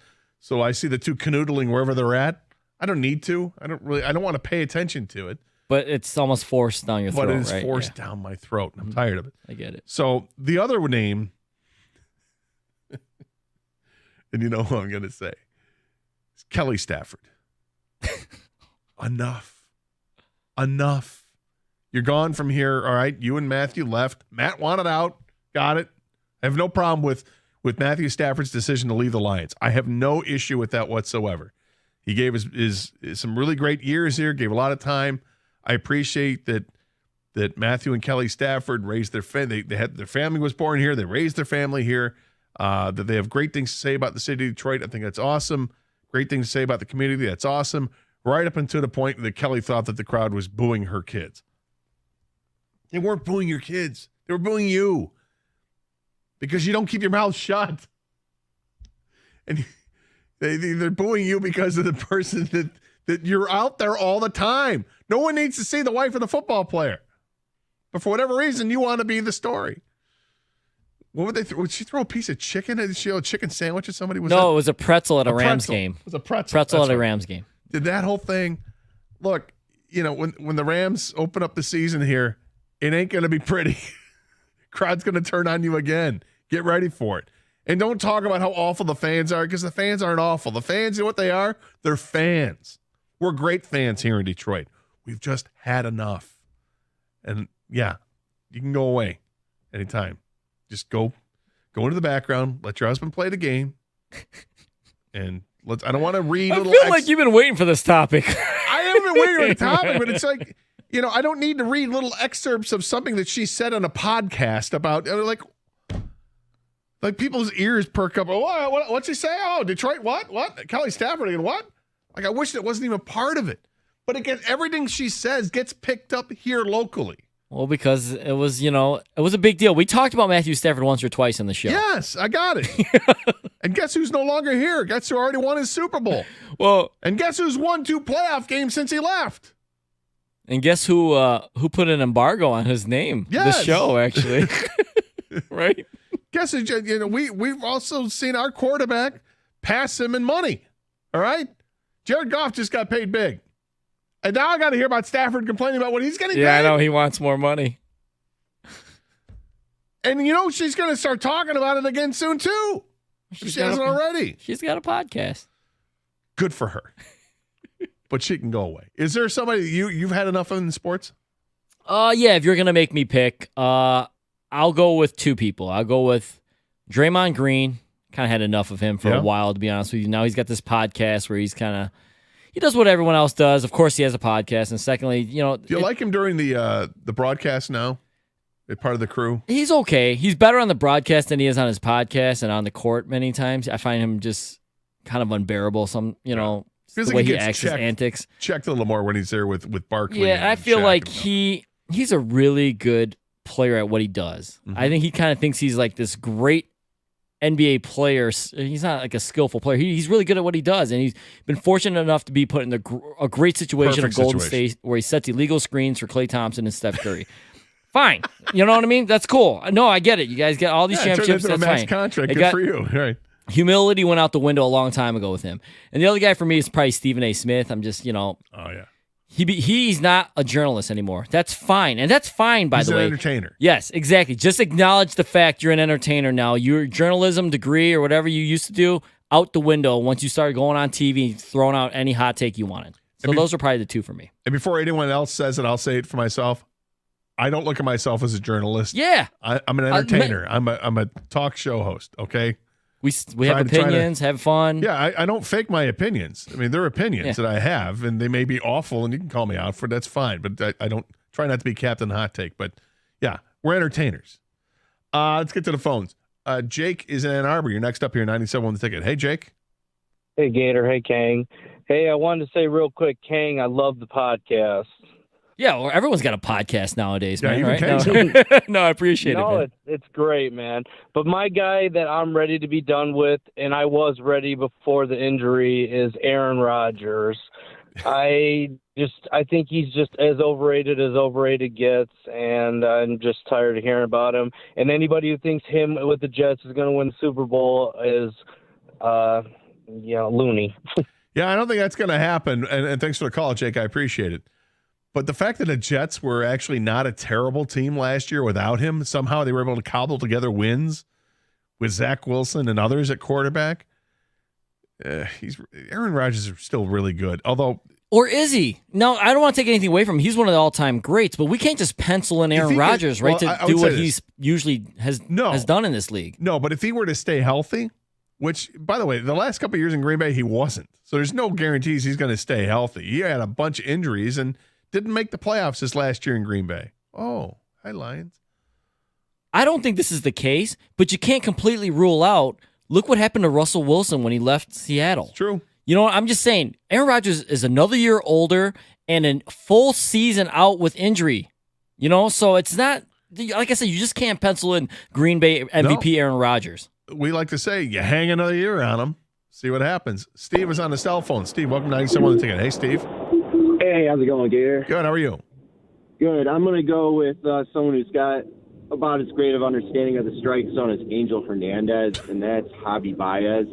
I cannot watch the Tigers with him in the lineup. Watching him swing at a breaking ball in the left-handed batter's box over and over and over again is just maddening to me. I just wish he would just say, you know what, I had a good career and hang him up now. But he's got that huge contract that he's just going to keep cashing checks. But yeah, he's got like $85 million left to tell you that's not going to happen. And Steve, I appreciate the call, and I totally understand it. I'd love to be in his head for for one at bat and see what it is, because he just can't help himself with that outside pitch, and I want to know how frustrated he is inside. Is he like, I can't believe I fell for it again. I can't believe I'm falling for this again. I'm leaning over. Why can't I keep my balance and not swing at this pitch? Mike is in South Lyon. Welcome to 97 on the ticket. Hey, Mike. Hey, guys. Thanks for taking my call. Sure. Hey, my guy's LeBron James. I'm tired of him.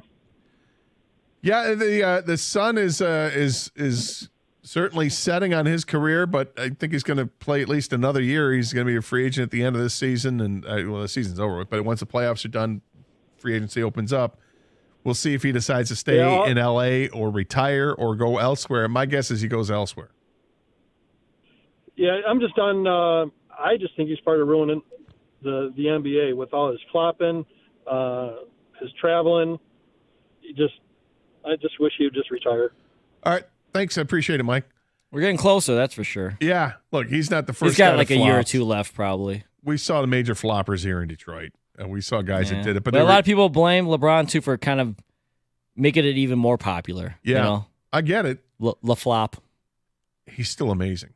No, he is. He is. What he's But you know doing what? is The people still that do amazing. want him to go away, like I said, I think he got a understand. year or two left, and I totally get it. Brian is in Royal Oak. Welcome to 97 The Ticket. Hey, Brian. Hey, how's it going, guys? Good. So locally, the guy that I want out of sports is Tom Gores, just because I'm tired of watching him decimate the Pistons, especially when you see, the Pacers and the T-Wolves are competing to play in the finals, and we keep getting worse every year after we got Cade. And from a national standpoint, I cannot stand the Paul brothers and whatever the hell it is they're trying to do with boxing. I'm so tired of seeing them. And Jake Paul or whoever's about to fight Mike Tyson, what are we even doing with boxing anymore?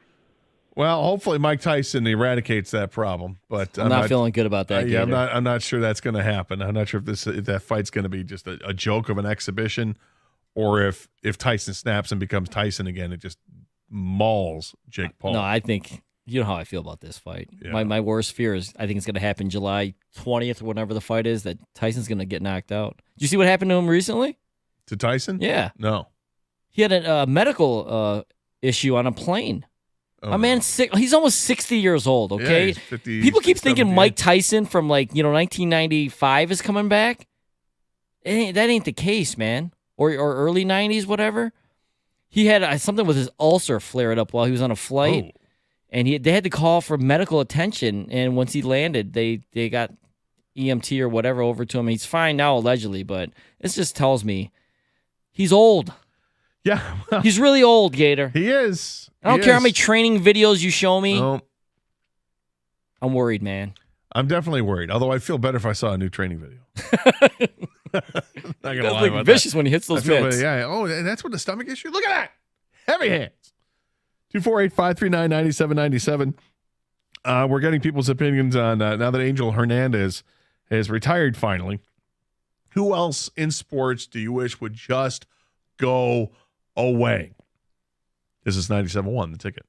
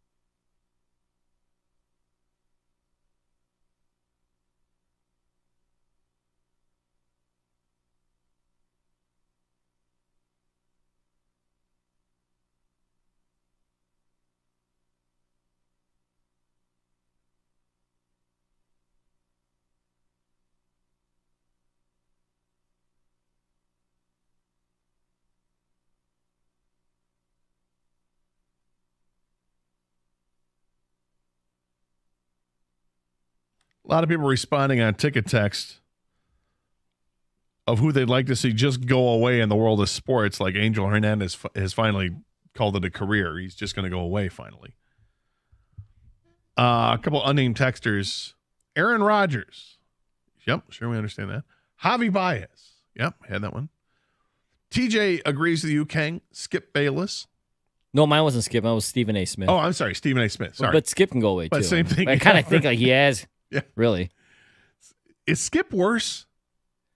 I don't know. Like I just choose not to watch the two when they're on, so it doesn't bother me at that point. But I find Stephen A. somewhat entertaining.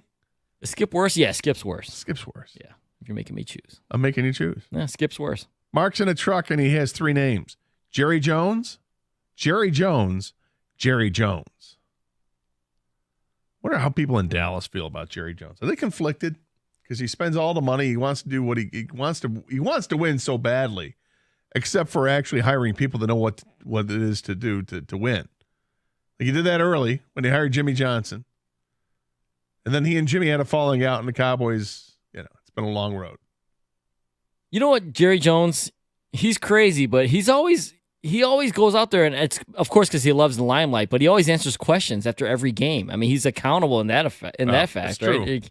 But of course, it's self-serving. But yeah, that's the thing is he can't help himself. He's got to be in the spotlight. Do his weekly radio show or whatever it is. Yeah. Chris Collinsworth and his stupid son. Oh, shots fired. Is it Jace? Is that his son? Another unnamed texter says Draymond Green. Jake Paul must go. Enough is enough. At this point with Jake Paul, after this Tyson fight's done, let's say he beats Tyson decisively. Yeah. It's time for Jake Paul to start taking real fights. He probably wants to, in a sense, like legitimize yourself. Yeah, but what's going to make more money? Like this is a moneymaker, clearly, 100%. Right? Yeah, this is let's pad the bank account with this Tyson fight. And then maybe after this, he goes and tries to fight an up and comer boxer like himself in a way, right? A guy who's only got 4 or 5 pro fights under his belt, but is an actual boxer, Yep. But I'm with the callers though. I just want him to go away. If Tyson could just end him, that would be so great. Just be end awesome. him. Just end him. End him. Finish him. Yeah, I'd love to see that Tyson just ends this stupidity with Jake Paul. Just run into one of Tyson's left hooks. Please. Just vicious. LeBron James. That's who Ron from Ann Arbor is tired of and wants to just go away in the world of sports. Chris Ilitch needs to go away. More interest in business rather than passionate like his dad was about the Wings and the Tigers. I think we still have yet to see what Chris Ilitch really is like as a sports owner. I give him a little bit longer leash. But I think the other thing you have to keep in mind is it is running a business, running the Tigers. I don't know if the Tigers have been making money the last couple of years when they've been bad and they had a big payroll and people automatically want them to go ahead and spend more money. I'm not sure if that was the wisest move. He's trusting his guy right now, which I appreciate, which is his general manager. But if the Tigers have another offseason this year where the money that they spend is not that inspiring, then, that probably goes a long way towards me jumping on board with the people that are bashing. But I'm not there yet. Not there yet. And I think they spend plenty of, I think he's doing the right things to the Red Wings, trusting the right people. It's just taking longer than what we want it to take. I was a huge fan of this guy, but Tiger Woods has got to give it up. Ooh, unnamed texter. I've heard that from a few people, to be honest with you. Yeah. Are those like the true PGA Tour fans where they're like, we rely too much on a guy who's not competing? Like, even when he's in the field, he's not a threat to win. And so why are we showing so much of Tiger? That's the argument I get from the people that say enough with Tiger. Well, if he continues to not make cuts, I get it. Yeah. But if he's making cuts, like, what's the problem? Then he's competing. He may not be competing to win it, but if he's competing to still play over the weekend, can't fault the guy. And as a Tiger Woods fan, I still want to see him playing in the majors. I look forward to it. I look forward to him playing in any tournament. But the back of my mind is always going, all right, maybe, is this the one where he's going to hang it up afterwards? Is he going to withdraw after the first round and say, forget it, I'm done? It's not going to surprise me if we hear, if he misses the cut one day and the press conference afterwards, he comes out and he says, I've retired. I will not be surprised if that happens. But I think we're still a ways away from that actually happening. But it remains to be seen. We'll see what happens with that. Rico Beard joins us in studio. Rico coming up next on the big afternoon program. How was your weekend? Have a good time? There we go. I did. Yeah. I did. Now I'm back in Michigan. Let's ride. Can you imagine if you were at some sort of cookout, burgers are being served, and there was no cheese? Why is there no cheese? I don't know why there's no cheese, but there was no cheese. Is the person like lactose? No, Kang was at a party on Friday night and a cookout Friday night. Man had burgers all set up with lettuce, tomato, onions, pickles, mustard, ketchup, all condiments, everything there.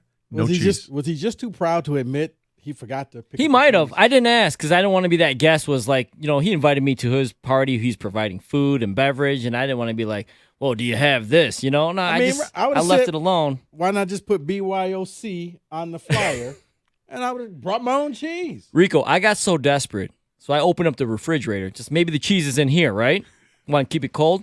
There's no cheese, but I saw shredded cheese. I almost grabbed the shredded cheese and put it on my burger. That's how desperate I am. You would have done it? Yeah. I felt that was going too far. Man, you too nice. I am too nice. I'm like, why you don't have any cheese here? This is all I have. Matter of fact, I promise you, if you would have walked out there and said, hey, I found a bag of shredded cheese, people like to hit me up. Give me pass it around. Basically, like you had a little vodka bottle. Go ahead and put a little in the cup. A little something here, a little something. I mean, I said to King, I would have probably reacted like, I wouldn't have said, hey, where's the cheese? I would have said, is there any cheese? Something like that. That way it's not accusatory. No, it's not accusatory. If I was a Gator, I would have been like, Gator, where's the cheese at? Well, you don't have to worry about that in my house, my friend. I don't see the cheese. Plenty of cheese in my house. Unless I see Lois over there with her stomach filled with cheese. Well, okay. that you won't see. That you won't see. Okay. But yeah, I'll always have cheese for burgers. Got to. I got to at least offer it. What's coming up on the show today? Well, you know what?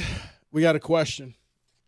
Pistons related. We're going to hit upon a lot of different things. We NFL 100 days. Yeah. Until the season starts.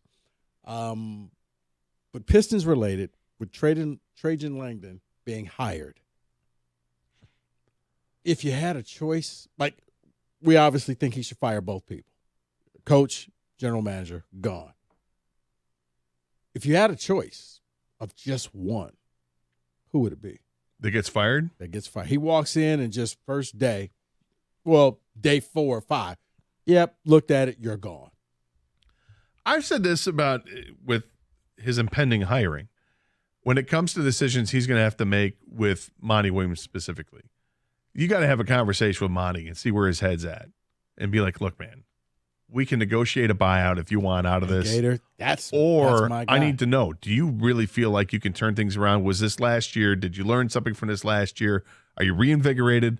Because the man can coach. Yeah. But is your heart and is your head in it? Is your heart in it? Because if it's not, we got to move on. The conversation has to be had without question. As bad as Troy Weaver was, at least he wants to be here. Yeah. He's screwing up. Yeah, well, I mean, but he wants to be here. The easy move is you fire Troy Weaver without question. I mean, he's got to go. But the question to me is, do I fire both? If one's got to go, it's Troy Weaver. But I got to know from Monty whether or not he wants to be here. And then we also have the, in tribute to Angel Hernandez, the sports do-over. You can just Control, Alt, Delete. They're gone. I like it. It's coming up next year. 97 The Ticket.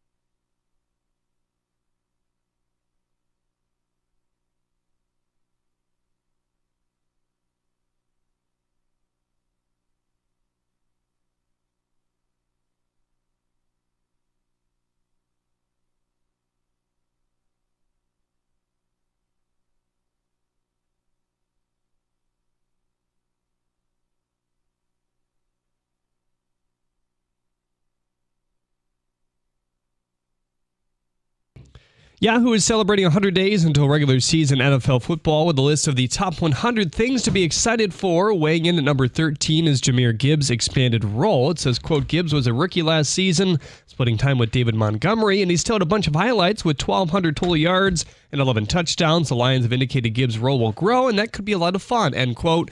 Dan Campbell and his fourth downs was the title of number 38 as well. The Tigers face the Pirates today. Tarek Skubal is looking to bounce back after one of his rougher outings of the year where he gave up 4 earned runs. Here's his account.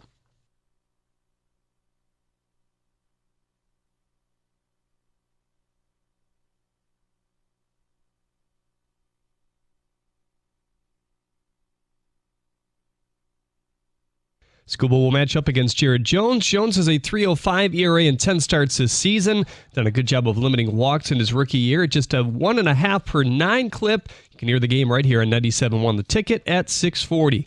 At the Coral Health Sports Desk, I'm Jeremy Otto. For more, go to 97.1 The Ticket or Odyssey.com.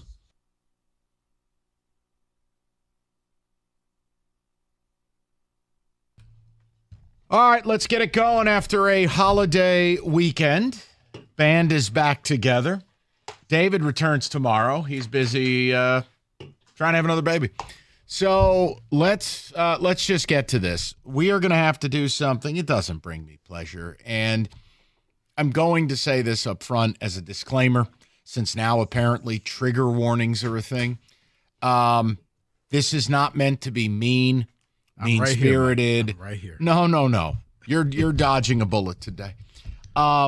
This is an olive branch, if you will, but I need to put a cease and desist on a coworker. It's got to stop. Cookies. Nope. No. Jansen? No. This person has like big opinions. John kind of doesn't. Rieger. No. Yeah, that guy. We need a little bit of a cease and desist because, and again, I don't know Mark. I'm not trying to know Mark. Success, failure, let it be on his own merits. But I got to put a stop to it when your on-air stuff starts disrupting my weekend. Now we have a problem. Come on, man. Mark Ryan. He's fun. Yeah. Spinal cord. So we have to have a conversation because I feel like Mark is hurting himself. And I want to do an intervention today. Okay. So we need to call Jeff Van Vonderen. I see a bunch of people here who love you like crazy, and they feel like they're losing you. Is the van parked outside? The van is parked outside, and Mark's going to get in it whether he realizes it or not, and we're sending him to Shady Acres Rehab. Not because Mark's an alcoholic. Not because he's an alcohol or drug addict. No. But because this man hasn't even unpacked his underwear from his suitcase, and he's attacking our people. Now, listen. You're born and bred. I've been here every day of my adult life. All right, it's my 20th year on the air and my 26th year in the state. You have rights. You have a right to do things. And even when I was the new guy at this station, I had gone to Michigan State, been in the state for 6 years. I had some level of understanding what was going on here. Fair. My phone blew up this weekend, and I'm not going to repeat what was said or what was texted because none of it is polite. And Mark went after Tiger fans in the weirdest way possible. So an example, when I was misrepresented on the morning show by Cookies, I just said it's not a good baseball town because we don't get angry enough. We don't have a good owner. We don't have a media that goes after the team. Not a good baseball town. Had nothing to do with fans attending games. Here are some of the things Mark said. And I just think I need a cease and desist. Mark has got to take a different angle. This is bad for him. It is injurious to his career. You got to stop. They play better on the road for a reason. It's because you are negative. Oh, dear. That was an embarrassment this weekend with all those Blue Jay fans there. Wait. Mark, Canada's 5 minutes away. It's Memorial Day weekend where, I know you're not aware of this, many people in Metro Detroit leave town. The team is not on TV, and they're 10 games out of first. And Blue Jay fans have been doing this for years. The longest. Just wait till the Maple Leafs come to town. Mark's head is going to explode. It is this general premise by him that we're supposed to be positive and accepting that the Tigers are an under 500 team. They play better at home because we're negative. On the road. That ranks right up there with they only won the game because you had on your lucky jersey. That's right. So I just, this is an olive branch. It is not an ad hominem attack. As I said, I don't know, Mark, and I'm not trying to get to know. But I want to offer a friendly bit of advice here. You don't know the pain these people have been through. Mark, you showed up 5 minutes ago. The last decade, the city of Detroit has the worst winning percentage of any four-sport town in America. It's been dreadful. In fact, historically so. You don't get to tell people they need to be more positive with the Tigers, the Pistons, or the Red Wings. You just don't, because you haven't been here for it. And when the team's under 500, factually true, when the team is 10 games out of first, or 9.5 now, factually true, and the team's not on television for a vast majority of people here, factually true, you got to take a different angle. See, I'm not telling you not to drive your car. I'm just telling you not to take that exit. You're going to hurt yourself. So please don't do any more of that, because you're interrupting my weekend. And instead of one of these, you're going to get one of these. Stop it. I'm not your PR firm. I'm not your agent. And I'm not going to sit here and defend nonsense. So Cut it out. You. Cut it out. What's with the new guy? Why? This guy. I can't repeat it. You can't get on the air and do that. You can't. Duck, snitch, mass dole, and the like. Brother trucker? Yeah. Okay. My point is, Rico, you can't roll to town and tell these people they need to be appreciative of what? A team that hasn't made the playoffs in a decade? Factually true. A team that hasn't won a World Series in now 40 years? Factually true. I think he's a glass half full guy. So he's saying the team hovering above 500, saying, hey. They're not above 500. Factually true. Well, near 500. Hey, maybe if you put all your support behind this team, they'll be better. No. This isn't a Disney movie. Palmetto State? This is not Disney. There's no hope quotient. It's not EA Sports, and we give fans a hope rating, and it boosts their players on their video game. It has nothing to do with it. Now, that's what I said. To me, it's like when people say, well, you got to wear your lucky hat. It has nothing to do with what the team is going to do on the field. And please, I beg of you, if you have questions about this city, or is this normal what I'm seeing, ask somebody. But if you sit there and you think Tiger fans are an embarrassment because Blue Jay fans took the place over, you're telling me you don't know what's going on. Please don't do that. You're making my weekend more complicated. Especially when a team is bad. Lord knows when Packer fans used to take over Ford Field. Thank you, Bears fans. Yeah, Bears fans. When the Cleveland Indian fans would just show up here and take over Comerica Park. The bottom line is, why any fan would spend any money on no less than two teams in this town, and potentially a third. Oh, and by the way, if you haven't been here and suffered with all of us, again, drive down the road, do your thing. Please, just don't take that exit. That exit's closed. Don't do that. You're messing with my weekend. And I'm taking phone calls I don't want to have to take.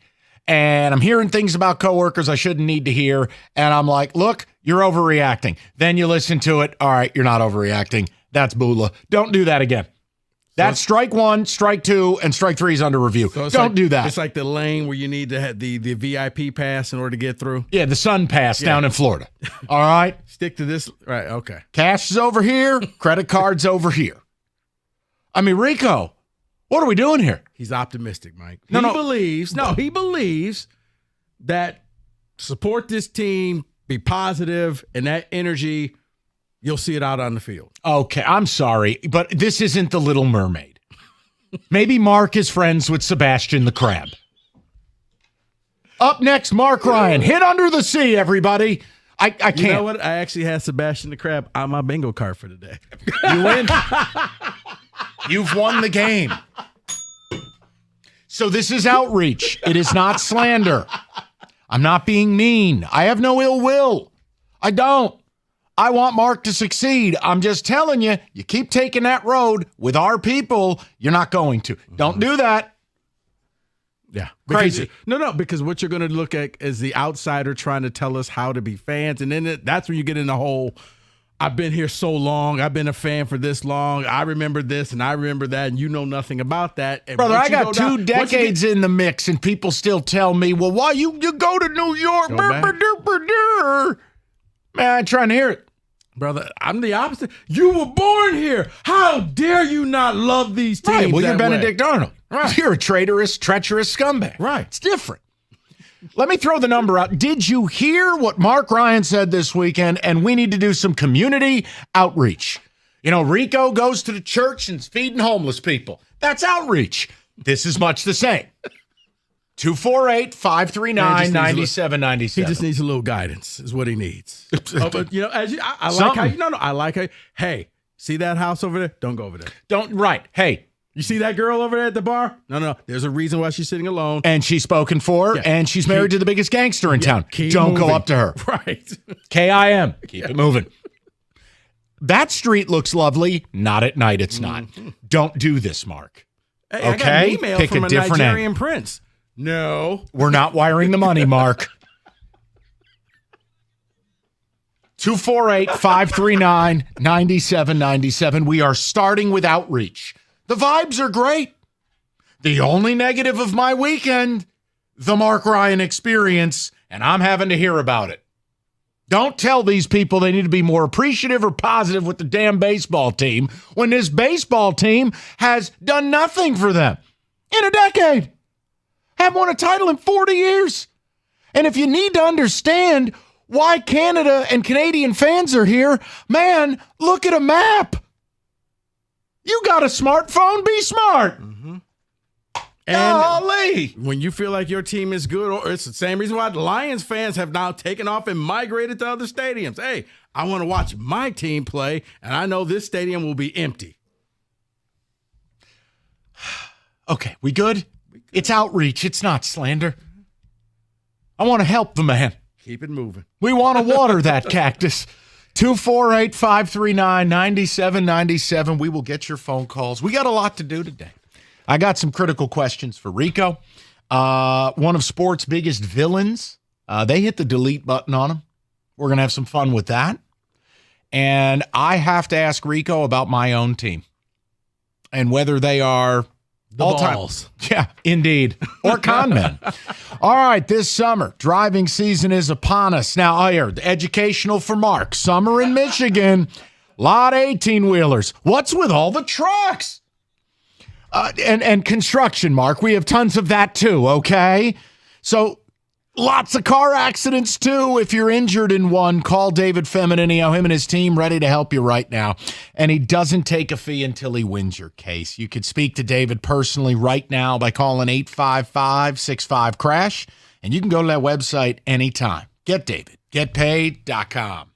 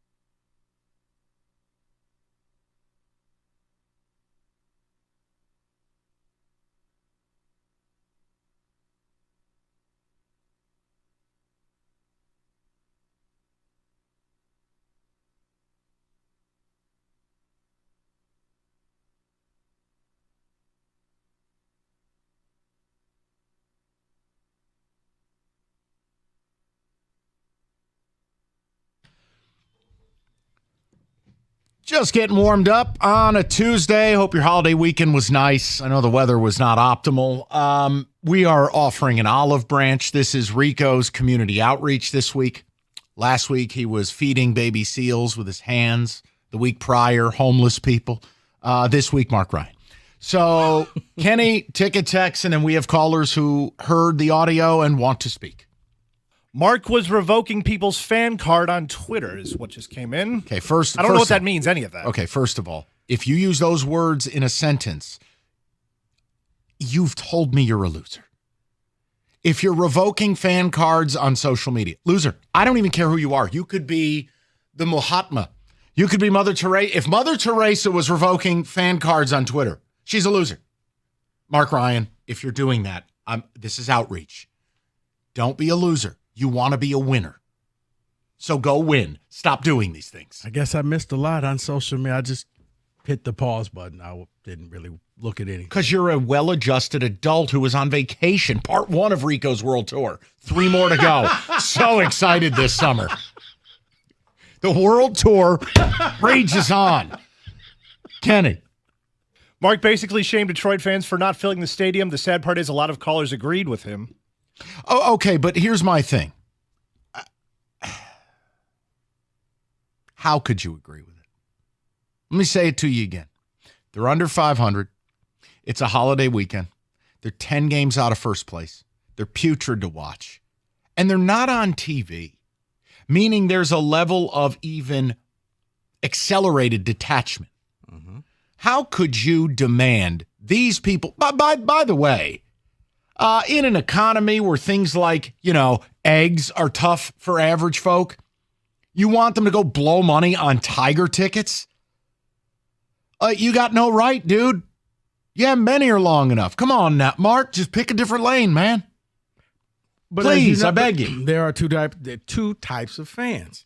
Mark hit the ride or die fans. What the hell does that mean? Right, you support your team no matter what. Okay. And you sit there. I call those people lemmings. It's ride or die.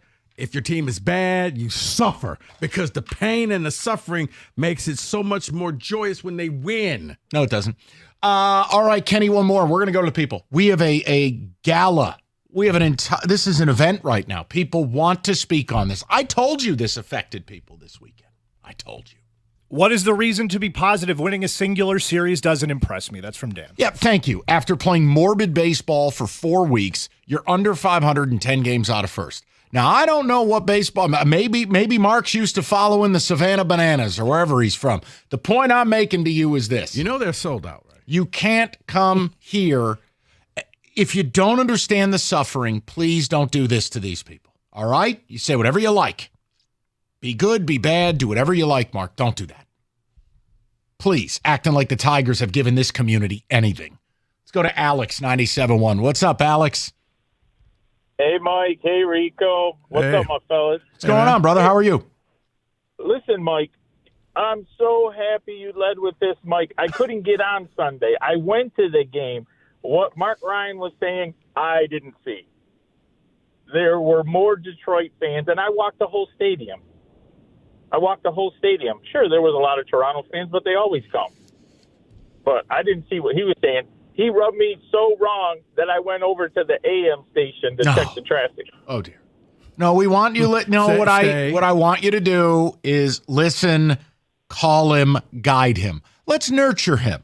Let's not be scary, Detroit. Let's be friendly, Detroit. Don't steal his car tires. Offer him a helping hand. Help him put his groceries in the trunk.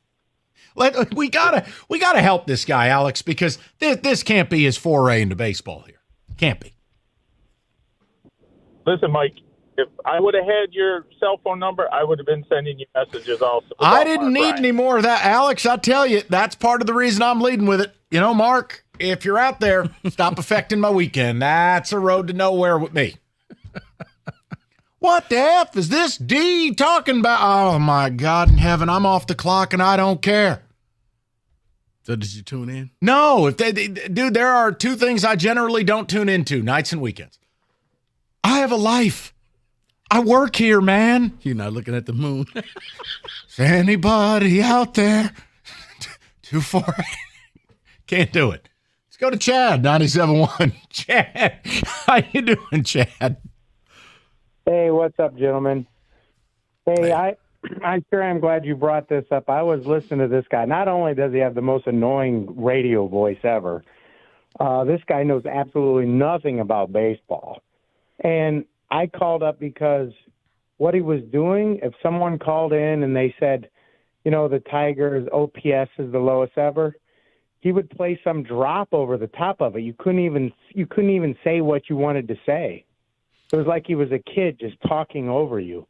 Well, all right, look, here's the one thing I'll tell you. Look, I love Rieger. All right, Rieger doesn't exactly have a Walter Cronkite voice. I don't care about the voice stuff.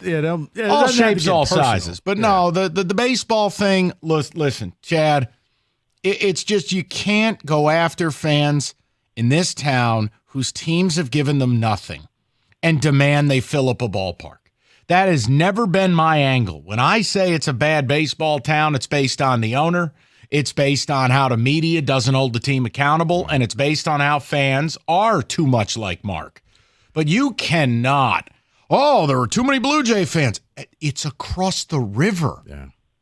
Dude, be here for 10 minutes before you take that one. And just because you see a smattering of Blue Jay jerseys in the stands, his head's going to explode when the Maple Leafs come to town. Yeah. Or like I said, when you see the cheeseheads, when the Packers fans show up, it happens. It does. It happens everywhere. What do you say when Lion fans infiltrate every stadium they go to? Right. What, is every town bad?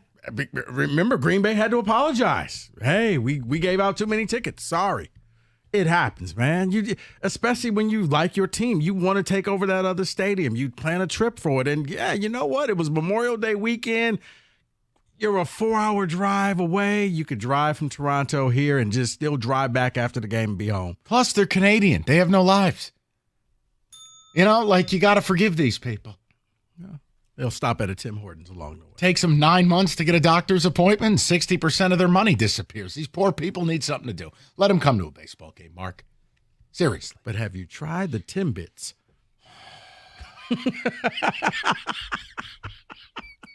Romaine or iceberg, 248. All right, we'll continue along. You're being very provocative to start. I can tell he was on vacation. Mark Ryan on a skewer. No. 248. No, this is outreach. We are not doing what other people have done to this poor man. This is outreach. Mark is he's trying to preach positive with all the teams. Then do me a favor. Take it up the road, son. You got to understand where you're coming from. You got to understand why some people are feeling the way that they feel. Well, seriously, imagine if he would have dropped down 2 years ago with this Lions team. He would have really been like, I don't understand. Why aren't you guys supporting this team? Like, God, because they haven't won. Because it's not Little League, Mark. This is a top 5 sports town. See, now I'm starting to grit my teeth. Okay. 248-539. There you go. There you go. All right. Northville Lumber, oldest company in the state, largest Trex decking outlet in the country. Nobody stocks more. Nobody sells more. Northville, look, it's all in stock. This isn't rocket science. It's in their warehouse a mile down the road. They move more product than anybody because they have more product. They deal in volume so they can sell it to you at the most competitive pricing in the industry. Some of it as low as $1.59 a foot. And deck season, it's here. So if you want to take advantage of it, you need an intro to a Trex certified pro, Northville's got you covered. It's simple. They do. Mike, I'll invite you over to my deck. That's right. The palatial Rico beard. We'll have a burger. Me, you, and Mark. I think Gator'd be interested. All right. Listen. Well, I know that's what they talked about for 4 hours.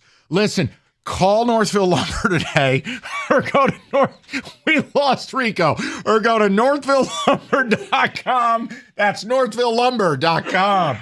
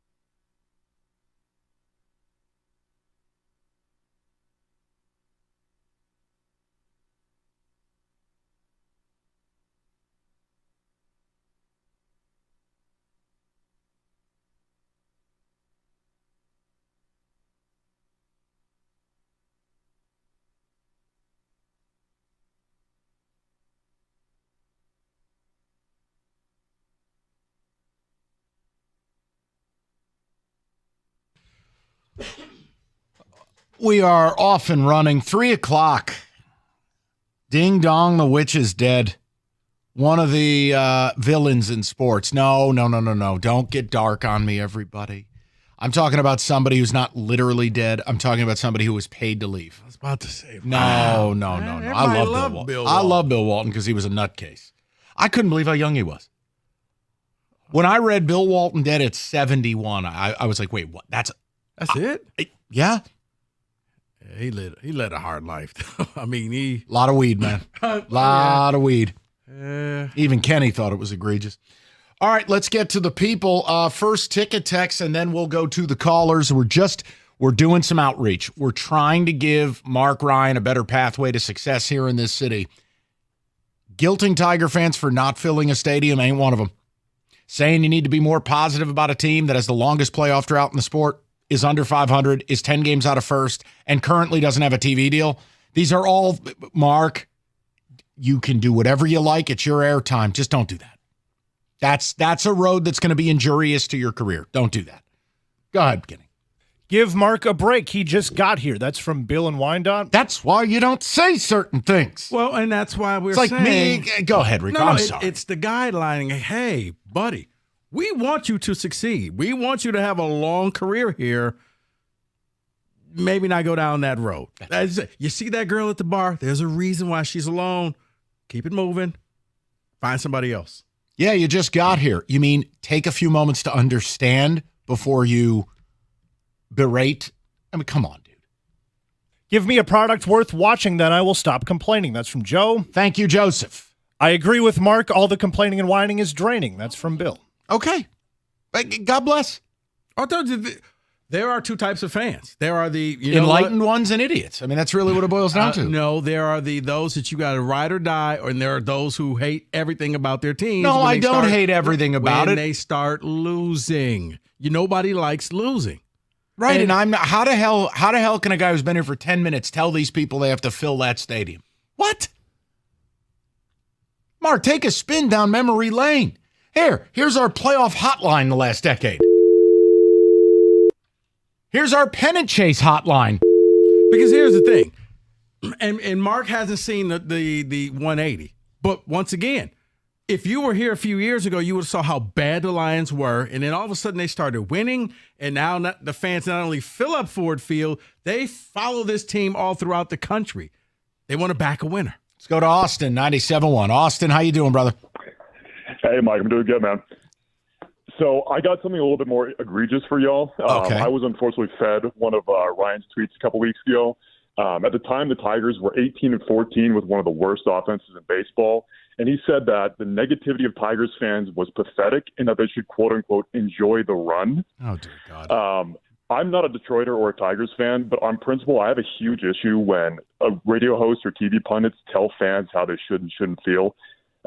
This guy's been here for like 5 minutes, and he's already condemning a fan base who's endured like a decade of atrocious baseball. Yeah, with an owner that would not win a popularity contest, which he needs to understand. Exactly. And he's coming in here and calling fans pathetic for being negative about a baseball team that was like 4 games above 500 a month into the season. Like, what run is there to enjoy? It's not like they're the Orioles going 23-9. Austin, I'm with you. And my point is, we complained and said this is unsustainable. We were right. Now they're under 500. They're 10 games out. They're not on. Austin, here's the other thing. How can you get mad at fans when the team's not even on TV? Dude, it's incredible. And you're totally right. Like, it's almost as if the fans of the city have a better pulse on the baseball team than a guy who's got here like a month ago. And I mean, Austin, that's my point. I want the guy to be okay, but Austin, if he keeps doing this stuff, he ain't going to be okay. It's going to get rough, man. It's going to get real bad. Yeah, like I can't wait until the fall when he's asking for an amen and for LCA to be full for a 14-win Pistons team. He won't do that. Oh, no, don't you understand? I mean, Austin knows. Positivity is going to will us to 55 wins.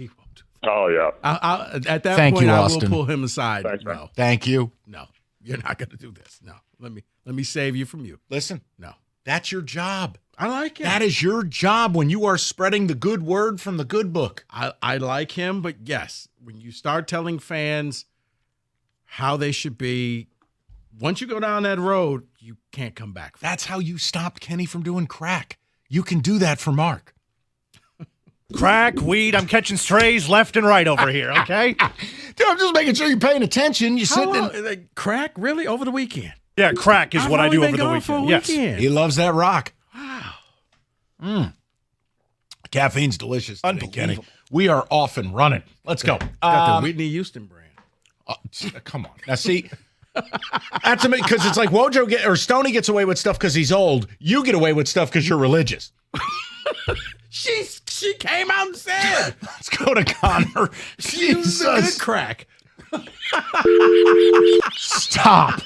Connor, please pick up the pieces. 97.1. What's up, Connor? What's up? How you guys doing? Good, buddy. What's on your mind? Well, I'm from Detroit. I'm 21. I've been a fan for 15 years. And Mark Ryan wants me to spend $30 on a ticket to go watch Javy Baez not swinging a strike. I don't understand. I don't either. I just don't get it. And if my life was a Disney movie, maybe they'd have four World Series right now, but they don't. Yeah, maybe they'd have one.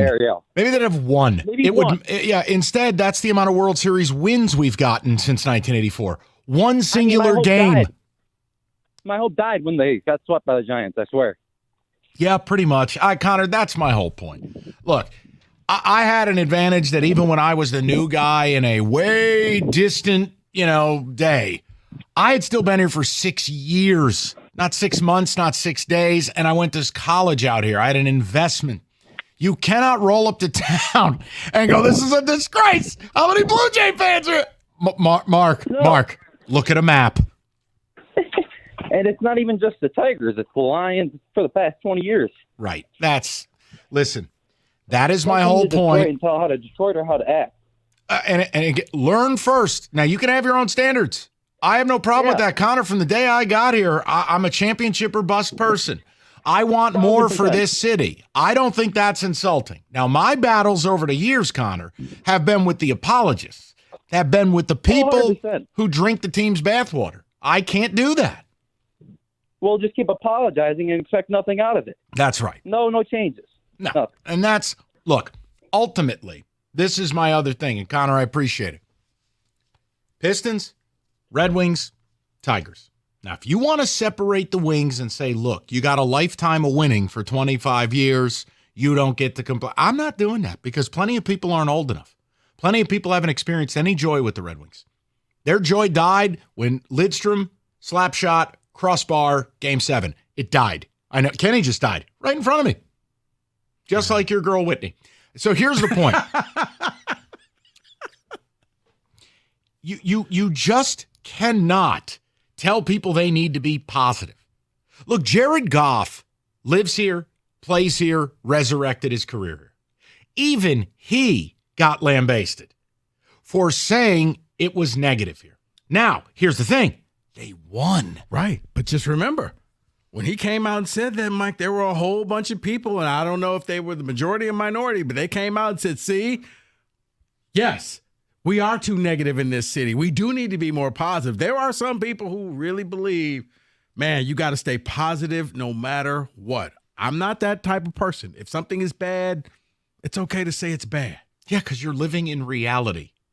Yeah, I can't support when you know something can be better, you can't just sit there and blindly support it. Here's the other thing, and I think, Mark, if you're out there, you need to hear me on this. You have an ownership problem in this town, and people don't like these owners. Now, they like the Fords now. Oh, but trust me. Watch what happens if they go 7-10 next year. The point I'm making to you. Right. Hold on. I'm not mean to cut you off because, yes, a year ago, they were booing Sheila. If she stepped out, booed now unmercifully. They literally had to bring Barry Sanders. Hey, Barry, can you stand next to her? And maybe they will just. It was like Goodell at the draft. Right. Bring him out with Eminem. Right. Oh, the boos are starting. Calvin. Oh God, the boos are starting. It's Barry with angel wings. Here like comes whatever. Amon Ra. Yeah. That's what. And it is. I think it goes a little bit deeper as you. It is an ownership thing that. If you just got here, you don't realize. You're thinking, like, why aren't you supporting this team? It's deeper than that. Okay, so here's my point to you. Ask somebody. Ask somebody. We're all 99% of us are on the same team here, okay? Occasionally people in this building go rogue. The point I'm making is ask somebody. We'll tell you. I'll help you. I don't want to see you fail. I'm a human being. That don't mean I'm your best friend, but Jesus, ask somebody. Christ, Rico's been here since 1943. Brick Stadium.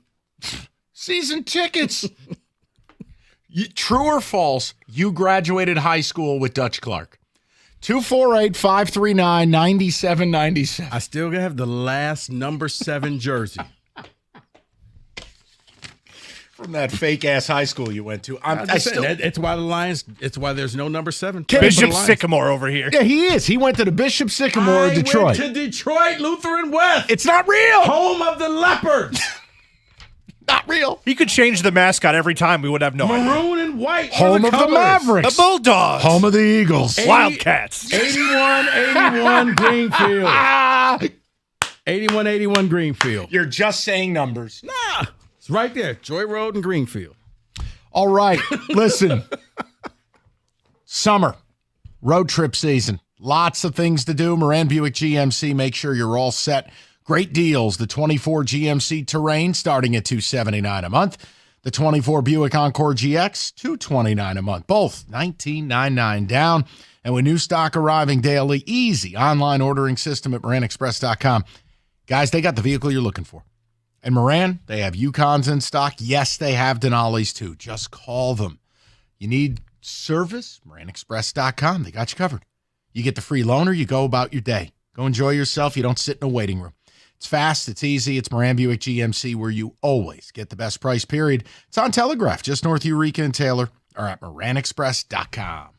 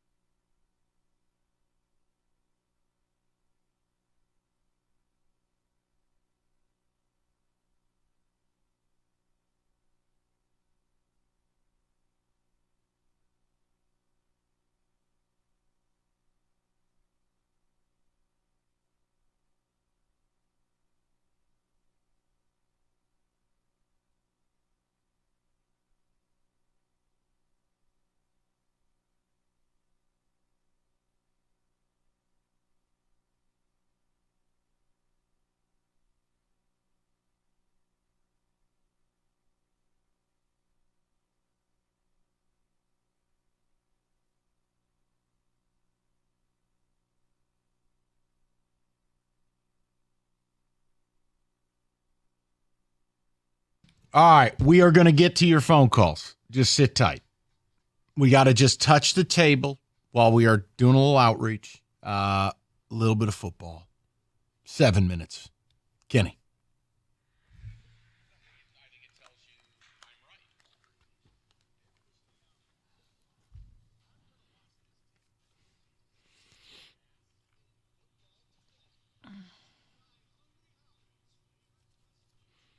Plenty to do in the NFL, but I did want to start with college briefly because something just crossed my eyes that I just showed Rico pre-show that I thought was pretty cool. Have you seen?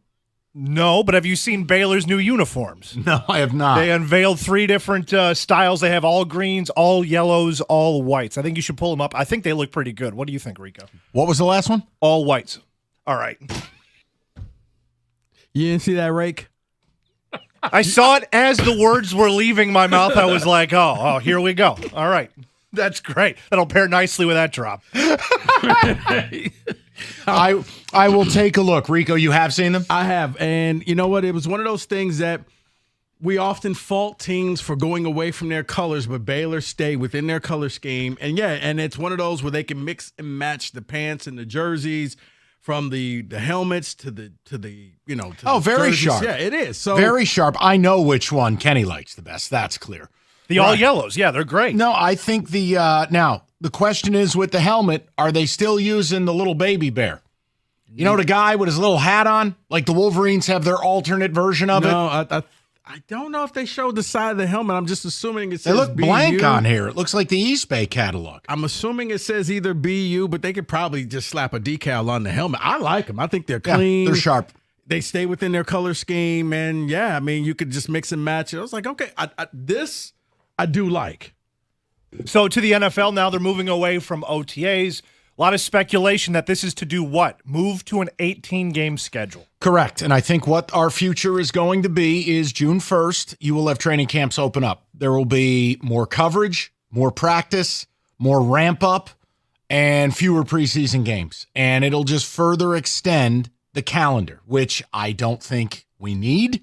So what, down to like 2 preseason games? Correct. But I think what they will do is start OTAs in more of a formal manner, and it's going to be a ramp up, because I do think there's something to it, Rico, when you cut down the preseason games and you cut down the hitting, the soft tissue injuries, and the first few weeks of the regular season look very sloppy. Because I was going to say which game is going to be the important game, game number 1 or game number 2, because it used to be in the 4 game, it was game number 3. Yeah. And now it's game number 2. And so which one is it? Did you come out in that first half with everybody and then power it down, or do you build up to the first half of the second game? But you're right. I think you're going to see more injuries in those first couple of weeks, because coaches are going to have to say, hey, do we just need to get our guys out there that are used to hitting, and maybe everybody but the quarterback plays? But the NFL, yeah, they're now officially going to do it so they can go year-round, starting in June. It'll be the training camp and everything, because you were like, hey, they get the month of May off. No, they don't. What a blessing. Because in May, you get the schedule reveal, and that's going to be enough to carry talk for the entire month. Well, it is May, and just because it's May and no football is being played doesn't mean that players aren't going to start running their mouths. Joey Porter Jr. says he's the best cornerback in the NFL. Right, and Paul Serra just said he's a better music artist than Taylor Swift. Neither of those comments are true. Why would he say, you know what? I'll leave it to Rico. I mean, I'm a better actor than Denzel. Right, so. Exactly. What on earth? Kenny, I don't understand it, but you know what? Here's where we're at now. Was he on a pod, or was he hosting his own Twitch show? And here's what you got to also remember. That fan base is going to love it, because if Terrion Arnold came out and said the same thing, I'm going to be the best corner, the entire city of Detroit would eat that up. I like what Terrion said about his mother. I believe he said, if my mom came up to the line of scrimmage and tried to jam me, I'd put her in the dirt, and she knows it. I'm like, I like this guy. Did you see the whole story? Not just that clip. Like, the beginning was him and his mom had a relationship, man, where they there was no love lost. Like, Darian, maybe you weren't the favorite child. So this one per Florio, as more competent receivers enter the NFL draft. He poses the question, will the wide receiver market go the way of the running back market in that you draft one, you run them into the ground, you draft another, you run them into the ground? I think so, unless you have a special one. Now, for running backs, it's rare that somebody really gets re-signed. For wide receivers, I think if you realize I have a top 5 wide receiver, I got to make sure I keep this guy around because he is a difference maker. But, Kenny, I do think that a lot of guys are only going to be around with a team for 5 years. And we may be seeing this with J-Mo, where J-Mo, because of Amon-Ra, they'll pick up his 5th-year option, and then in year 6, he's going to be someplace else, not because he's not talented, just because, we just can't afford you. Here's the other thing, and I know we're limited on time. The sport continues to get younger, meaning it used to be you could be 34 or 35 at a skill position and still play. Then it became 32, and it became 30. We're getting to a point where running backs at age 28 are aging out. Wide receivers won't be far behind. I think it is getting to something where the only guys on your team that'll be over the age of 30 are going to be your tackles, your elite pass rusher, and your quarterback. That's about it.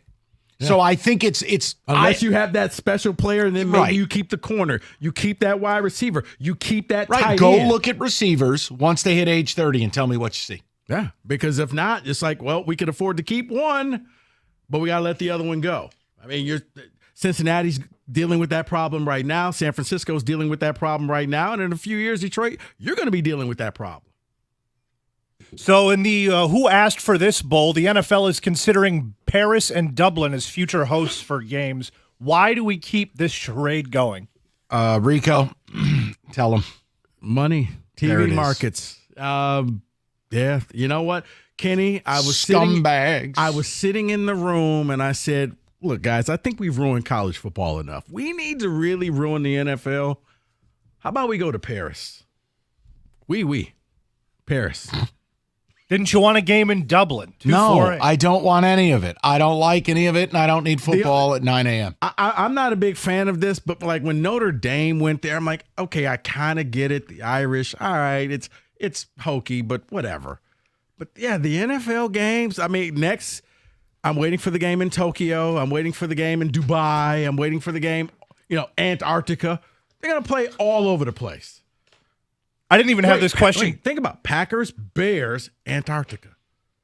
A Mark Hollis production. Thank God. I didn't even have this. We're on a glacier. Oh, no. Better yet, Buffalo and Green Bay. Yes. They're used to it.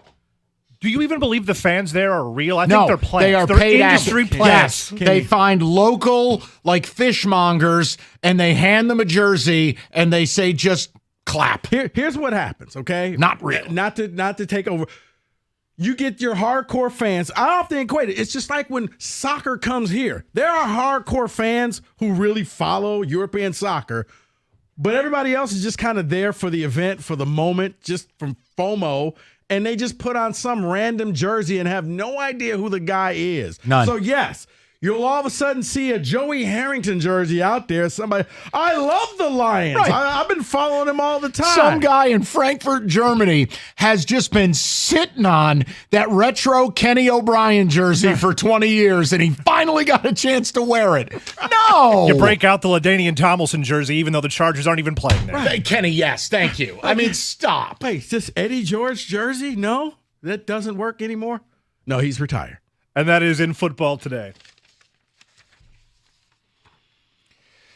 NBA playoffs are rolling along. We're almost at the finals. $150 in bonus bets. Any winning $5 wager. That's $150 to use on SGPs, live bets, championship futures, and more. No better place to play than FanDuel. It's FanDuel.com/ticket.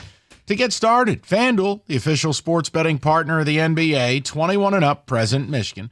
First online, real money wager only, $10 first deposit required. Bonus issue. Non-withdrawable bonus bets that expire 7 days after receipt. Gambling problem? Call 1-800-GAMBLER.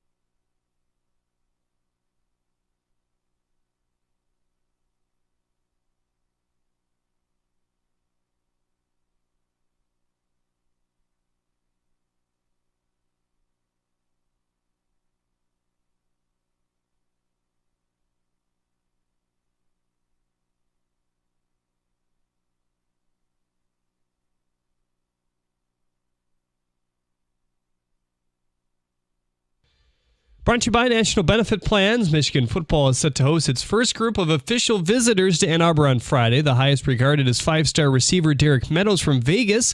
He stands 6'5" and 200 pounds and doubles as a track standout. In an article in the Detroit News, recruiting analyst Alan True writes that combining size, speed, athleticism, and ball skills into a package that makes him one of the more coveted pass catchers in the country, end quote. Angel Hernandez announced he's retiring from umpiring yesterday. His lawyer, Kevin Murphy, told The Athletic that he was not, in all caps, forced out, end quote. Major League Baseball and Hernandez had been discussing a financial settlement over the last 2 weeks. He's not worked a game since May 9th. Former Spartan A.J. Hoggard is withdrawn from the 2024 NBA draft and has decided to play for Vandy. No. I thought he was going to get drafted number 5 to the Pistons. He's going to Vandy. Reports by Albert Breer and Tom Pelissero indicate that coaches and front office execs are not thrilled with the latest proposal to get rid of the summer break while beginning training camp in June as well. This would signal the end of OTAs. The Players Association has been working to finalize this amendment, which could be set in place as early as next season. Players are being polled, with most of them so far being in favor of the change. The Tigers face the Pirates tonight at Comerica Park. Tarek Skubal takes them out, and you can hear it right here on 97.1 The Ticket at 640. At the Coral Health Sports Desk, I'm Jeremy Otto. For more, go to 97.1 The Ticket or Odyssey.com.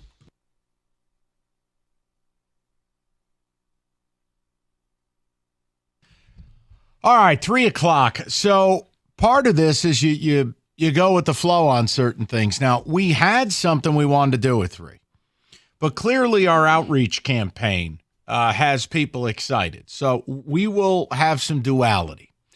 And I want to say this again. There is nothing mean-spirited here. We want this man to be successful. But you can't interrupt our weekend on the radio with nonsense. Can't do it. Can't do it.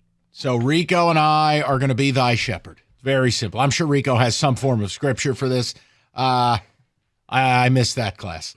The point is, Mark Ryan made waves this weekend. Now, part of that is, okay, You're on the radio. You want to get a reaction from your audience. All right, respect. The problem is the angle. And this idea that, in Mark's words, Tiger fans are negative. They need to be more positive. It's an embarrassment the Blue Jay fans packed the park. And I'm going, oh, dear, buddy, Mark, Jesus, Mary, and Joseph. You haven't been here long enough. You don't even know what you're talking about. Please, I'm begging you. Do your show your way. Just don't do this. This team is 10 games out of first. They're not on TV. People don't like the owner. They're not fun to watch. Right there. I think the fact that just the relationship that people have with ownership, do a deeper dive, go past the surface of, oh, you guys just don't like this team. You should be supporting it. There's a reason why a lot of people are just turned off. Here's the other thing. They haven't won a championship in 40 years. They haven't made the playoffs in a decade. They got the longest playoff drought in baseball. And you know what? You were told, hey, guys, just wait until Miggy's contract falls off. Oh, okay, it fell off. Didn't spend the money. Here's the last piece. Mark, and I mean this sincerely, I'm trying to help you. When the Raptors come to town, they pack the arena. When the Leafs come to town, they pack the arena. And yes, Blue Jay fans pack the stadium. You need to look at a map. It's across the river. It doesn't mean, and why Mark wants to take the angle that Tiger fans need to spend money on this dreck and line the pockets of an owner they don't like for a team that they can't watch or don't want to watch. Mark, I'm begging you. I want you to be successful. Just don't do this. Pick a different angle. That's all. It's outreach. It's not mean. This is what family does. We have the conversations. Not that the ones you want to have, the ones you need to have. Barbara, you need a budget. You know it's bad when you walk into the room and everybody's sitting down and there's one empty chair. That's right. Have a seat. That's right. Have a seat. Kitchen table, one seat open. Mark, going to need you to sit down. You didn't come home till 3 a.m. last night. What happened? Let's go to the ticket text. We'll get the calls. And then, yes, we are going to talk about Angel Hernandez. Why? I hate his guts, and I'm so happy he's out of a job. But we need to offer people an opportunity to get rid of somebody else. So we're going to do that. Kenny, please. Toronto always packs our buildings. This shouldn't be a surprise for Mark. That's from Joe and Davis. But if you don't know. Yeah. Mark needs to buy a map, LOL. That was me. I'm trying to ball break in a nice manner, not a mean manner. Yeah, there are certain fan bases that will always show up to Detroit. And guess what? Lion fans invade every town. Does that mean they're bad towns? Oh, hold on. Are Packer fans bad because the Lions invaded Lambeau on Sunday night? Brother, I remember when the Pistons were good, and me and my partners used to go to Cleveland all the time when LeBron was with the Cavs. And, we show up in Piston gear. Like, yeah, it's fun to do. What is Mark trying to accomplish? Nobody wants to show up and watch this team. That's not their fault. That's not the fans' fault for not wanting to watch this product. That's our point.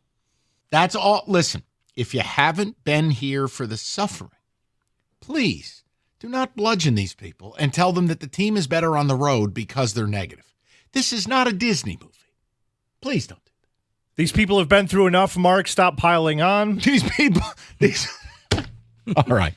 Let's go to the. And again, there's nothing mean-spirited here.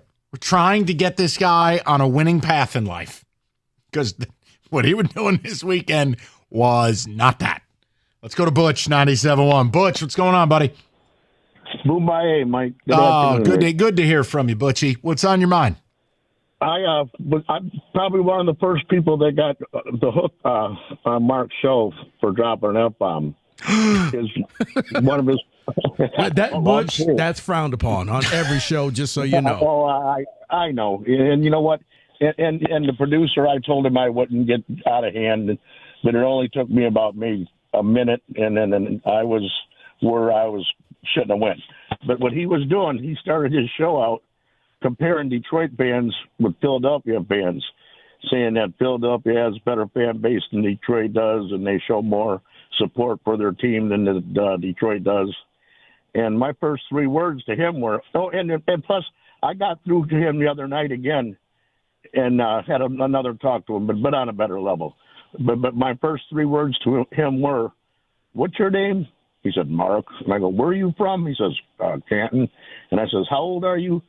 He says, 30 years old. And I says, "What gives you the right to belittle Detroit sports fans?" And then kind of went off from there. Well, listen, here's what I'll say. All right. First of all, I don't want this place to be like Philadelphia. These are the same people that booed Santa Claus and basically booed Mike Schmidt out of town, and Charles Barkley left in a huff. Like, I don't want that. I like that Philly holds their teams accountable. My issue here in Detroit, Butch, is I just want the media to be a little more like Philly. I want the media to hold these teams accountable and be the voice of the fans. And we largely don't do that in this town. But no, I don't want this town to ever be Philadelphia. They're animals. No, okay. And this is what I told him when I got through to him the other night, that, by the way, Detroit means Detroit in French, if you keep hearing that with all these out-of-towners around. But I told him the reason why Detroit plays better on the road, we got a young team, and they got their game face on when they land in the other cities. When that plane's landing in Detroit, they're taking their game face off. They're putting on their family face. They got a lot to make up for while they're gone. And the last thing they're thinking about is baseball. That's why we're losing at home. Listen, here's the thing. Butch, the point I make is this. I think any sample size home and road splits in the opening 40-some-odd games, not ideal. Second of all, look, who you play, when you play them, where you play, it just, I'm not going there. The idea that we're negative and if we supported them more, they'd play better here, stop, will you please? This isn't high school. Man, good teams win early in the morning, late at night, West Coast, East Coast. If you're good, you're good. Let's go to Doug, 97.1. Doug, what's going on, buddy? Not much, Michael. How are you on this fine Tuesday? Super. What's on your mind? So let me clarify. So he called us, we should be more positive. Is that what Mark said? It was one of them. And another one was how look at all the Blue Jay fans here and you should enjoy the ride. And I'm going, oh, dear Lord. Okay. I'm not going to enjoy a ride when the last remnants of a Tiger championship run was getting swept by the Giants and then getting ousted by the Sox. And then, like you said, I remember the Lindstrom crossbar. I remember watching Crosby celebrate on our ice. No, we've been beaten and battered. I want a better standard. I want Sheila. I want SELA in all 4 sports. I want to raise the standards. Is that wrong of a fan base to demand more from our sports teams? This is a hard economy right now. We're not going to burn our hard-earned money on a piece of crap product. No. I'm sorry, bud. No. I'm not a Detroit fan. Go ahead, Mike. No, I'm sorry. you finish. Go ahead. No, I was just going to say, I've been a Detroit fan since my entire life. And I've been battered and I've been bruised. And now to have the Lions' success, we want that. I want that back for my other 3 sports teams. That's right. I want to run like 04. I want the 11-12 runs of the Tigers back. But dang it, we got to raise our standards and demand better. What I will beg, Mark, I am begging you to understand one thing. And Doug, I'm going to say it. I think you'll agree with it. We are in the longest championship drought in the history of this city. Okay, Mark, I need you to understand it. Your customer base is in the longest championship drought in the proud history of this city. Yes. And it appears that you have 2 owners that last time that happened, and now I'm 34. So do the math there, Mark. I'm sorry, that don't add up for us Detroit fans. No, and you can't be an outsider telling us how to root for our teams if you haven't been here for more than a hot minute, bro. Sorry, dude, that doesn't work for us. I want a standard in this town, as do you, and you guys hold everybody accountable, and that's what we're trying to do here. I would love to go to a Tiger game if it was worth a damn, but I'm not going to burn money. I don't make a lot of it as it is. Doug, what you find out is it feels like you have 2 owners that are not on the same page with the rest of the fans who really want that. Now, Evan Jenkins was not one of the people who texted me. Evan was a listener, and Evan and I had a discussion. Now, Evan, in any way have we misrepresented Mark Ryan? In any way have we been mean-spirited? How does it compare and contrast to what you listened to this weekend? Well, it was yesterday as I was driving around. Beautiful. That's part Memorial of the holiday Day. weekend. I don't know if you're aware of it. All right. It just wasn't the actual weekend. It was part of mine. The Blue Jays thing just it infuriated me. Take us through. I was just so upset because even when the Tigers were in their prime, 12, 13, 14. Blue Jay fans are here. Packed. It's just what happens here because we're so damn close to Canada. And I hate to say it, but it's cheaper to see a Tiger game at Comerica than it is a Blue Jay game at Rogers Center. Is that what it's still called? Oh, no. Who cares? They still got the restaurant in the outfield. They stink. But I just was like, I'm 40 years old. I haven't seen the Tigers win a World Series. I know I was alive technically. Doesn't count.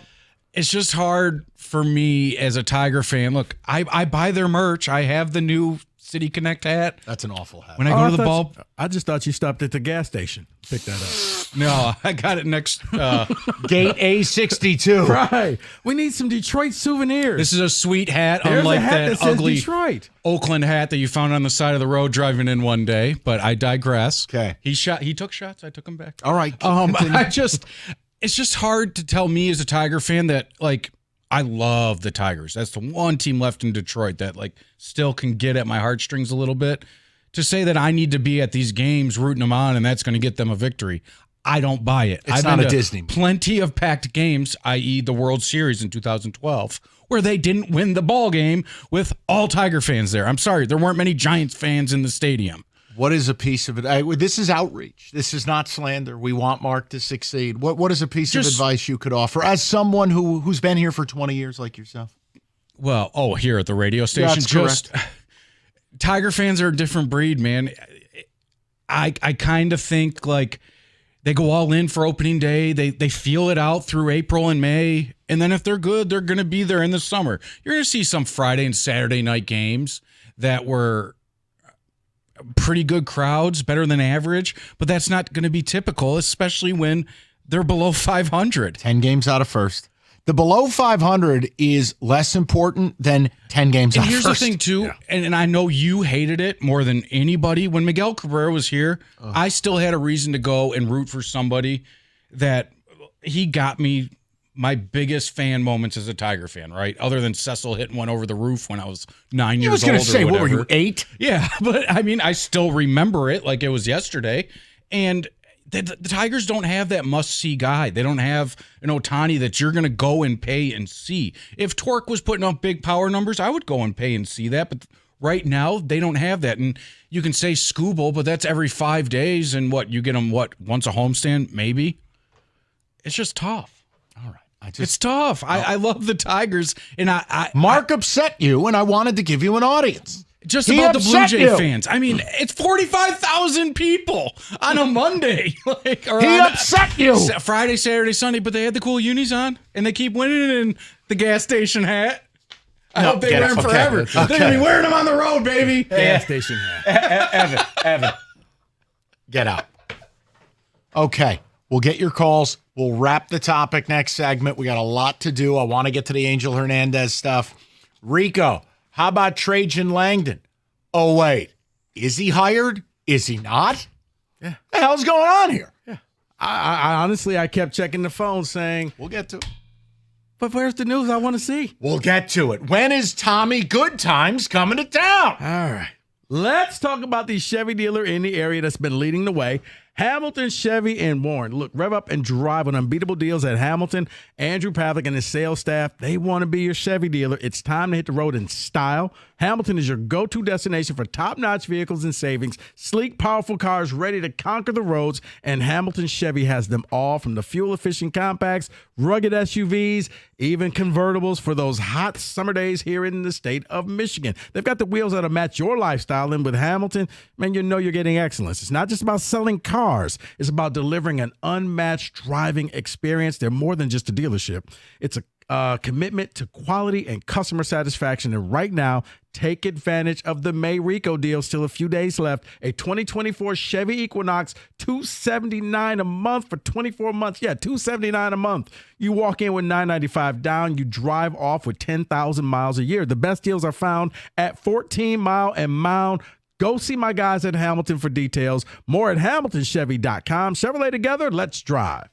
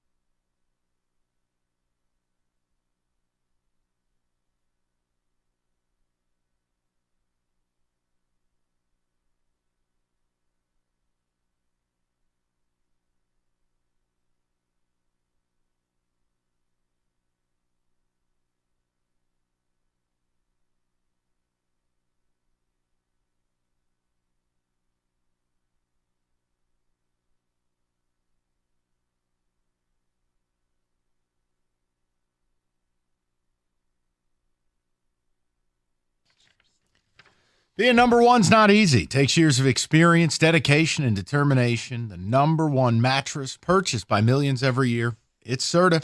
They got the experience, 111 years of it. They make the best mattresses, and they do it right here in our backyard in Michigan. Right now, the Memorial Day sale rolls on. You can save up to $900 off an iComfort adjustable mattress. Go to Serta.com to find a retailer near you. That's Serta.com.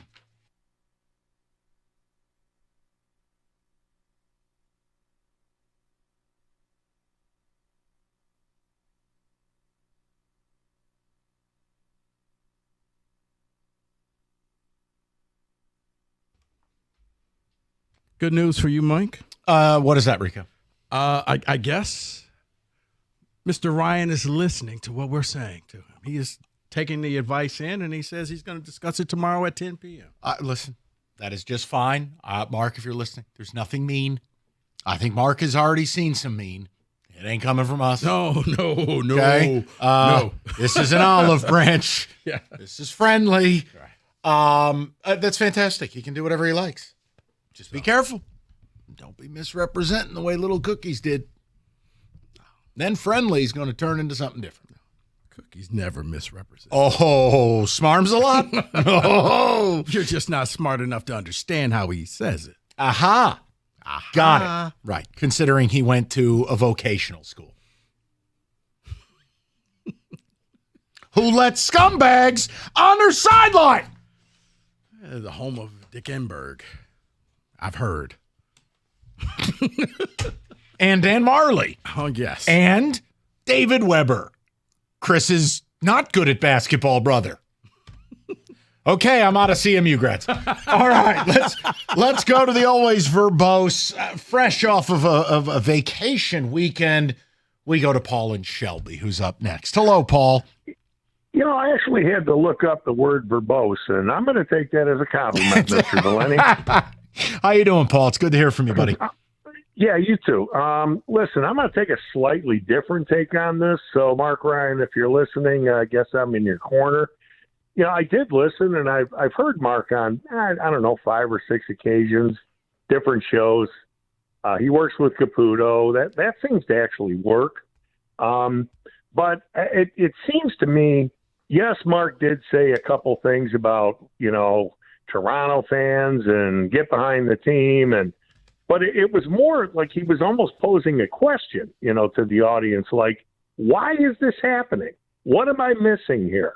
You know, and a lot of the callers, maybe some of the smarter ones, because, you know, people hear what they want to hear. Mike, you get called out all the time. Oh, sure. You know, and you have to defend yourself, Sure. you know? Sure. And a lot of people were calling and just telling Mark, like, how abysmal it's been, you know, where, you know, they believe they have an owner that doesn't care, doesn't want to spend, and how bad, you know, the Lions were, and, you know, the Red Wings, how long is this rebuild? And Tom Gores, don't even get me started. Oh, please. Hey, Paulie, front row seats for when Tommy Goodtimes comes to town to announce Trajan Langdon. I got a seat. No, I want row 30. I want a T-shirt. You know, the whole thing is that, you know, you're right. I mean, but it seems to me with Mark, almost every time he's on the air, he's looking for, like, he shares a bit of his personal life, like his wife just got to town, etc. He's looking for places to go, what events, eats, etc., etc. And a lot of people try to hook him up, etc. So, he's going to learn. And as Jansen would say, let it play out. Oh, with the Jansen thing. Yeah, yes. And Paul, here would be my message. And I've said this, I'll continue to say it. I was the new guy once. It's hard. Give the guy a chance. Like, we're having a little fun with it and we're being nice about it, unlike other people. We're being nice about it. Because if people didn't give me a chance, I wouldn't be here right now. And we all know you would have been robbed of 20 great years of radio. Who are we kidding? Am I right? We would have Ring that bell, you son of a... Wait. We would have never, ever, ever had Make Plays! I don't like... That's not... Stop. Ridiculous. Mike, I know. You know. I know. That's going to be on the tombstone, buddy. I know, and it's unfortunate. It is. You know. I know. Just give them a chance. Every year when they play Notre Dame, I'm going to come out. Oh, to the really? grave. When's that? You ruined it. They'll be back. When? Trust me. Never. I got things in the making. Okay, I can't tell you everything. Kenny's lying to me again. Oh, come on, wait, please. That guy's dead. Kenny. That guy's dead. We're gonna be standing over Mike's grave. We're gonna play this. Mike, Yeah. this is for you, buddy. Yeah. And Mark Ryan would have been telling that kid, hey, just be positive, brother. No, that kid. Hey, at least you had a lead in the Kenny, second half, Mike. That kid would have they would have got into a fight. He would have beat up Mark. I've heard too many stories about broken Xbox controllers out in the bullpen. I've heard too much. I mean, it's just, can you imagine him? Well, listen, man, you had a great time with your dad. Go to hell. Isn't that what Matt tried to tell you that? Yes. Yeah. Oh, memories. All right. Kenny, that was Radio Go. I happened to hear that one live. Like, wow, wow. Big yikes. All right, we'll go to Andrew. 97.1. Andrew, what's going on, brother? How are you? What's going on, guys? Talk to me. Hey, will somebody check Mike's rotator cuff? I think he puts out a socket from pat himself in the back so much in the last 5 minutes. Andrew, I'm sorry. I am guilty. I apologize. Oh, 20 years of radio. So what I envisioned when I heard that for Mark, I envisioned Mark driving on 94, to just pass a tire, getting over the breach at Outer Drive, and he sees, oh, look at that big, beautiful bridge they're building over there. I wonder where that goes.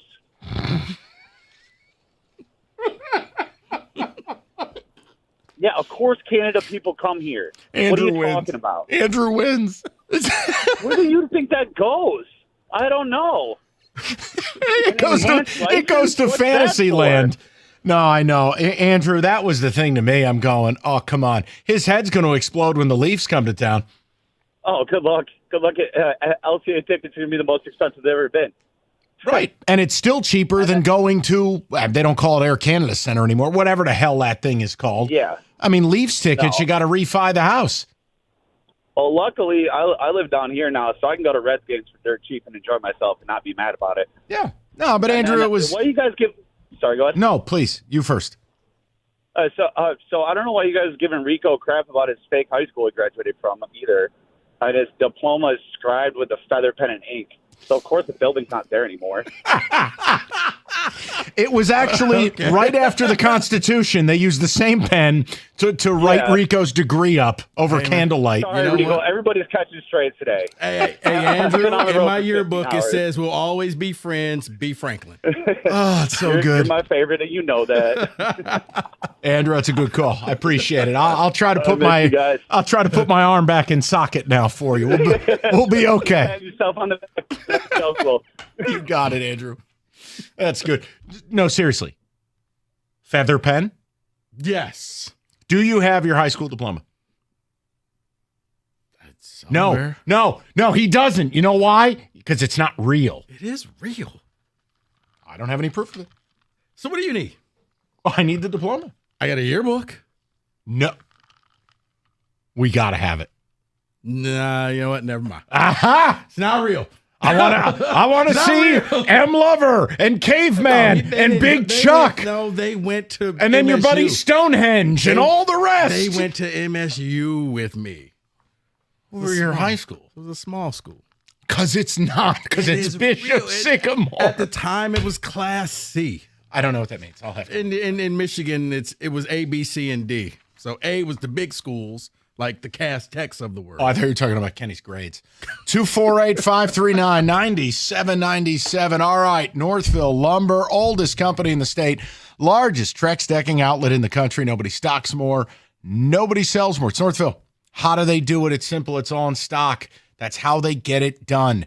They deal in volume. That's why you get the pricing you get, as low as $1.59 a foot. All you need to do to get your deck built, go to Northville Lumber. And you don't have to know a damn thing. They'll intro you to a Trex certified pro.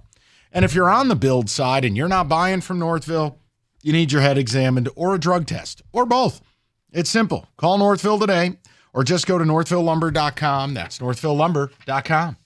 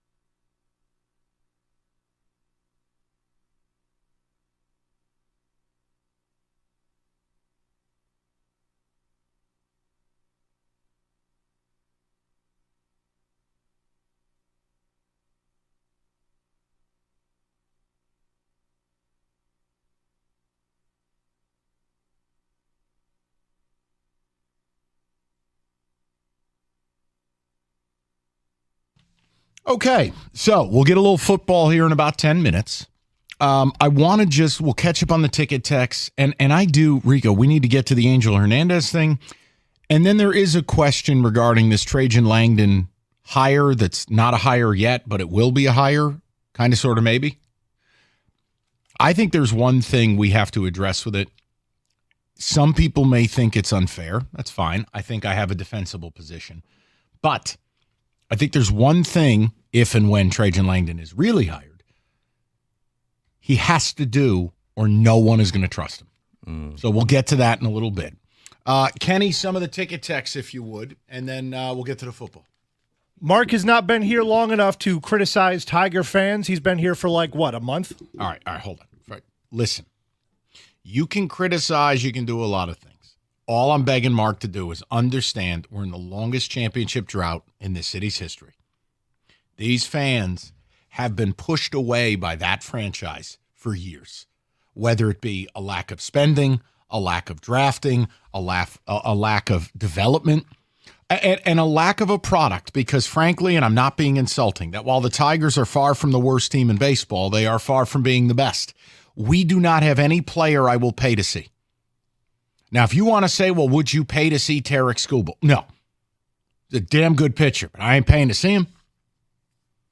We don't have a Bobby Witt. No. We don't have Ronald Acuna. We don't have Gunnar Henderson. We don't have the players that you want to pay to see. We don't have an Ellie De La Cruz. We don't have a Mookie Betts. Hey, if you want to say Riley Green, God bless. Riley Green's largely been awful the last 20 games. Ain't nobody paying to see Torkelson. And yes, he's heating up. Colt Keith is hitting the baseball. I need more power. But I ain't paying to see him. You can't be upset that people have a bad taste in their mouth with that franchise, not only with the failures, but with who owns the team, how they operate, and a seeming lack of urgency that tells the fan base, seemingly, seems like, we don't care. Seems like. You can't ask people to spend money to go see it. And Miggy's gone, so yeah. Thank God. He was Bernie Lomax's last 5 years here. But at least the pull last the numbers. Year, it was, Miggy's last game against this. Who Miggy's had more homestead. farewell tours, Miguel Cabrera or Kiss? This time, it's for real. Miggy's last time he plays the Yankees. The last time he plays the Red Sox. I don't care. The last time he plays Cleveland. He's in the best shape of his life. Always. Every spring training, cutscene, he's 300 pounds. But he's having fun out there. Oh, he's such a jokester. He's a regular John Ritter. Kenny. The Tigers have put me in so much pain over the last decade. Yes, I have the right to get upset about this team.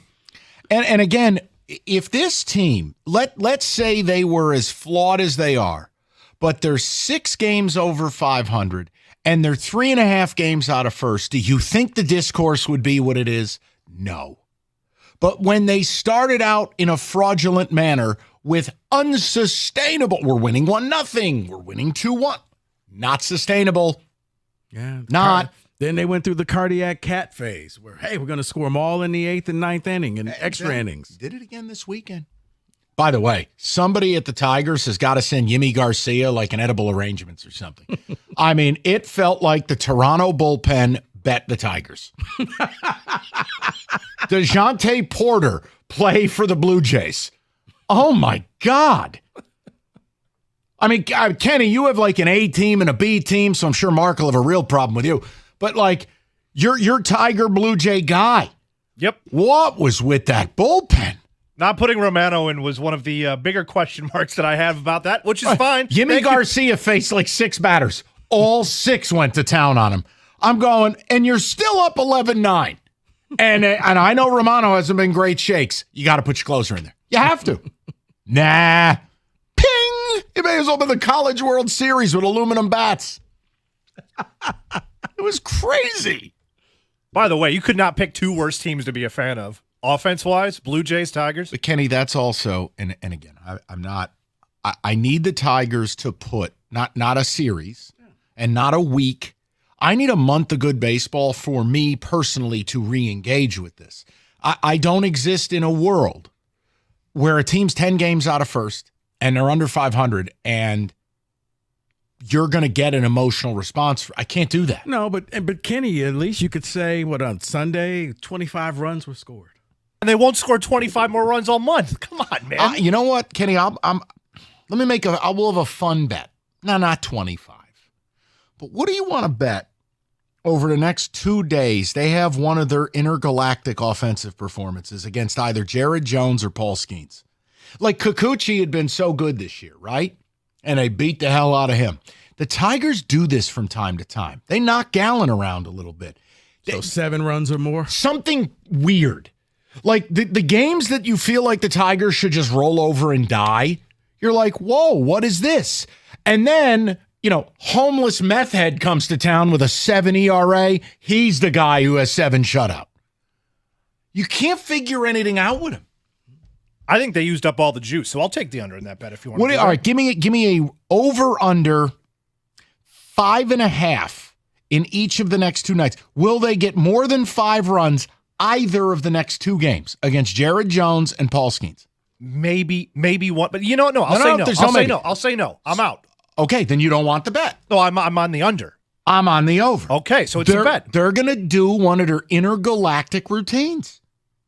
Like Veerling, who's a career, 700 OPS, he'll turn into Babe Ruth. So over under 6.5 runs. You're going the under. 5.5. Oh. They will put a 6 spot on the board once in the next 2 days, just because they do that Latte Larry Spite Store routine. Go 7, Mike. I can't do that. You can do it. No. You can.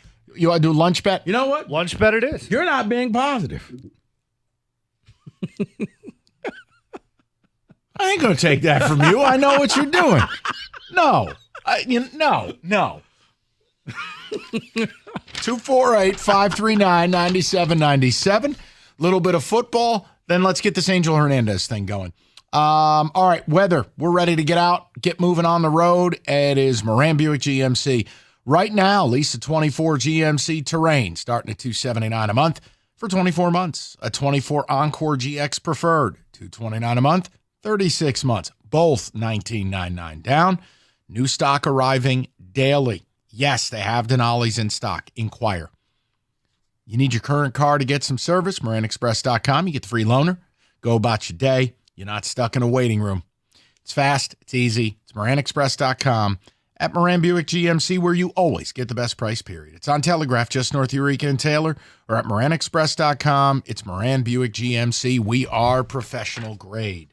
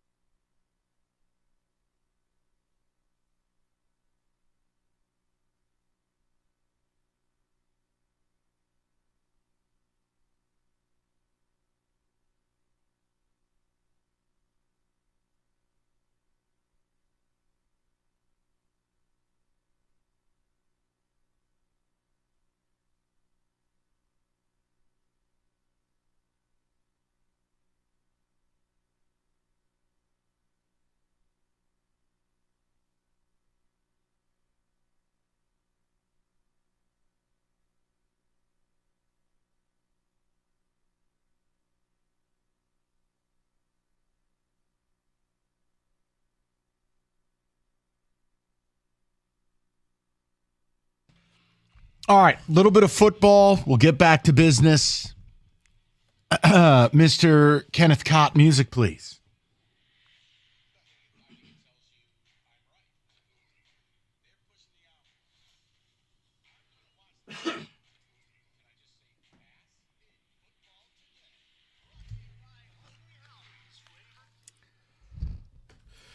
No. Mike, I'm going to take this one. 100 days until NFL season starts, so just some interesting things that just we're sent going to talk chill up my spine. 100 days? Don't say that. Dude, once that happens, any free time gone. Schedule. Outer space. I know, but we love it. I know. Just let me live for right now. All right, go ahead. So first of all, I want to start with some coaches in new places. Okay. I'm going to give you the team, the coach, and the amount of wins they had the previous season, and have you and Kenny tell me, will they win more or less games this upcoming year? Oh, and then you'll save receipts and be petty. No, this isn't any receipts. Yeah, Kenny's shaking his head, yes. That's exactly what'll happen. These are all brand new coaches, so we don't know anything. If we find out anything from the last set of receipts, we don't know anything. All right. Atlanta, Raheem Morris. Atlanta won 7 games last year. More. Gotta be. Quarterback is the only thing that's held them from back-to-back division titles. I mean, if Kirk Cousins is at least, I don't know, Rico, 80% of Kirk Cousins, that's still a massive improvement over the Ritters and Heinekes of the world. All right, Carolina Panthers. Less. They won 2 games last year. They're going to win less? It's hard to say less, but Rico, if there is a more hopeless situation in the NFL, find it. I mean, the owner, nobody wants to work for David Tepper. You got a rookie head coach in Dave Canales. You have a quarterback who's got no support and then questions about his own physical makeup. Rico, what am I supposed to say? No. I mean, I'll say more just because it's impossible to win less than 2. Yeah. Great, you won 3. Push? If I offered the push. I'll take it. They're terrible. Raiders, Antonio Pierce, 8 games. Now, he was the interim, so I didn't know if to count him, but they gave him the job, so. You know what? They play for him. If it resonates, if that's real. He's the AFC all right, Dan Campbell. I was just going to say it. I'm glad you did, so I won't get slandered. I do see some Dan Campbell with Antonio Pierce. Players coach, tough-minded, physical, a former player. Doesn't seem like it makes sense, but it makes sense. Yes. I'll just, Minshew's kind of a rat, but can you go from 8 to 9? You can. I don't know if the Chargers are going to do anything. The Broncos are probably going to be awful. There's an opportunity in that division, and let's face it, they went to Kansas City and kicked their ass already last year. I'll say more. Funny you said that because Chargers, Jim Harbaugh, 5 games. More, but not by much. Look, he's a good football coach. He'll get it right. He's redoing the entire roster. New England, Jared Mayo, 4 games. Less. Complete disaster. Arguably the worst team in the league. No infrastructure. No. Rookie head coach. Rookie quarterback. Less. This one. And a brutal division. I think this one, I know where you may go. Kenny may be joining you. Mm-hmm. Seattle, Mike McDonald, 9 games. Less. Quarterback's unsettled. I don't buy Geno Smith. Still? Come on. Still what? Like he just. Did he go to the playoffs last year? No. Okay. Year before? No. Less. And they won 9 games? Spite? Less. Okay. I think Arizona's going to be better than you give them credit for. The Rams are already good, and the Niners are elite. I think Seattle drops off a little. See, Arizona is just a frustrating team. That you know what? If games were only 55 minutes, they would be 12-5, something like that. If they were only 55-minute game. If it was first halves, they'd be undefeated. Right. I've never seen a team just collapse the way that they do. Tennessee, Brian Callahan, 6 games. Wow. Okay, this one's tough. I gotta go less. I don't see it with Will Levis. And you don't have a quarterback, you're not going to win games. I'll go less. Probably a push though. Kenny, you want to chime in? I was going to say, can I elect to do a push because that's kind of where I was at. I'll give you a push. All right, you get one push. All right. Washington Commanders, Dan Quinn, 4 games. More. Yes. 4 is such an easy bar to clear. You got to imagine he wins 5 or 6. Rookie quarterback. Okay. You guys are going to. All right. We have our Super Bowl odds also coming out. You want to take a guess who has the best odds? Kansas City. According to FanDuel. It's according to FanDuel, not me. Kansas City and San Francisco. What are you going with? I was going to say San Francisco. Kenny is correct. San Francisco plus 550. Kansas City nipping on their heels plus 600. Want to take a guess who is next? I want to say the Lions, but I'm not going to do it. Baltimore or the Lions? Which one? Got to pick one. Baltimore. I'll say Baltimore. You are correct. Baltimore plus 950. Then the Lions. And then there are 3 teams at plus 1,300. Lions. Philly. No, Lions, Packers. And then here, I'll be the idiot. Let me wear this. The Jets. Okay. What are you saying, Kenny? Lions, Philly, and I'll say Dallas. You each got one correct. You got the Lions. Lions are plus 1,300. The Packers plus 1,900, Mike. Philly plus 1,400. I don't like that at all. The other 2 teams, according to FanDuel, the Lions, the Buffalo Bills. Oh, stop it. And the Cincinnati Bengals. As long as Burrow's healthy, I have no problem with it. The Bills one, they have no wide receiver room. The defense has been gutted. I don't see it there. And again, brutally difficult division. And to round it out, Kenny, you said the Eagles plus 1,400. The Cowboys plus 1,500. Just light it on fire. That beautiful man right there said exactly what I was about to say. Just light that money on fire. The Houston Texans plus 1,600 and Green Bay at plus 1,900 rounds. I like Green Bay and Houston there. Oh, those are big prices, and man, those 2 quarterbacks by the end of the year could both be firmly in the top 5. Do you put any stock in the fact that we haven't had a 3-time Super Bowl winner since I don't know. Since my Giants saved America from the Niners three-peating back in 90? Yeah. So Kansas City. I do, but remember, we're watching Michael Jordan of football. So it doesn't really matter, who have we seen that's even like Mahomes?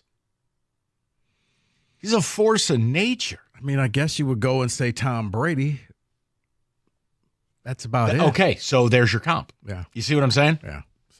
So if you had to put stock in this and say, hey, Mike, here's $1,000, would you put it on Kansas City at plus 600 or put it on the field? Which way would you go? Oh, wow. I'll say Texas. Well, Texas is the field. I'll take the field. You take the field? Yeah. Kenny? I take the field, too. 3-peating is hard in any sport with anything. That sounds like a monster of a task. Oh, okay. And would you put any stock in the Lions at plus 1,300? Yeah, I think there's value there, as Costa would like to say, value. Value. So would you? Yes. Okay. Are you going to put something down on them? No. Okay. No, the NFL futures season's just too long. College is hard enough. NFL, I mean, think about it. Look at the injuries. Look what we did last week when we the Joe Burrow. Oh my God, Burrow Rodgers. There's your futures season. Yeah. I tend to stay away from the NFL with stuff like that. And finally, the Ravens coming in at plus 950. Is that too high? Yes. Their quarterback, when it comes to reading defenses, Dexter Manley. Ridiculous. Okay. Ridiculous. Well, and here's the thing. You even played the game at home. So you didn't even have the excuse of saying, well, we had to play the AFC Championship game on the road. Steve Spagnuolo said, you can't read defenses. You can't beat me from the pocket. I won't even bother blitzing you. Enjoy. That is your blitz. Why? Because the NFL starts in 100 days. 97-1.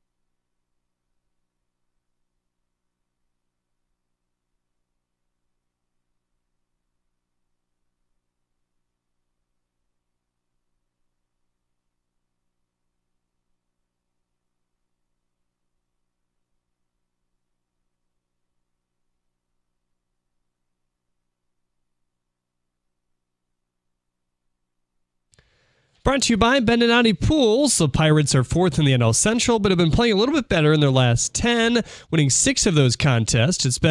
They've been within 2.5 games of the Brewers at the top of the division. The Tigers, on the other hand, are fourth, but 9.5 back of the Guardians entering play today. They'll send Tarek Skubal to the mound along with the following starting 9. Perez will lead things off and play center field. Then Riley Green and Canna will follow. It's Carpenter, Veerling, and Keith in the middle. Torkelson, Baez, and Rogers at the bottom. Scott Harris spoke with MLB Network today about the development of the team's young hitters.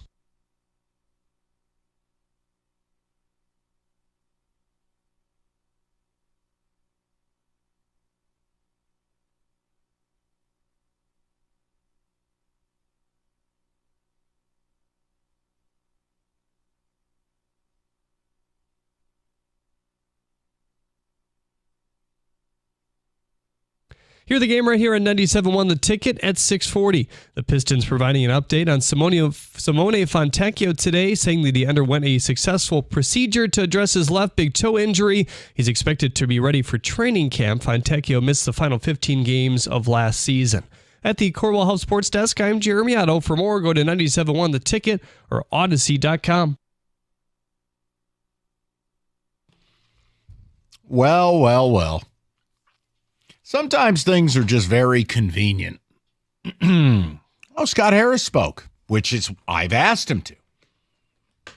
MLB on Network. the morning show? Oh. No, not the flagship. And I had no desire. He would never appear here.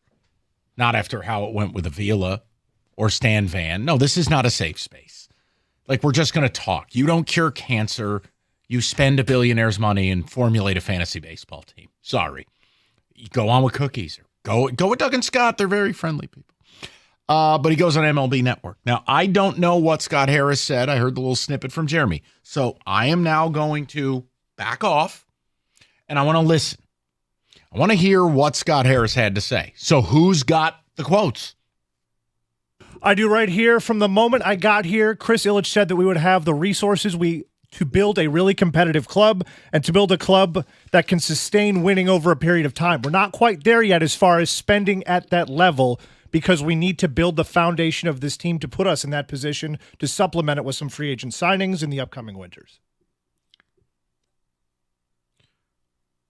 So we have the money, but we don't think our team is ready yet, so we're not going to spend the money until we feel like our team is ready. Did I hear that correctly? We're not ready to spend, essentially. We're not at a because place. our team's not ready yet, but you won't spend the money to get your team ready.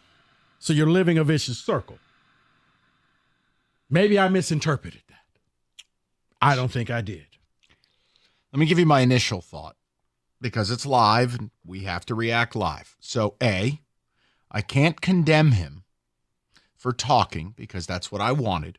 And I have asked him, at a certain point, just tell us who you are. Tell us what you are.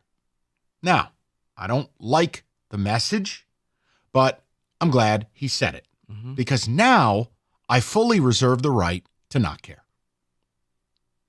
Because you're telling me you're not trying. You're telling me this is a developmental year. You're telling me that what you said in the offseason and what AJ said about we feel we've got a talented player at the big league level and a good young player behind him, and there's no at-bats for such free agents. AJ had that quote, right? Now you're doubling back, and you're telling me something a little different. You're basically telling me that you don't have the talent up here.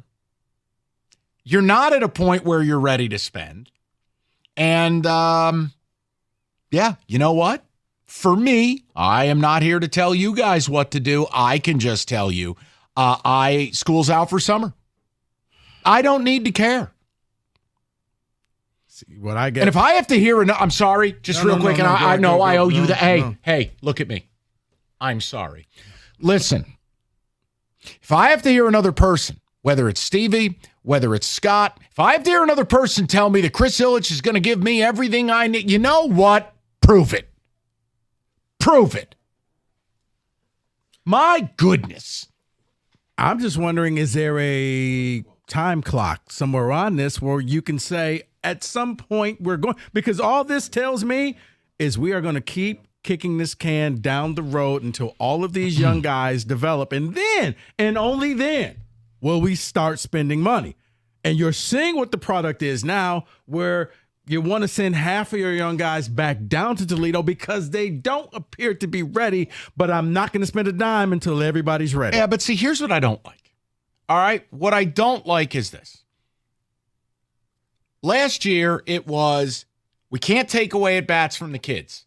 It's important to develop. Now you hear a message where it's like, no, you need MLB players, you need guys. Which is it? See, okay, ultimately. For me, it was more of a, hey, when Miggy's gone, we got money. I know. We're going to play ball. Wait, we're not. So how fair or unfair is my angle with this? That if Scott claims Chris has all the resources available for Scott to build a winner, and Scott either on a timeline basis, on a talent evaluation basis, or truth lies in the middle, probably both, swung and missed. The reality is, even a goofball like me knew they needed bats. Couple of veteran bats. And no, I'm not dying on any individual hill. You know, Costa and Rieger were big Matt Chapman guys. I didn't make fun of it. He would have helped. You know, Cody Bellinger would have helped. Somebody would have helped. They didn't do it. So now I have Scott Harris resurface, go on MLB Network, and say, no, trust us. Chris will spend when the time's right. We have no idea when. And that's just it. We don't know. So we're not even saying, you know what, this year is going to be a developmental year, but next year you can invest in this team because we're going to invest in this team. Kenny has more. Go ahead, Kenneth. So you were talking about the Ilitches. This is what he had to say. The Ilitch family has always supported the Tigers, and they are ready and eager to do it. We just have to develop the core we're going to spend around, and we also have to target players in the upcoming winters that can really help us. Upcoming winters. Meaning maybe not this winter, maybe not the winter after that. And that's what I'm saying. They're telling you. It's not going to be this summer. It may not be next summer either. You know what? We'll be right back. So here's my question for you, the fan. And if you don't listen, and I mean this, there are certain topics I'll die on a hill. There's certain topics I'll go. You want to go to war, Balake? Because we can go to war. I'll go to war with you. Jay Quellen. This is not one. I have my opinion. If you have a different one, you are more than welcome. I don't think there's a wrong answer here. My takeaway, that while I am happy Scott Harris talked, because now it lets me know I can take the summer off, I think it's a joke. Maybe summers. No, I want to be, Rico, I'm doing my best to be fair here. You know, Mike, I am too, but sometimes when somebody tells you who they are, believe them. Yeah, that's fair. You have, and again, this is not going to be a me versus you or me versus callers. Right. I just feel like they're telling you right now what we've all been saying. I don't need to say, seems like, feels like. No, it's now validated. And I would have been okay with that, but there was no timeline. And then the whole, winters, like, wait a minute. And I think it speaks to why they drafted a high schooler last year versus a college bat. There's no urgency. And again, the Ilitches are eager. Are they? Because when Matt Chapman didn't have a job and he took a 1-year, $18 million deal, it's not 3 at 54. It's well known he's opting out. Did the Tigers scramble? No. They signed a guy with a broken pelvis. But now it all makes sense because why spend the money? Because it still appears as if there's no expectations. We have to develop the core. Correct. So that we're going to build around. If the core is not ready, there's no point of bringing in somebody for a 2-year deal. So then here's what we need to do. We have to develop the core. Okay. Call up Job. Call up Young. Call up Justin Henry Malloy. Daycare center. We're not playing for anything. Bottom out, become a 4A team. No, just whoa. I'm using his words. It's all about development. No, I'm not. How is Justin Henry Malloy at 24 years old developing at Toledo? No, you're right. That's what I'm saying. You're going to bottom out, but if that's the end game is this team's going to get so much better down the road, let's just start the process. So, and then you'll start to spend. So let me put it in these terms. I want to allow you guys a wide breadth of options. First of all, what do you make of the comments? Okay, do you feel like now, are you going to check out if you haven't already? Scott Harris is telling you, no, we're not ready to spend. It's all about development. Second of all, do you believe what he's saying? Look, let's face it. Scott Harris has to say that about ownership. He can't go out and be like, yeah, I'm hamstrung over here. He got a sign around his neck. Will work for bats. No. But how much do you believe in what Scott Harris is saying? Oh, trust me. You just wait. Magical day in the future we'll spend. Will you? So here, and again, I don't want to turn this into another Scooble thing. But Rico, it only furthers my belief. He's got a couple arbitration years left. You're wasting him now. With potential, I'm not going to go as far as you're going. You're not wrong. I'm saying I'm not going there yet. You could be wasting him next year too. I'll wait till tomorrow. You'll be on my side. My point is, what impact does that have on the Scooble conversation? That if Scott Harris is telling you we're not ready to spend, we're not ready to try, well, then why the hell? What good is having a Cy Young caliber arm? Right. And I know I'm going to have to pay him $400 million versus this core is not good enough. Right. And if you're going to be developing, trying to establish a core, sell him off, bring in more pieces, and maybe you can expedite this process. That's where, okay, so we're on the same page there. 248-539-9797. I think there's a million ways to go with it. You guys know my thoughts on ownership. I don't need to regurgitate that. But Scott Harris spoke. I give him credit for that. I wish it would have been on this station with one of our other shows. Lord knows he wouldn't come on this one. The point is, he's telling you what we've been feeling. They're not trying. No, I can appreciate the honesty. I may not like the message, but I appreciate the honesty. Yeah. And now I think it allows me to simply, for myself, no one else, you do whatever you like. Have a daiquiri, Kenny. How long till football? Yeah, I'm not here for this. Yeah, you don't have to sit there and be like, no, but they really are trying. They just told you. And to answer your question, I'll give it to you now. I won't make you wait. Yes, I do believe everything that he just said. Including Chris will spend. Eventually. Winters. The Winters part says to me, like, it could be a little expenditure here and a little one there, and it's like Winters. It's like, hey, Mom, can we stop at McDonald's? Yeah, maybe. You just start passing McDonald's after McDonald's. Maybe at some point in the coming days. Right. What about this? We just passed another one. Maybe someday. Yeah, we'll get to it. 248-539-9797. Got a couple open phone lines. Come and get them. Let's talk about Scott Harris's comments. Rico, go ahead. Specs at LTU. That can be the place for you. You want that career in radio, TV, you're a graphic design artist. Let me tell you something. Specs at LTU is an extension and a bridge for future radio, TV, media, broadcast professionals. And it's right here in the city of Southfield, located on the campus of Lawrence Tech. Specs at LTU can get you prepared for your next career. You're going to be taught by people like yours truly who actually work in the business. And with the hands-on approach and expert faculty, you're going to learn the practical skills you need to succeed in today's media industry. It's very simple. You just got to be curious. You got to go visit the website, ltu.edu/specs. That's ltu.edu/specs. And you're going to learn more about the broadcast media arts, digital media arts, and graphics communications through Specs at LTU. So be curious. Visit that website, ltu.edu/specs, and then make magic by enrolling in Specs at LTU certificate program today.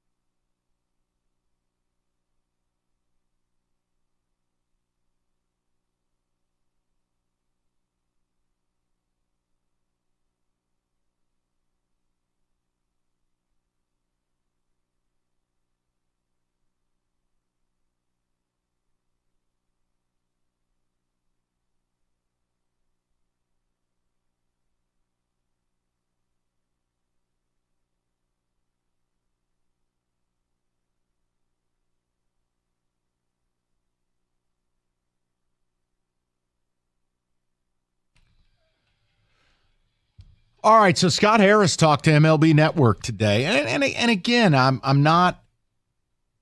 I don't reserve the right to be angry when he speaks because I've begged him to do just that. So let me be very clear. I'm not mad that he spoke. I just think it's kind of a laughable message. How do you develop a team? Well, we got to develop a young core. And he has a quote in here, and I'll read it to you momentarily about how when you're playing a lot of youth, there's a lot of variance in performance. It's interesting. It's almost as if supplementing the young players with veteran bats would probably be the right mix and the healthiest environment to nurture your young players along. Yet, Scott Harris is here to tell you they're not ready to do that. Yet, Scott Harris is here to tell you ownership's eager to do it, but they haven't done it. See, this is the popsicle, as I call it. There's a reason that a popsicle, one end is the good part and the other part's a stick. You don't get all popsicle all the time. It's like shaking both hands. You can't do it. You don't. Brother, I've lived 55 years. I have never heard that before. Yeah, the popsicle's the limiter. One side is good, the other side sucks. It's a piece of wood. Okay. When people talk out of both sides of their mouth, they want all popsicle. You can't have it that way. So it is like a game of ping pong for me where I go, okay, wait. So we're young and we're building and we need to go get guys who can help these players in the coming winters. Where was that this winter? Do you ever think for a second your young players are struggling so mightily because they don't really have legitimate support? I know I do. But he's doing chicken and egg at the same time. So that's the part that I'm not upset. It's more of like validating what I've been saying. I appreciate the honesty. And I do believe what he said, because sometimes, it's okay to say we're not ready, we're not close. Love it when coaches or owners or general managers have the honesty and just come out and let you know this is where we are.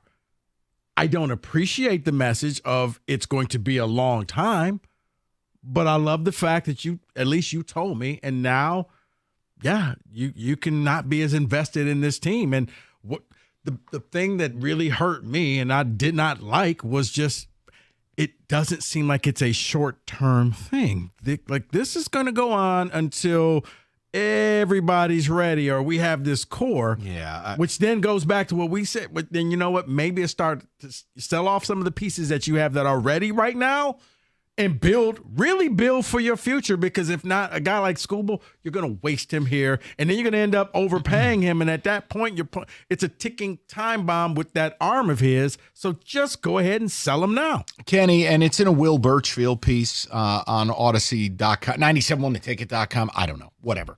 The last paragraph, Kenny, can you read that to the people, please? This is what I'm referencing about young players. See, again, I'm the guy who's been saying, get a couple veteran bats. The Tigers have been saying, oh, no. There's no at-bats for those people. But now they want you to hear, well, we're going to need to go and get some MLB bats to supplement the young players. Well, here's my problem with this. This is where I feel like you're running a game. Matt Vierling is not young. Your catcher duo of Rogers and Carson Kelly. Nope. Baez. Nope. Urshela. Nope. You want me to keep going? My point to you is, if you're going to be young, be young. Go call up Job. Go call up Justin Henry Malloy. Go call up Young at third. If we're really doing this, do it. Right. Be honest about what we're doing. Right. But see, that is a departure from what we were told preseason. And that's what I have an issue with. As far as the Illich thing goes, I'm with Rico on this, guys. It's like saying someday it'll all be okay. I mean, I can't prove you wrong. But you're giving me a limitless someday. Right. Well, I didn't say it was tomorrow. I didn't say it was next week. I didn't say it was next year. But trust me, one day it'll all be good to go. And I am not judging any of you. You guys can do whatever you like. It's a free country. I can tell you, barring this team going on a tear and playing 4, 5, 6 weeks of really good baseball, I took it in my world. I'm allowed to check out. because they're checked out. That this is your dollars are not going to be spent on a team trying to win. Your dollars, you're going to be a beta tester. You're a software tester when you go down to Comerica. Give us your money, test our software. No, wait a second. I give you the Try money the new menu items. and you sell me Adobe Illustrator. No, you're testing the beta. No, the hell I'm not. I give you money, you give me entertainment product. And an honest one. That's not how I took it. Kenny, can you read that last paragraph for me, please? Yeah, the Illich family has always supported the Tigers, and they are ready and eager to do it. We just have to develop that core that we're going to spend around, and we also have to target the players in the upcoming winters that can really help us. Then there's another one after that I need you to read. The point I'm making is winters. Guys, I said this now 2 months ago, maybe 6 weeks ago, that I felt like the Iser plan and the Harris plan were the same thing. 5 or 6 year builds. And I'm not here for it. Not in this town where you guys have been brutalized by these franchises and where you've been given nothing and where the Tigers have the longest playoff drought in the sport. I just personally don't believe it's acceptable. And if you go, well, wait, you can't spend like a drunken sailor. Not asking to. No, but you know what? After you dropped the ball with Eduardo Rodriguez last year at the trade deadline, I had high expectations. This winter, you're going to fix this. So I wasn't as hard as costing a lot of people like, oh, this is unacceptable. You know, he made a mistake. Give him an opportunity to make up for that mistake. And now he's telling you, hey, guys, it may be a while. So have a seat. Go get some pizza bites, and we'll let you know. So what's your reaction to it? What's the believability level? There's no yelling, no screaming. I don't think any of us have that juice for this team right now. 10 games out of first. But that, to me, I'm glad he spoke. I'm glad he told us what he is and where his head is at. And for me alone, I'm not telling you what to do. Yeah, I'm good. I'm out. It tells you what their mindset was this past offseason. This is our window. It's not right now. It's the next winters. It's the next several upcoming seasons. This is not the season. And Kenny, let's face it, plenty of media in this town and a portion of the fan base will carry that water. They'll support that. They're telling you the window's not open yet, guys. You can look through it, but it's not even open. Yeah, that's the disheartening thing about it. We're not even ready to crack that window open. 248-539-9797. It's 97.1. Hungry? I am. Sorry, I had the audacity to take a breath there. Listen, football season's over. Hey, according to Scott Harris, I guess baseball season's over too. Hungry Howie's mix and match, huh? Let's get some dinner on the table. Can't spend any money on baseball players. How about $6.99 to feed your family? Let's do that. Choose Howie bread or the 2-topping flatbreads, 1-topping medium pizzas. The whole damn menu is available on that mix and match program, starting at just $6.99 each. When it comes to flavor, Hungry Howie's has the market cornered. 8 different flavored crusts to choose from. Hungry Howie's, they don't miss. Don't settle for less than the best. Order off that mix and match menu tonight.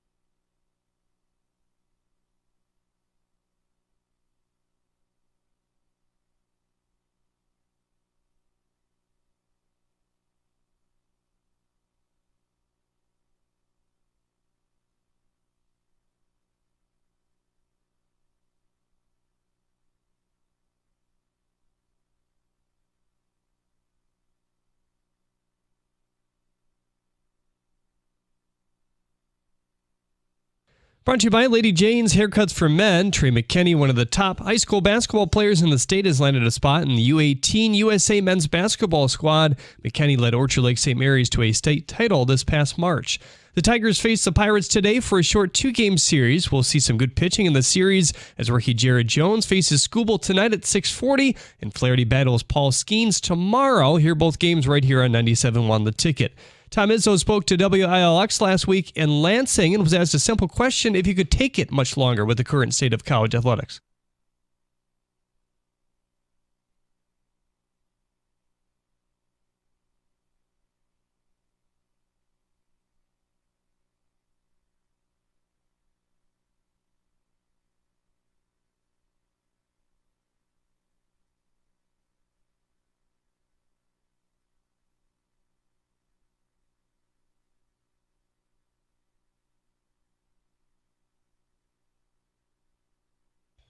The Patriots have inked the NFL's third overall pick Drake May to a 4-year deal. The contract for $36 million fully guaranteed, including a 5th-year option. At the Corwell Health Sports Desk, I'm Jeremy Otto. For more, go to 97.1 The Ticket or Odyssey.com.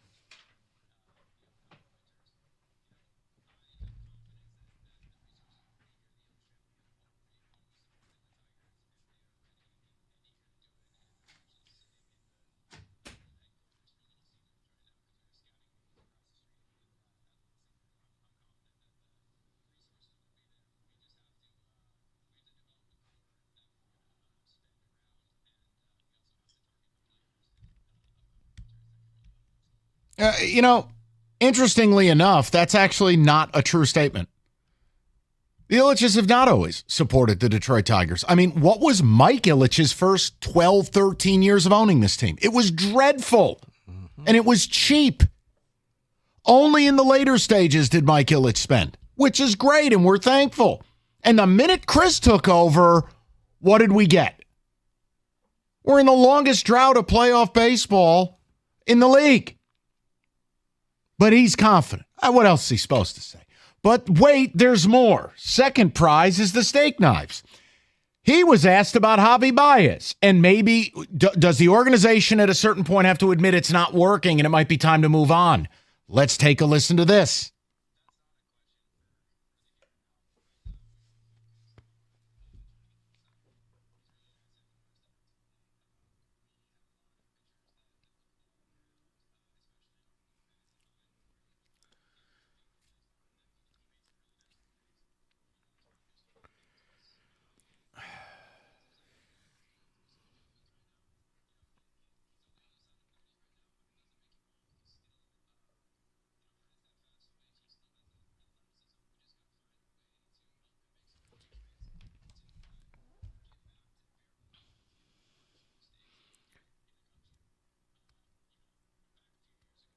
Eight years ago.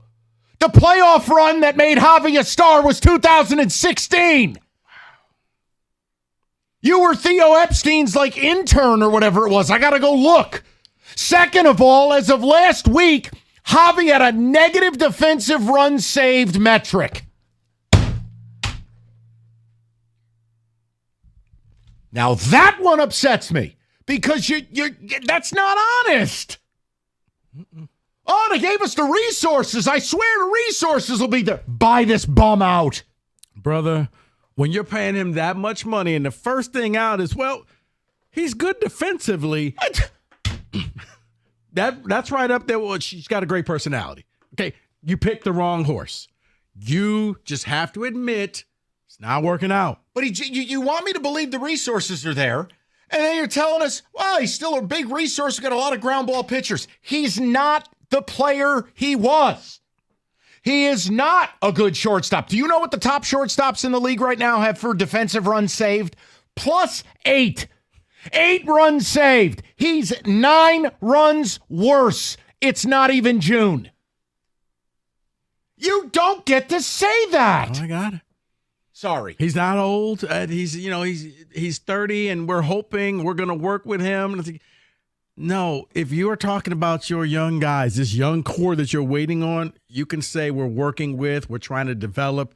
That's fine because they are young and they're new to this game. But somebody who is north of 30, you shouldn't have to develop. You shouldn't have to show them how to put the barrel on the bat. What year is it? 2024. The Cubs won the World Series, and Javy powered them in that late run in 2016. Chris Ilitch didn't even own the team. You cannot keep grasping for distant memories. It's like me talking about MSU's Rose Bowl team. Right. Stop. Those guys are all dead. They're going to get him back to that. Whatever, man. But you know what? So I'll just let the people talk because I want to hear from fans on it. And again, I'm happy Scott Harris spoke. It told me everything I need to know.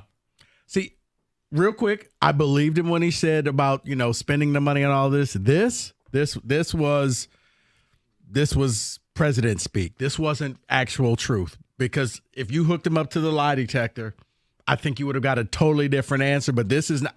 I can't throw my own player under the bus. Right. Meet the parents. MLB. Yeah. De Niro, Truth Machine in the basement. Yeah. Scott, if you went to Chris and asked him to write a check for Javy, would he? Yeah.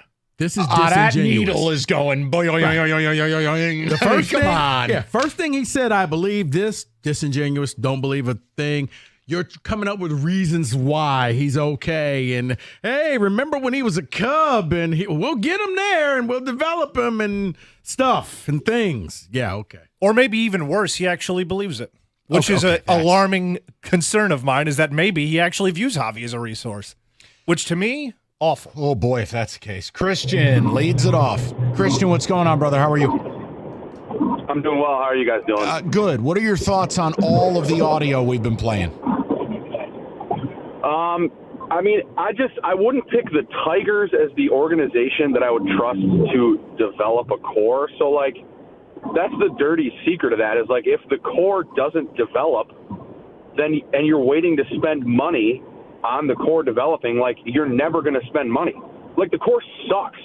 And if you believe what you're saying about, not you, if Scott Harris believes, what he's saying about there's no substitution for big league ABs, then why send Parker Meadows down? Why not get Justin Henry Malloy up here? Right. Why not get Jace Young up here? I don't understand.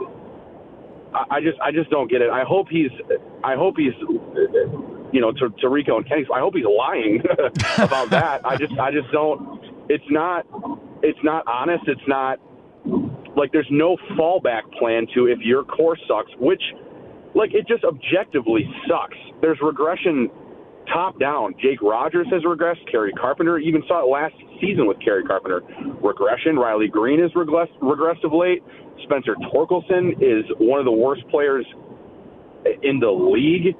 I just don't get it. And then to even sorry to ramble, but no, you're not rambling. Keep going. To turn it back even more to different Scott Harris audio, when he was first hired, all of the stuff about the whole commanding the strike zone. Yep. And then why is Javy Baez swinging at sliders in the opposite batter's box? Still, why is he swinging at sliders in the dirt, at off-speed pitches in the dirt, and not even just in the dirt, in front of home plate in the dirt, horrible pitches? Why is Spencer Torkelson looking at meatball fastballs right down the middle in a fastball count? What's the? I just don't. Man, I'm a big baseball guy, but this is horrible to be a part of this. Christian, right now. You're not the only one, man, feeling that way. I mean, the fact that you're trying to get Javy back to how he was as a Cub should tell you a lot about your hitting coaches and development of players, that you're trying to reach back 8 years. But hey, he's a great fielder. Charge more for the hot and readies, Chris, and make the money that way. Golly. Christian, that's the whole point in all of this. See, it's, and again, I'm happy he talked because it allows all of us as adults, we make our own decisions. For me personally, Cabo, like we're on vacation. Mike's World Tour. Yeah, I don't need to be a part of this. But what it says from a baseball perspective is then fine. If I'm going to take you at your word, go get Jackson Jobe, go get Chase Young, go get Justin Henry Malloy. What are we doing? No substitute for developing the core, right? Mm-hmm. Bring them up. Or if we rewind, you actually thought you had enough talent here that the only bat you added to this lineup is Mark Canha. Now we hear, hey, we got to develop the core so we can supplement with the players who can help us in the coming winters. Well, which is it? Why would I not have had that plan last offseason? Nobody said go offer Juan Soto $800 million after trading for him. No one. See, that's the argument that gets made in this town, is that somehow you're like a nut. You're like a zealot if you're out here saying they needed some bats. Oh, what you want to do is spend $1 billion? No, I never said that.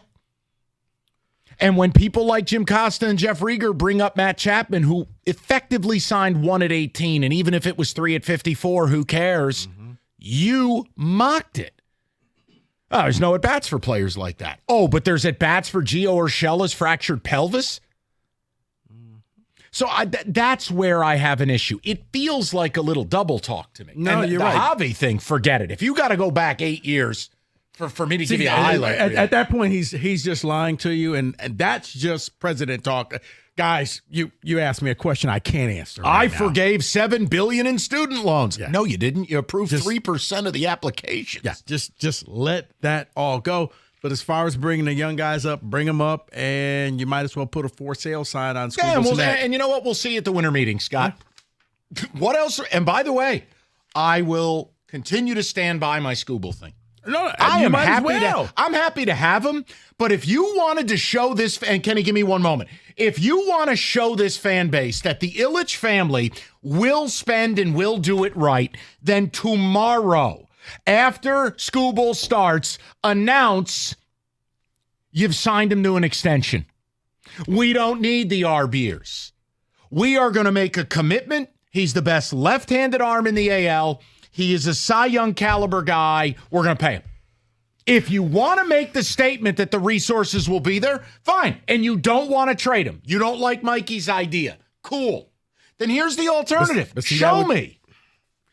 That would totally contradict what he just said. Just go ahead and sell him. Sell him off. Because why lock him up for a bunch of years and you're seemingly not trying? Rico wins because you're not trying this year. And pardon me if I have some doubts. You're not trying the year after. No, and pardon me. Winters. I have some doubts that they're going to spend, let's say, to the payroll base, the $70 million they would need to spend to be league average next year. Pardon me. Now, again, hey, I will tip my hat. Crazy puffs for all if they have a league average payroll after next winter. But I don't see that.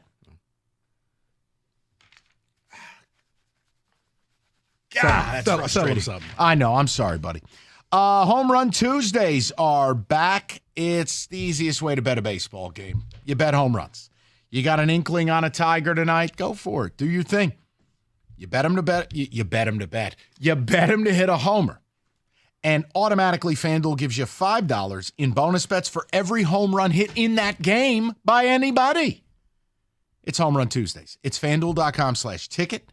That's FanDuel.com/ticket. Make every moment more with FanDuel, the official sports betting partner of Major League Baseball. 21 and up, present Michigan. Bonus issued. Non-withdrawable bonus bets that expire 7 days after receipt. Max bonus $25 a game. Restrictions do apply. And if you have a gambling problem, call 1-800-GAMBLER.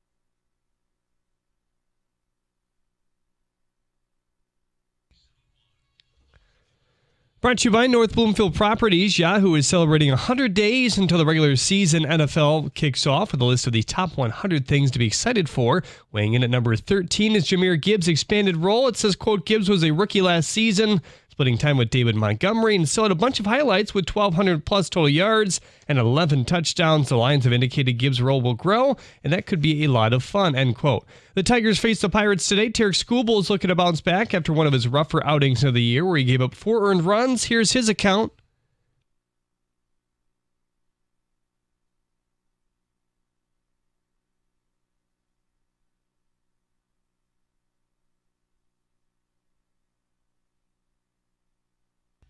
He'll match up against Jared Jones. Jones has a 3.05 ERA and 10 starts this season. Done a good job of limiting walks in his rookie year at just 1.5 per 9. Hear the game right here on 97.1 The Ticket at 640. According to Adam Schefter, the Texans have signed or re-upped wide receiver Nico Williams to a 3-year, $72.75 million extension. At the Corwell Health Sports Desk, I'm Jeremy Otto. For more, go to 97.1 The Ticket or Odyssey.com.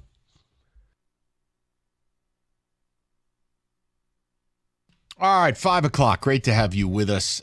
Some breaking news today was Scott Harris spoke. So we got to go with it. He spoke to MLB Network. And look, I'm happy he spoke. I'm happy, at least in my world. I have a very keen understanding now of what they are and are not doing. I mean, the headline is we're not ready to raise payroll. I mean, okay. We've got some audio. We've got the quotes. I want to play some stuff for you. And as we're playing this for you, the question I'm asking you and Rico's asking you is, how does this change your opinion of the Tigers and Scott Harris, if at all? Look, if it doesn't and you feel like you got your finger on the pulse of the franchise and nothing's unexpected and you're okay with it, that's your world. I'm not. I'm not okay in the longest playoff drought in the sport having this laissez-faire, long-term, double talk, we'll spend, you just wait and see, someday, far away, over the rainbow. I don't want to do that because you know what? I want urgency. You guys have been brutalized since Chris has taken this team over. Like, there needs to be an urgency. So people like me had said, hey, I understand we need to develop the young kids, but you need some veteran bats. For Scott Harris, and I have the quotes, by the way. It's the damnedest thing when quotes are in print. They're there. Mm-hmm. You know, Scott Harris talking about, you know, it's important to have a veteran presence in the middle of your order, and those guys are hard to find. And we got Mark Canha, and we're thrilled to have him here. Mark Canha was your answer. The other quote that Scott Harris had in the offseason was, look, we've got a young player at the major league level or another one close by. There's just no at-bats for another everyday regular. Really? So now when you juxtapose that with what you're about to hear us play, I want you to just think about, A, does it make you check out? And B, what's your faith in what he's saying? So he talked to MLB Network. Can he save the Baez thing for last? I'll intro that. Just play the first stuff.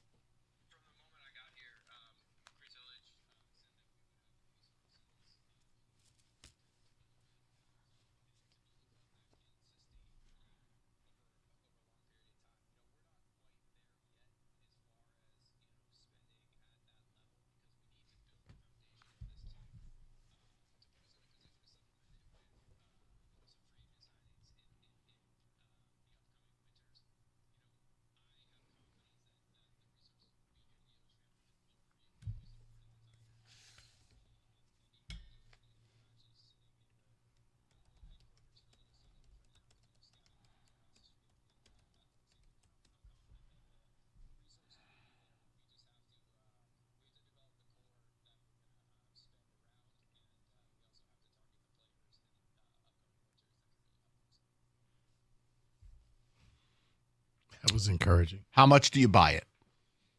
Now, he also talked about Javy Baez. He was asked a question by MLB Network. Listen, at what point does the organization just have to admit it isn't working? Take a listen to this and remember, as of last week, Javy Baez had a negative defensive runs saved metric. The top shortstops in the league are 9 runs better. And he really is one of the worst everyday players in the game. Just remember that and then listen to this.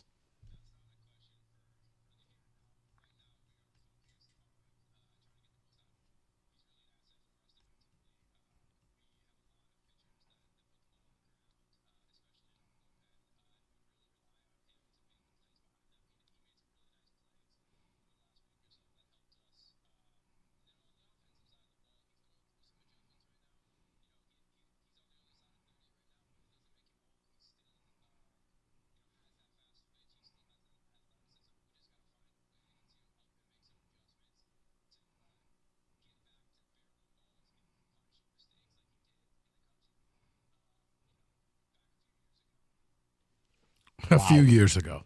Wow. Try 8. Yeah, on a season basis, yeah. Now, he had a good 2 months in New York, even though the thumbs down with the fans and the whole thing. I just want to know from you guys, how much of it do you believe? And listen, I don't think what he's saying is totally accurate regarding the Ilitches. Let's be accurate, not attacking. Mike Ilitch, for many of the first, decade of owning the team, didn't spend. Go in the mid to late 90s. You had a bottom 5 payroll. You know how I know it? I looked. You were bottom 10 until Dombrowski walked in the door. They've always spent no, they haven't. Then you look at Chris. We've sat here with a far below league average payroll for how long? Now the Cabrera money falls off the books. All these bad deals fall off the books. We're sitting $65 million below league average. I'm sorry. I can't do that. Just like I can't do it with the Javy's, this magician of a defensive player. No, he's not. So my question to you, and you don't have to have a canned answer. You can feel however you want. But how does that impact your view of Scott Harris, Chris Ilitch, and your Detroit Tigers? Look, if I give anybody long enough, they can build a winner. If Scott Harris is allowed the longest runway on earth, and we wait a couple years for Max Clark to get here, and then Max Clark to develop, and McGonigal, and Justin Henry Malloy. I mean, if we're talking we've got to wait another 3 years to spend, or could I see a scenario where the Tigers are good in 4 years, 3 years? Sure. But my question has always been, why are we not urgent or more urgent about being good now? No, you're right. Because at this pace, if you're waiting for all these people to develop, you know what they're going to end up becoming? The Pistons, a team that you just don't really care about. Because when you look at them, it's like you're not even trying to win, allegedly. And that's where there are some times I do believe what a GM or owner or a coach has to say, because they're being honest. You may not like the honesty, but you have to appreciate the honesty. The first part of that, I do think that he was being honest, and they think that we got to get these guys to develop, and then we'll start spending. It's mind-blowing because it tells me that and they even put an S on Winter, like you are years away from being relevant unless you happen to land that unicorn and he comes up here and just lights it up. Other than that, buckle in, go grab some snacks, because it may be a while before you actually see competitive baseball here in this city, unless you're going to go watch the other team at Comerica Park. And the point I continue to make, I do not think this is a binary argument of this or that. When it comes to team building, very rarely can you not run parallel path. Very rarely are we just we're going all youth or all veterans. The machine has to work together. So I personally believe it's a bit of a folly to we're developing the youth and then we'll bring in adults who can help. No, wait, time out. My argument has and will forever be, established MLB talent is going to help your young players have the best chance to be successful by having someone feared in the lineup, by helping them see better pitches. Mm-hmm. And yes, the whole leadership angle, but primarily your best leaders are your best players. Right. So I just think that's a bit of a fool's errand to say, once we get this done, then we do that. Because here's the problem. right here and now, and it's early for some of these players, but like, who in this core is Bobby Witt? Who in this core is Ronald Acuna, minus the ACL? Brother, the closest you have is Riley Green. Oh, stop. Come on now. He's a nice player, but No, let's I mean, not like, get carried away. no, I'm saying that's the closest that you have. Fine. Of everyday player going out there. Yeah, it's him. But yes, you're right. I mean, Spencer The veteran Torkelson bat, was Mike, drafted 1-1. Do you realize Spencer Torkelson, in the 125-year history of Major League Baseball, do you realize that Spencer Torkelson is the 6th worst first baseman in the history of the game with at least 1,200 plate appearances on an OPS basis?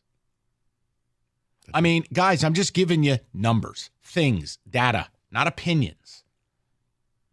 I mean, Colt Keith, I hope it works. He's hitting the ball a little more now. Finally, the kid got off the schneid and got a home run. But are we ready to mint him? You telling me he's going to be Marcus Semien? Who else? Parker Meadows is down on the farm. Right.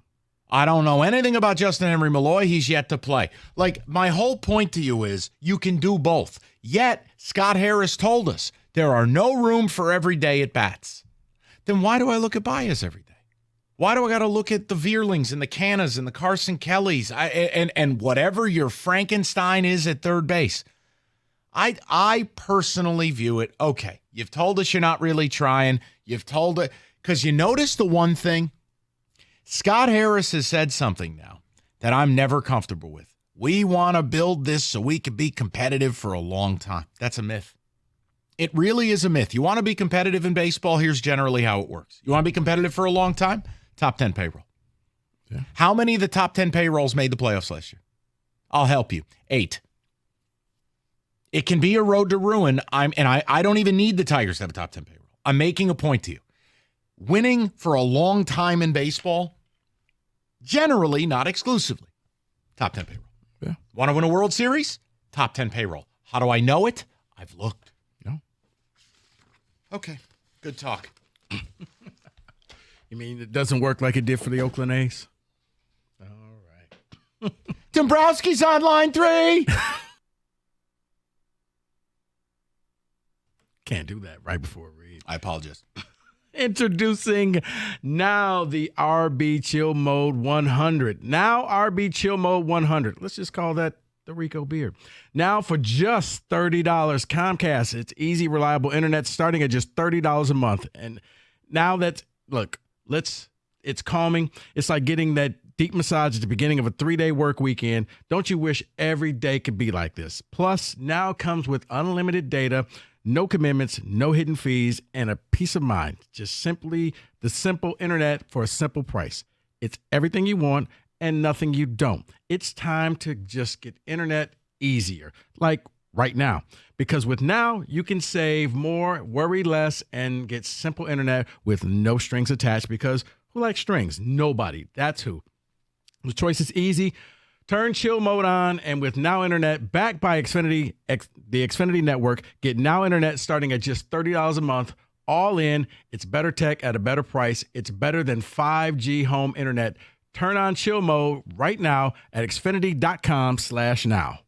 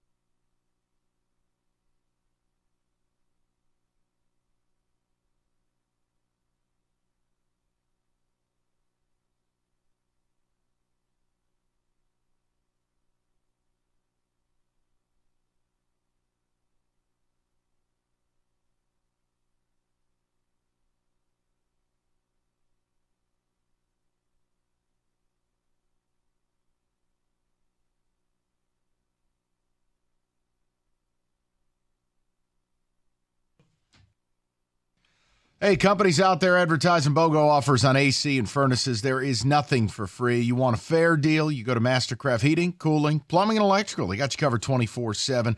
Locally owned for over 40 years, and they back their work with a 5-year warranty. Mastercraft, your one-stop. Rico, what are you doing over there? Mastercraft, your one-stop. I can't get out of the room. You're making me laugh. Mastercraft, your one-stop shop for heating, AC.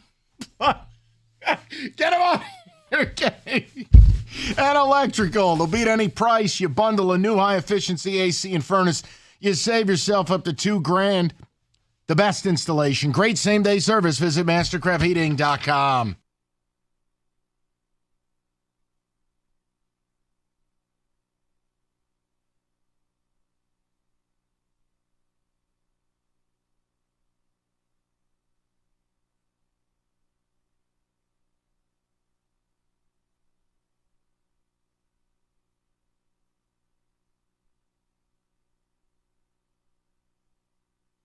All right, we're back. Let's do it. Kenny, let me get to the callers. We'll catch up on the ticket text at 5:30, okay? People have been very patient. The Scott Harris stuff is, it's what we're talking about. He talked, your reaction to it. We go to Kent. He's been very patient. Kent, how you doing today? Good. How are you guys doing? Good. What's on your mind? Yeah, so Scott Harris mentioning that Baez looks really athletic. Yeah, I mean, when I was there on Sunday, he looked really athletic, swinging and missing at that slider in the left-handed batter's box, and then booting that one ball on Saturday. But, yeah, dude, he's been fantastic at shortstop. The two big questions I want to bring up was, don't you have to kind of spend a little money in the offseason to then trade them away instead of spending $24 million for 2 years like Kenta Maeda? And only 1 year of Jack Flaherty. Like you gotta be able to spend some money to then get guys like Matt Chapman on a 1 or 2 year deal, then ship them off for your core, your assets. I agree with you. Listen. I mean, Kent, it's difficult because I feel like I haven't been really off base, and it's been one of those things of like, how could this be your plan? And I do think there's a little bit of double talk here. You're right, Kent. I mean, you signed Maeda for 2 and Flaherty for 1. All right, you want to show me that Chris is going to be a big timer? He's going to spend? Get Flaherty locked up on a deal. But wait, if you're 12 games out of first towards the end of July, you know what's going to happen? You're going to sell Jack Flaherty, just like you sold Lorenzen. See, that's the problem I have, Kent. You know, you just have to make a decision when you get out of bed in the morning. Am I going to try to actually be a winner or just talk about it? That's no different for sports. Like, there would have been no harm in them spending a little bit this offseason, adding a few bats to the lineup. Ken, like you brought up, Ken, who would we be blocking right now exactly? Dylan Dingler at catcher. He's going to be really good. Ken, I'm with you, buddy. And understand, if Scott Harris wants us to buy in on this, great. Call up Justin Henry Malloy, call up Job, call up Jace Young, call them all up. No, daycare center. To hell with it. But here's the thing. When you start promising the future, it's the way to kick the can, and you keep people interested because it's like, hey, guys, once the young core develops, watch out because we're going to spend a ton of money as well. It keeps people on the hook. But if you start looking right now, so what does that mean for this current team? Well, probably not good things. Very succinct way of putting it. Let's go to John, 97.1. Johnny, what's going on, buddy? Hey, Mike, good afternoon. Afternoon to you. Hey, my point is that the Tigers are notorious for doing this. It was with the old ballpark. First, we can't a new ballpark. Once they get a new ballpark, well, we have to wait for Castellanos. Yep. To get Castellanos. It's just the string from the Illich family. It's just stringing the Detroit fans along. I thought Chris said the rebuild was over. Well, let's prove it. Let's win this weak division, spend some money, and have a parade. That's the whole thing. And when people say, well, he's got a business to run. Well, let me tell you this. At the Zenith, and John, you were along for the ride, they put 3 million people through the turnstiles. Plus you make the playoff money. You make money by spending money. Mm-hmm. This isn't a winning business model to go out, win 75 games, be 10 games out of first by Memorial Day. John, I'm with you. I don't know why you'd own a team if you didn't want to win. I just don't, because they all make money. Right. No one's losing money. That's a fallacy. And here's the funny thing, and you would figure that looking at what happened across the street with the Lions would try to expedite this process. We want some of this success. We're seeing what the fans are willing to do if we put a winner out there. Mm-hmm. What are we waiting for? Let's be just like the Lions and make people love us and come to the games and have high expectation. Right now, if you sit here and say, well, I don't know if the Lions can make the playoffs, people would boo you. Why? Because expectations have changed. But with this team, it's like, Mike, they're trying to see how low they can go with the expectation to keep people still on board, but not expect anything in return.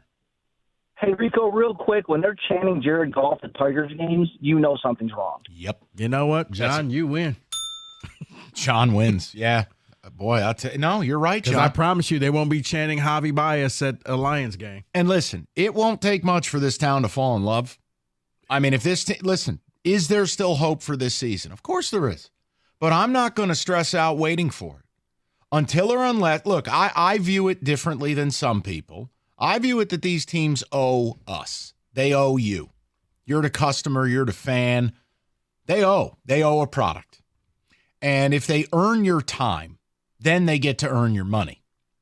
But in the absence of that, no, I'm not going to chase a fantasy. They're 10 games out of first. They're an under 500 team. They're really hard to watch. And I'm not going to let one series or 1 week do it. It's going to take them 4 to 6 weeks of good baseball for me to re-engage on a serious level. So with that, when Scott Harris tells me we're not ready to raise team payroll, and in the coming winters, you lose me. Because, yes, Scott, it's not your fault we haven't made the playoffs in a decade. It's your problem. And if you don't share the same urgency and desire to do this, then I don't want to hear empty words about, well, the owner swears the money will be there when ... Okay. Yeah. I don't want to go there. And for all the thing, well, Chris will spend, go look at the payrolls under Chris. I think the highest they ever were was 18th, 23rd, 21st, 25th. Go look. And again, the Mike Ilitch thing's a bit of a fantasy. Ilitch only started spending once Dombrowski got to town. He was spending like the Montreal Expos for most of the 90s. You don't believe me? Go look. Mm-hmm. Go look. So this idea that the Ilitches have always been big spenders, no, they haven't. And then all of a sudden everything changed once they went and got Pudge Rodriguez. And then they started spending. Right. And again, do I credit Mike Ilitch the later years, knowing and being desperate? Like, hey, I don't know. Tomorrow's not promised. And you know what? I didn't even want to go down that road, Mike, but that's what it seemed like. Is of all of a sudden he saw his own mortality and said, I got to hit the 100%. Button. I don't have Rico, 10 years to wait. It may be next year. I will go back and look, but I promise you I'm right on this. In one of those World Series window years between 06 and like 13, they had the number 3 overall payroll. They were top 5 in at least 4 of those years. Rico, it absolutely was that. And it's not insulting to say it. But that burning desire to win, I'm sorry. But it shouldn't take your own mortality to get you to light a fire under somebody. But that's my point in all of this, is that I have a right to feel that Chris doesn't feel that way. And if he disagrees, then show it. Brother, buy out Baez. Sign Scooble to a deal. And show me the Carfax. I can't prove it, but I've often said it looks like Chris never liked the fact that his old man spent so much money right before he died. And Chris is like trying to show us, you know what? I'm going to bring the payroll back down again where it should be. Look, that's a step further than I'm going. How about this one? If you really care about your product, outside of opening day, how many days does Chris go? How many days do you see him at the ballpark? How many days you see him up on TV? We could have the Chris Tom Gores chart. I'm making a point to you. I get what you're saying. And in fairness, here's a sentence you thought you'd never hear me say. In fairness to Tom Gores, if he's held to that standard of where in the world is Carmen Sandiego, how often? Look, if the owner's at the game, the network shows him. Outside opening day, when he puts on his ceremonial Tiger jacket. Look, my whole point to you is, if he's the type of guy that wants to relax in the Barca Lounger and watch it on TV, no stress. Right. But I don't have any evidence to show that he burns to win. No, you're right, because if he was there, Bally's would go get an interview. That's sure as hell a safe space. It's state-run media. They say 248-539-9797. We'll get more of the calls next. Ideal You can help you lose weight fast. You lose up to 40 pounds in 40 days. Worked for John Jansen, and it absolutely can work for you. You sign up right now, get a $200 Visa gift card. You book that free consultation at idealu.us. It is different than other programs. John lost the 40 in 40 days and 62 pounds overall, but it is nothing goofy. No shakes, no bars. You get real coaching. They'll put you on the very same track to success that worked for John Jansen, and it can work for you. Sign up today, get a $200 Visa gift card, and book that free consultation right now at idealu.us.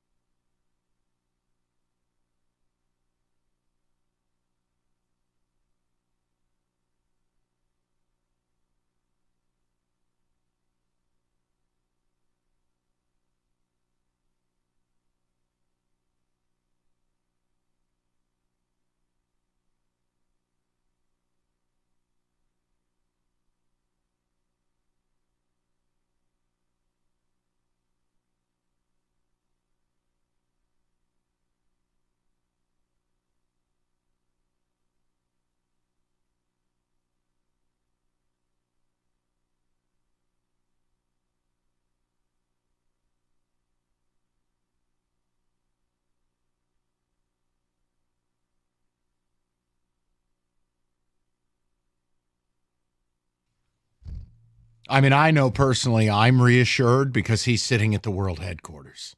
What? All right, Scott Harris talked. Which credit? We wanted it. We've begged for it. And they've told us, yeah, that this is just developmental year. Okay, cool. I'll see you at the winter meetings. I'll see you next year. Now, if the team catches fire, becomes engaging, gets within an earshot of first place, no problem. We'll tap back in. But if that's what we're being offered, I'm out. He was asked about Javy Baez. I can play that cut for you quickly. Rico and I both looked at each other when we heard it, and I went, oh, boy. I mean, if you're hearkening back to 2016 when you were like an assistant in Chicago, I can't help you. That Javy's gone. El Mago is gone. So, yeah, it's not working. Would you consider buying him out? Guy's got a negative defensive run saved as of last week. I don't know if it updated over the weekend. I'm sorry. I didn't. Bottom line, he is not an elite shortstop. What? Just listen to this.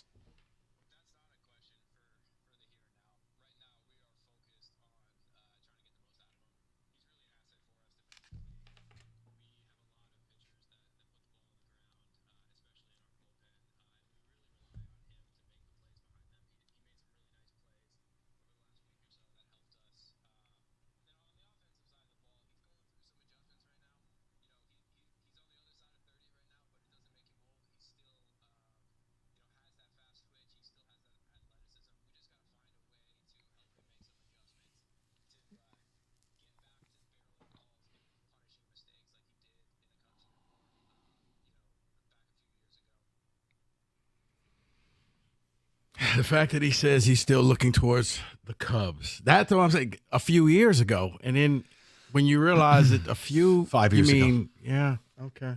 Good luck with that. Factually, he's gotten precipitously worse each of his 3 seasons here. You're trying to develop somebody who should be a star, should be a leader on this team. But, hey, they're at the world headquarters. All right, let's go to Kevin, 97.1. Kev, what's going on, buddy? Hey, Mike. Hey, Rico. How you guys doing? Good, man. What do you make of all this? Oh, I'm very upset. I've been stewing in my car for the past half hour on hold, and every time I hear those Scott Harris quotes, I get more and more upset. Like, do they think we don't have the internet and we can't look up past quotes? I mean, 2022, the rebuild was over, right? So what the hell? Like, what are we talking about? Like, come on, dude. Like, Scott Harris, I know he has to say something, but I don't question my intelligence as a fan. I know when I'm being fed BS. And the Javy Baez comments, I mean, get out of here with that. Like, is he serious? Like, cut a check, get El Mago out of here, and actually tell me that you're serious. Like, this whole, I'm across the street. Look at how cool I am. I'm at Little Caesars. Like, who cares where you're at headquarters, dude? Like, it doesn't matter. It just makes you look like a loser. Like, all we've done is lose. Like, I want to win. I don't want this crap. So, yeah, I'm checked out. Thank God for Bally's for getting it off my screen. It was a blessing in disguise because I don't want to watch this team. So, yeah, Mike, I'm with you. If they win 10 games in a row, I'll hop back in. Yeah, it's just as of right now, I'm out. The burden is on them, and luckily, baseball's a data-driven sport. I know it sounds counterintuitive, like, well, if you don't watch every down, here's the bottom line: results-driven business. I can pull up data, and whether it's pitch FX, whether it's the most granular batting data, you can find, hey, here's the data. Here's how it should work out. Is this guy incurring bad luck? What's the hard hit rate, the barrel rate, the exit velos?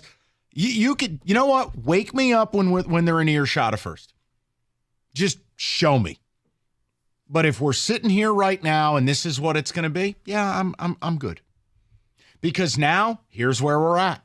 Oh, it's a developmental year. Oh, we'll spend it the right time. Cool. Wake me up at the deadline. I mean, I don't want to say it.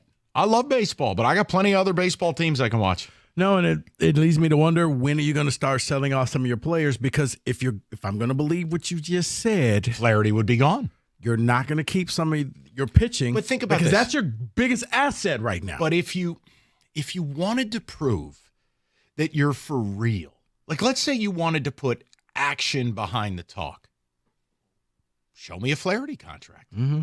Forget about Scooble for a second. Let's say they're old school. We have arbitration years left. I just worry, I've given you real data of the 9 deals Boris has done that have voided our beers. I've given that on these airwaves. Take Flaherty. Mm-hmm. Show me instead of trading him this summer, you sign him. Mm-hmm. But see, here's the thing.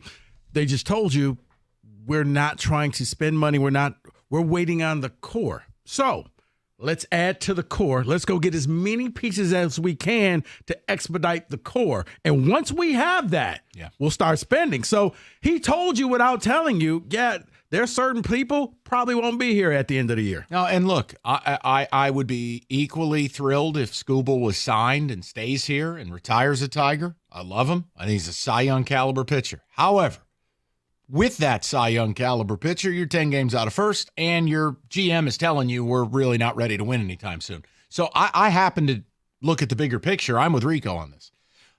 You've been jealous of Baltimore for a bit. Build the core.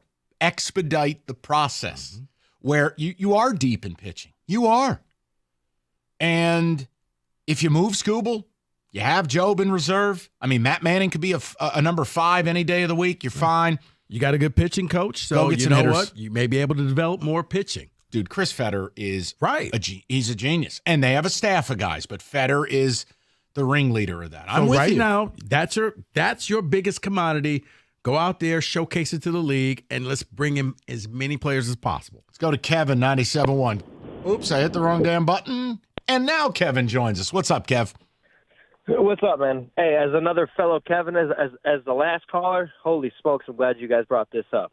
I mean, this is just I'm almost on the same wavelength as the last Kevin. I mean, it's just the Javy Baez remarks.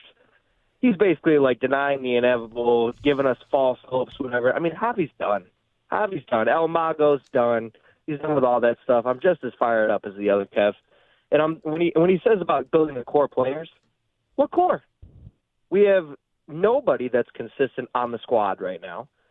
Friggin' the greatest thing that you could say was Riley Green's little, 2 or 3 week, he was batting great, but that's all you got. I don't think we got a core of anybody. And like you said, the rebuild that wasn't supposed to be in 2022, yeah, that's great. But there's nothing that's come of that.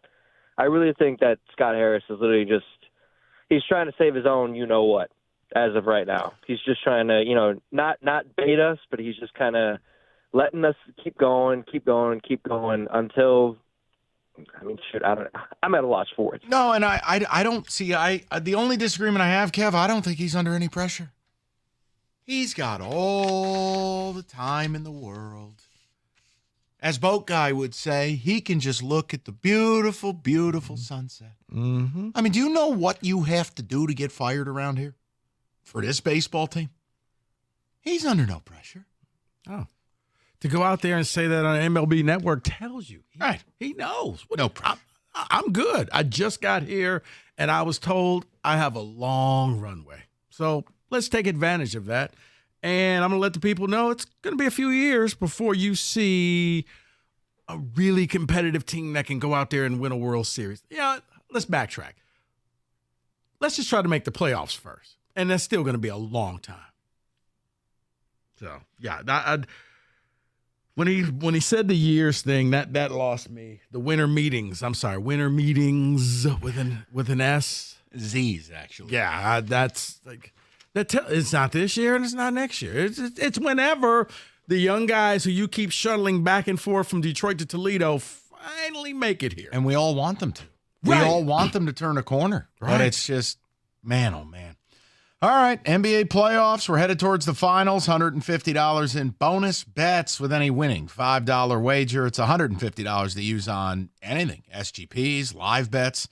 Championship futures. I mean, hell, Celtics being down late a couple of these games, the live odds were pretty wicked if you wanted it.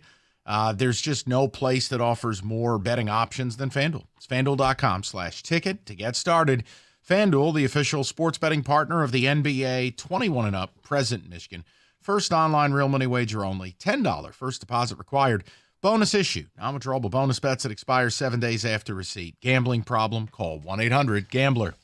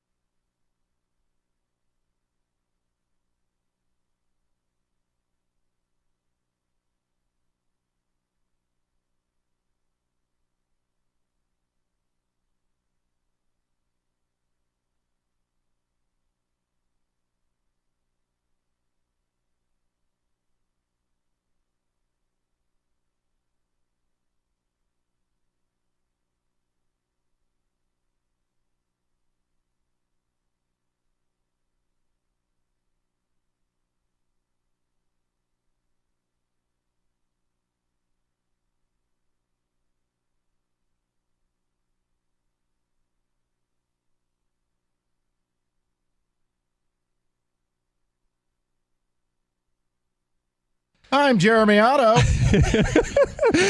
No, I'm Jeremy Otto. This is not WWJ, I promise. Rico put his phone in your face. Sorry, carry on.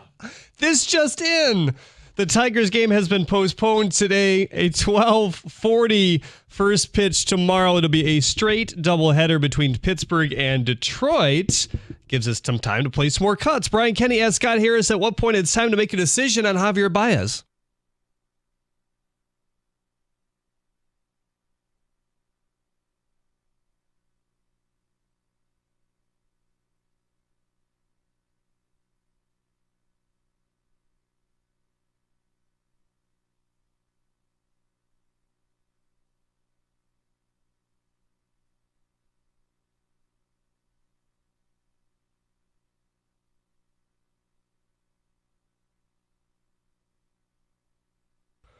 The Tigers provided updates on two of their injured arms on the mend.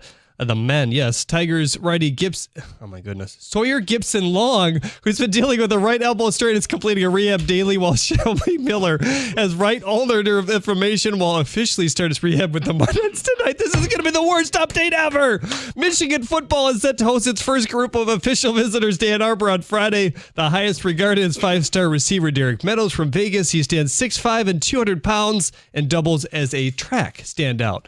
At the Corwell House Sports Desk, I'm Jeremy Otto. For more, go to 97.1 The Ticket or Odyssey.com. It's over.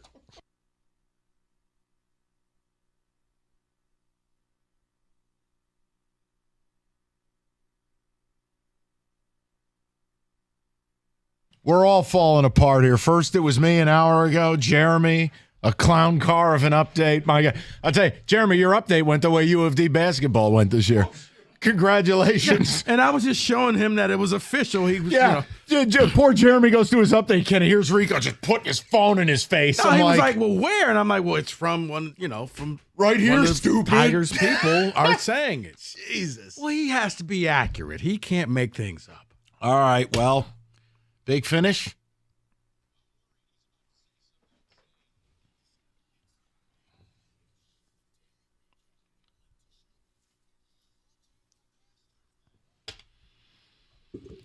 All right, well, doubleheader tomorrow.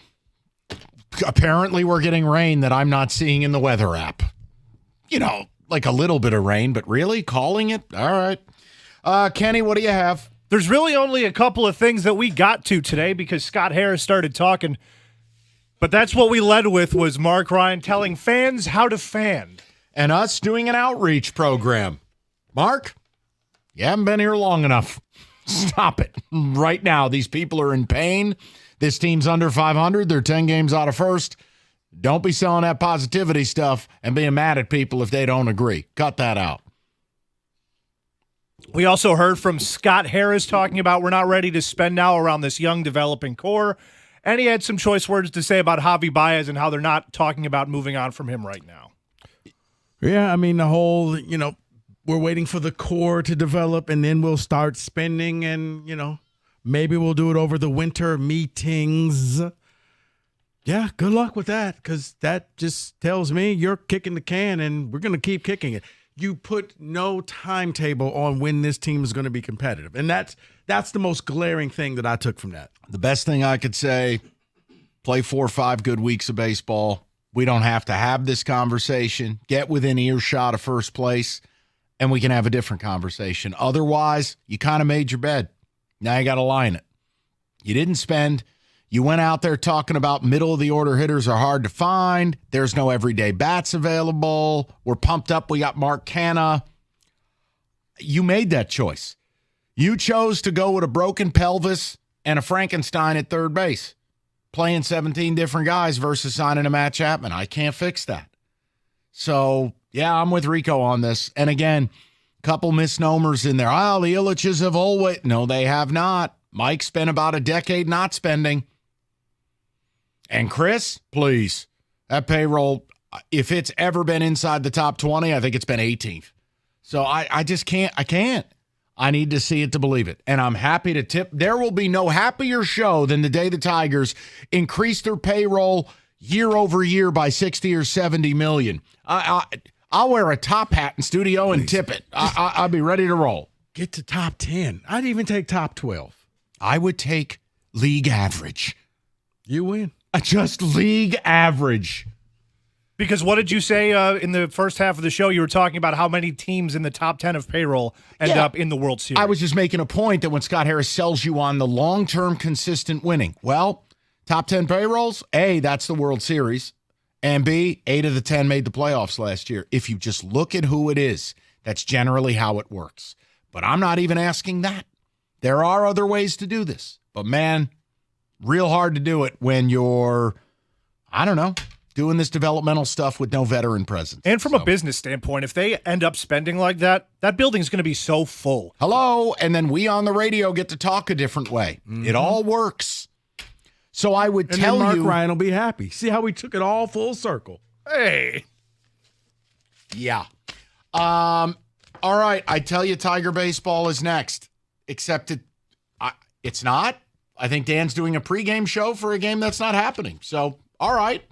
Over to Dan and enjoy your baseball respectively. We'll talk to you, I don't know when. Tomorrow, 97.1.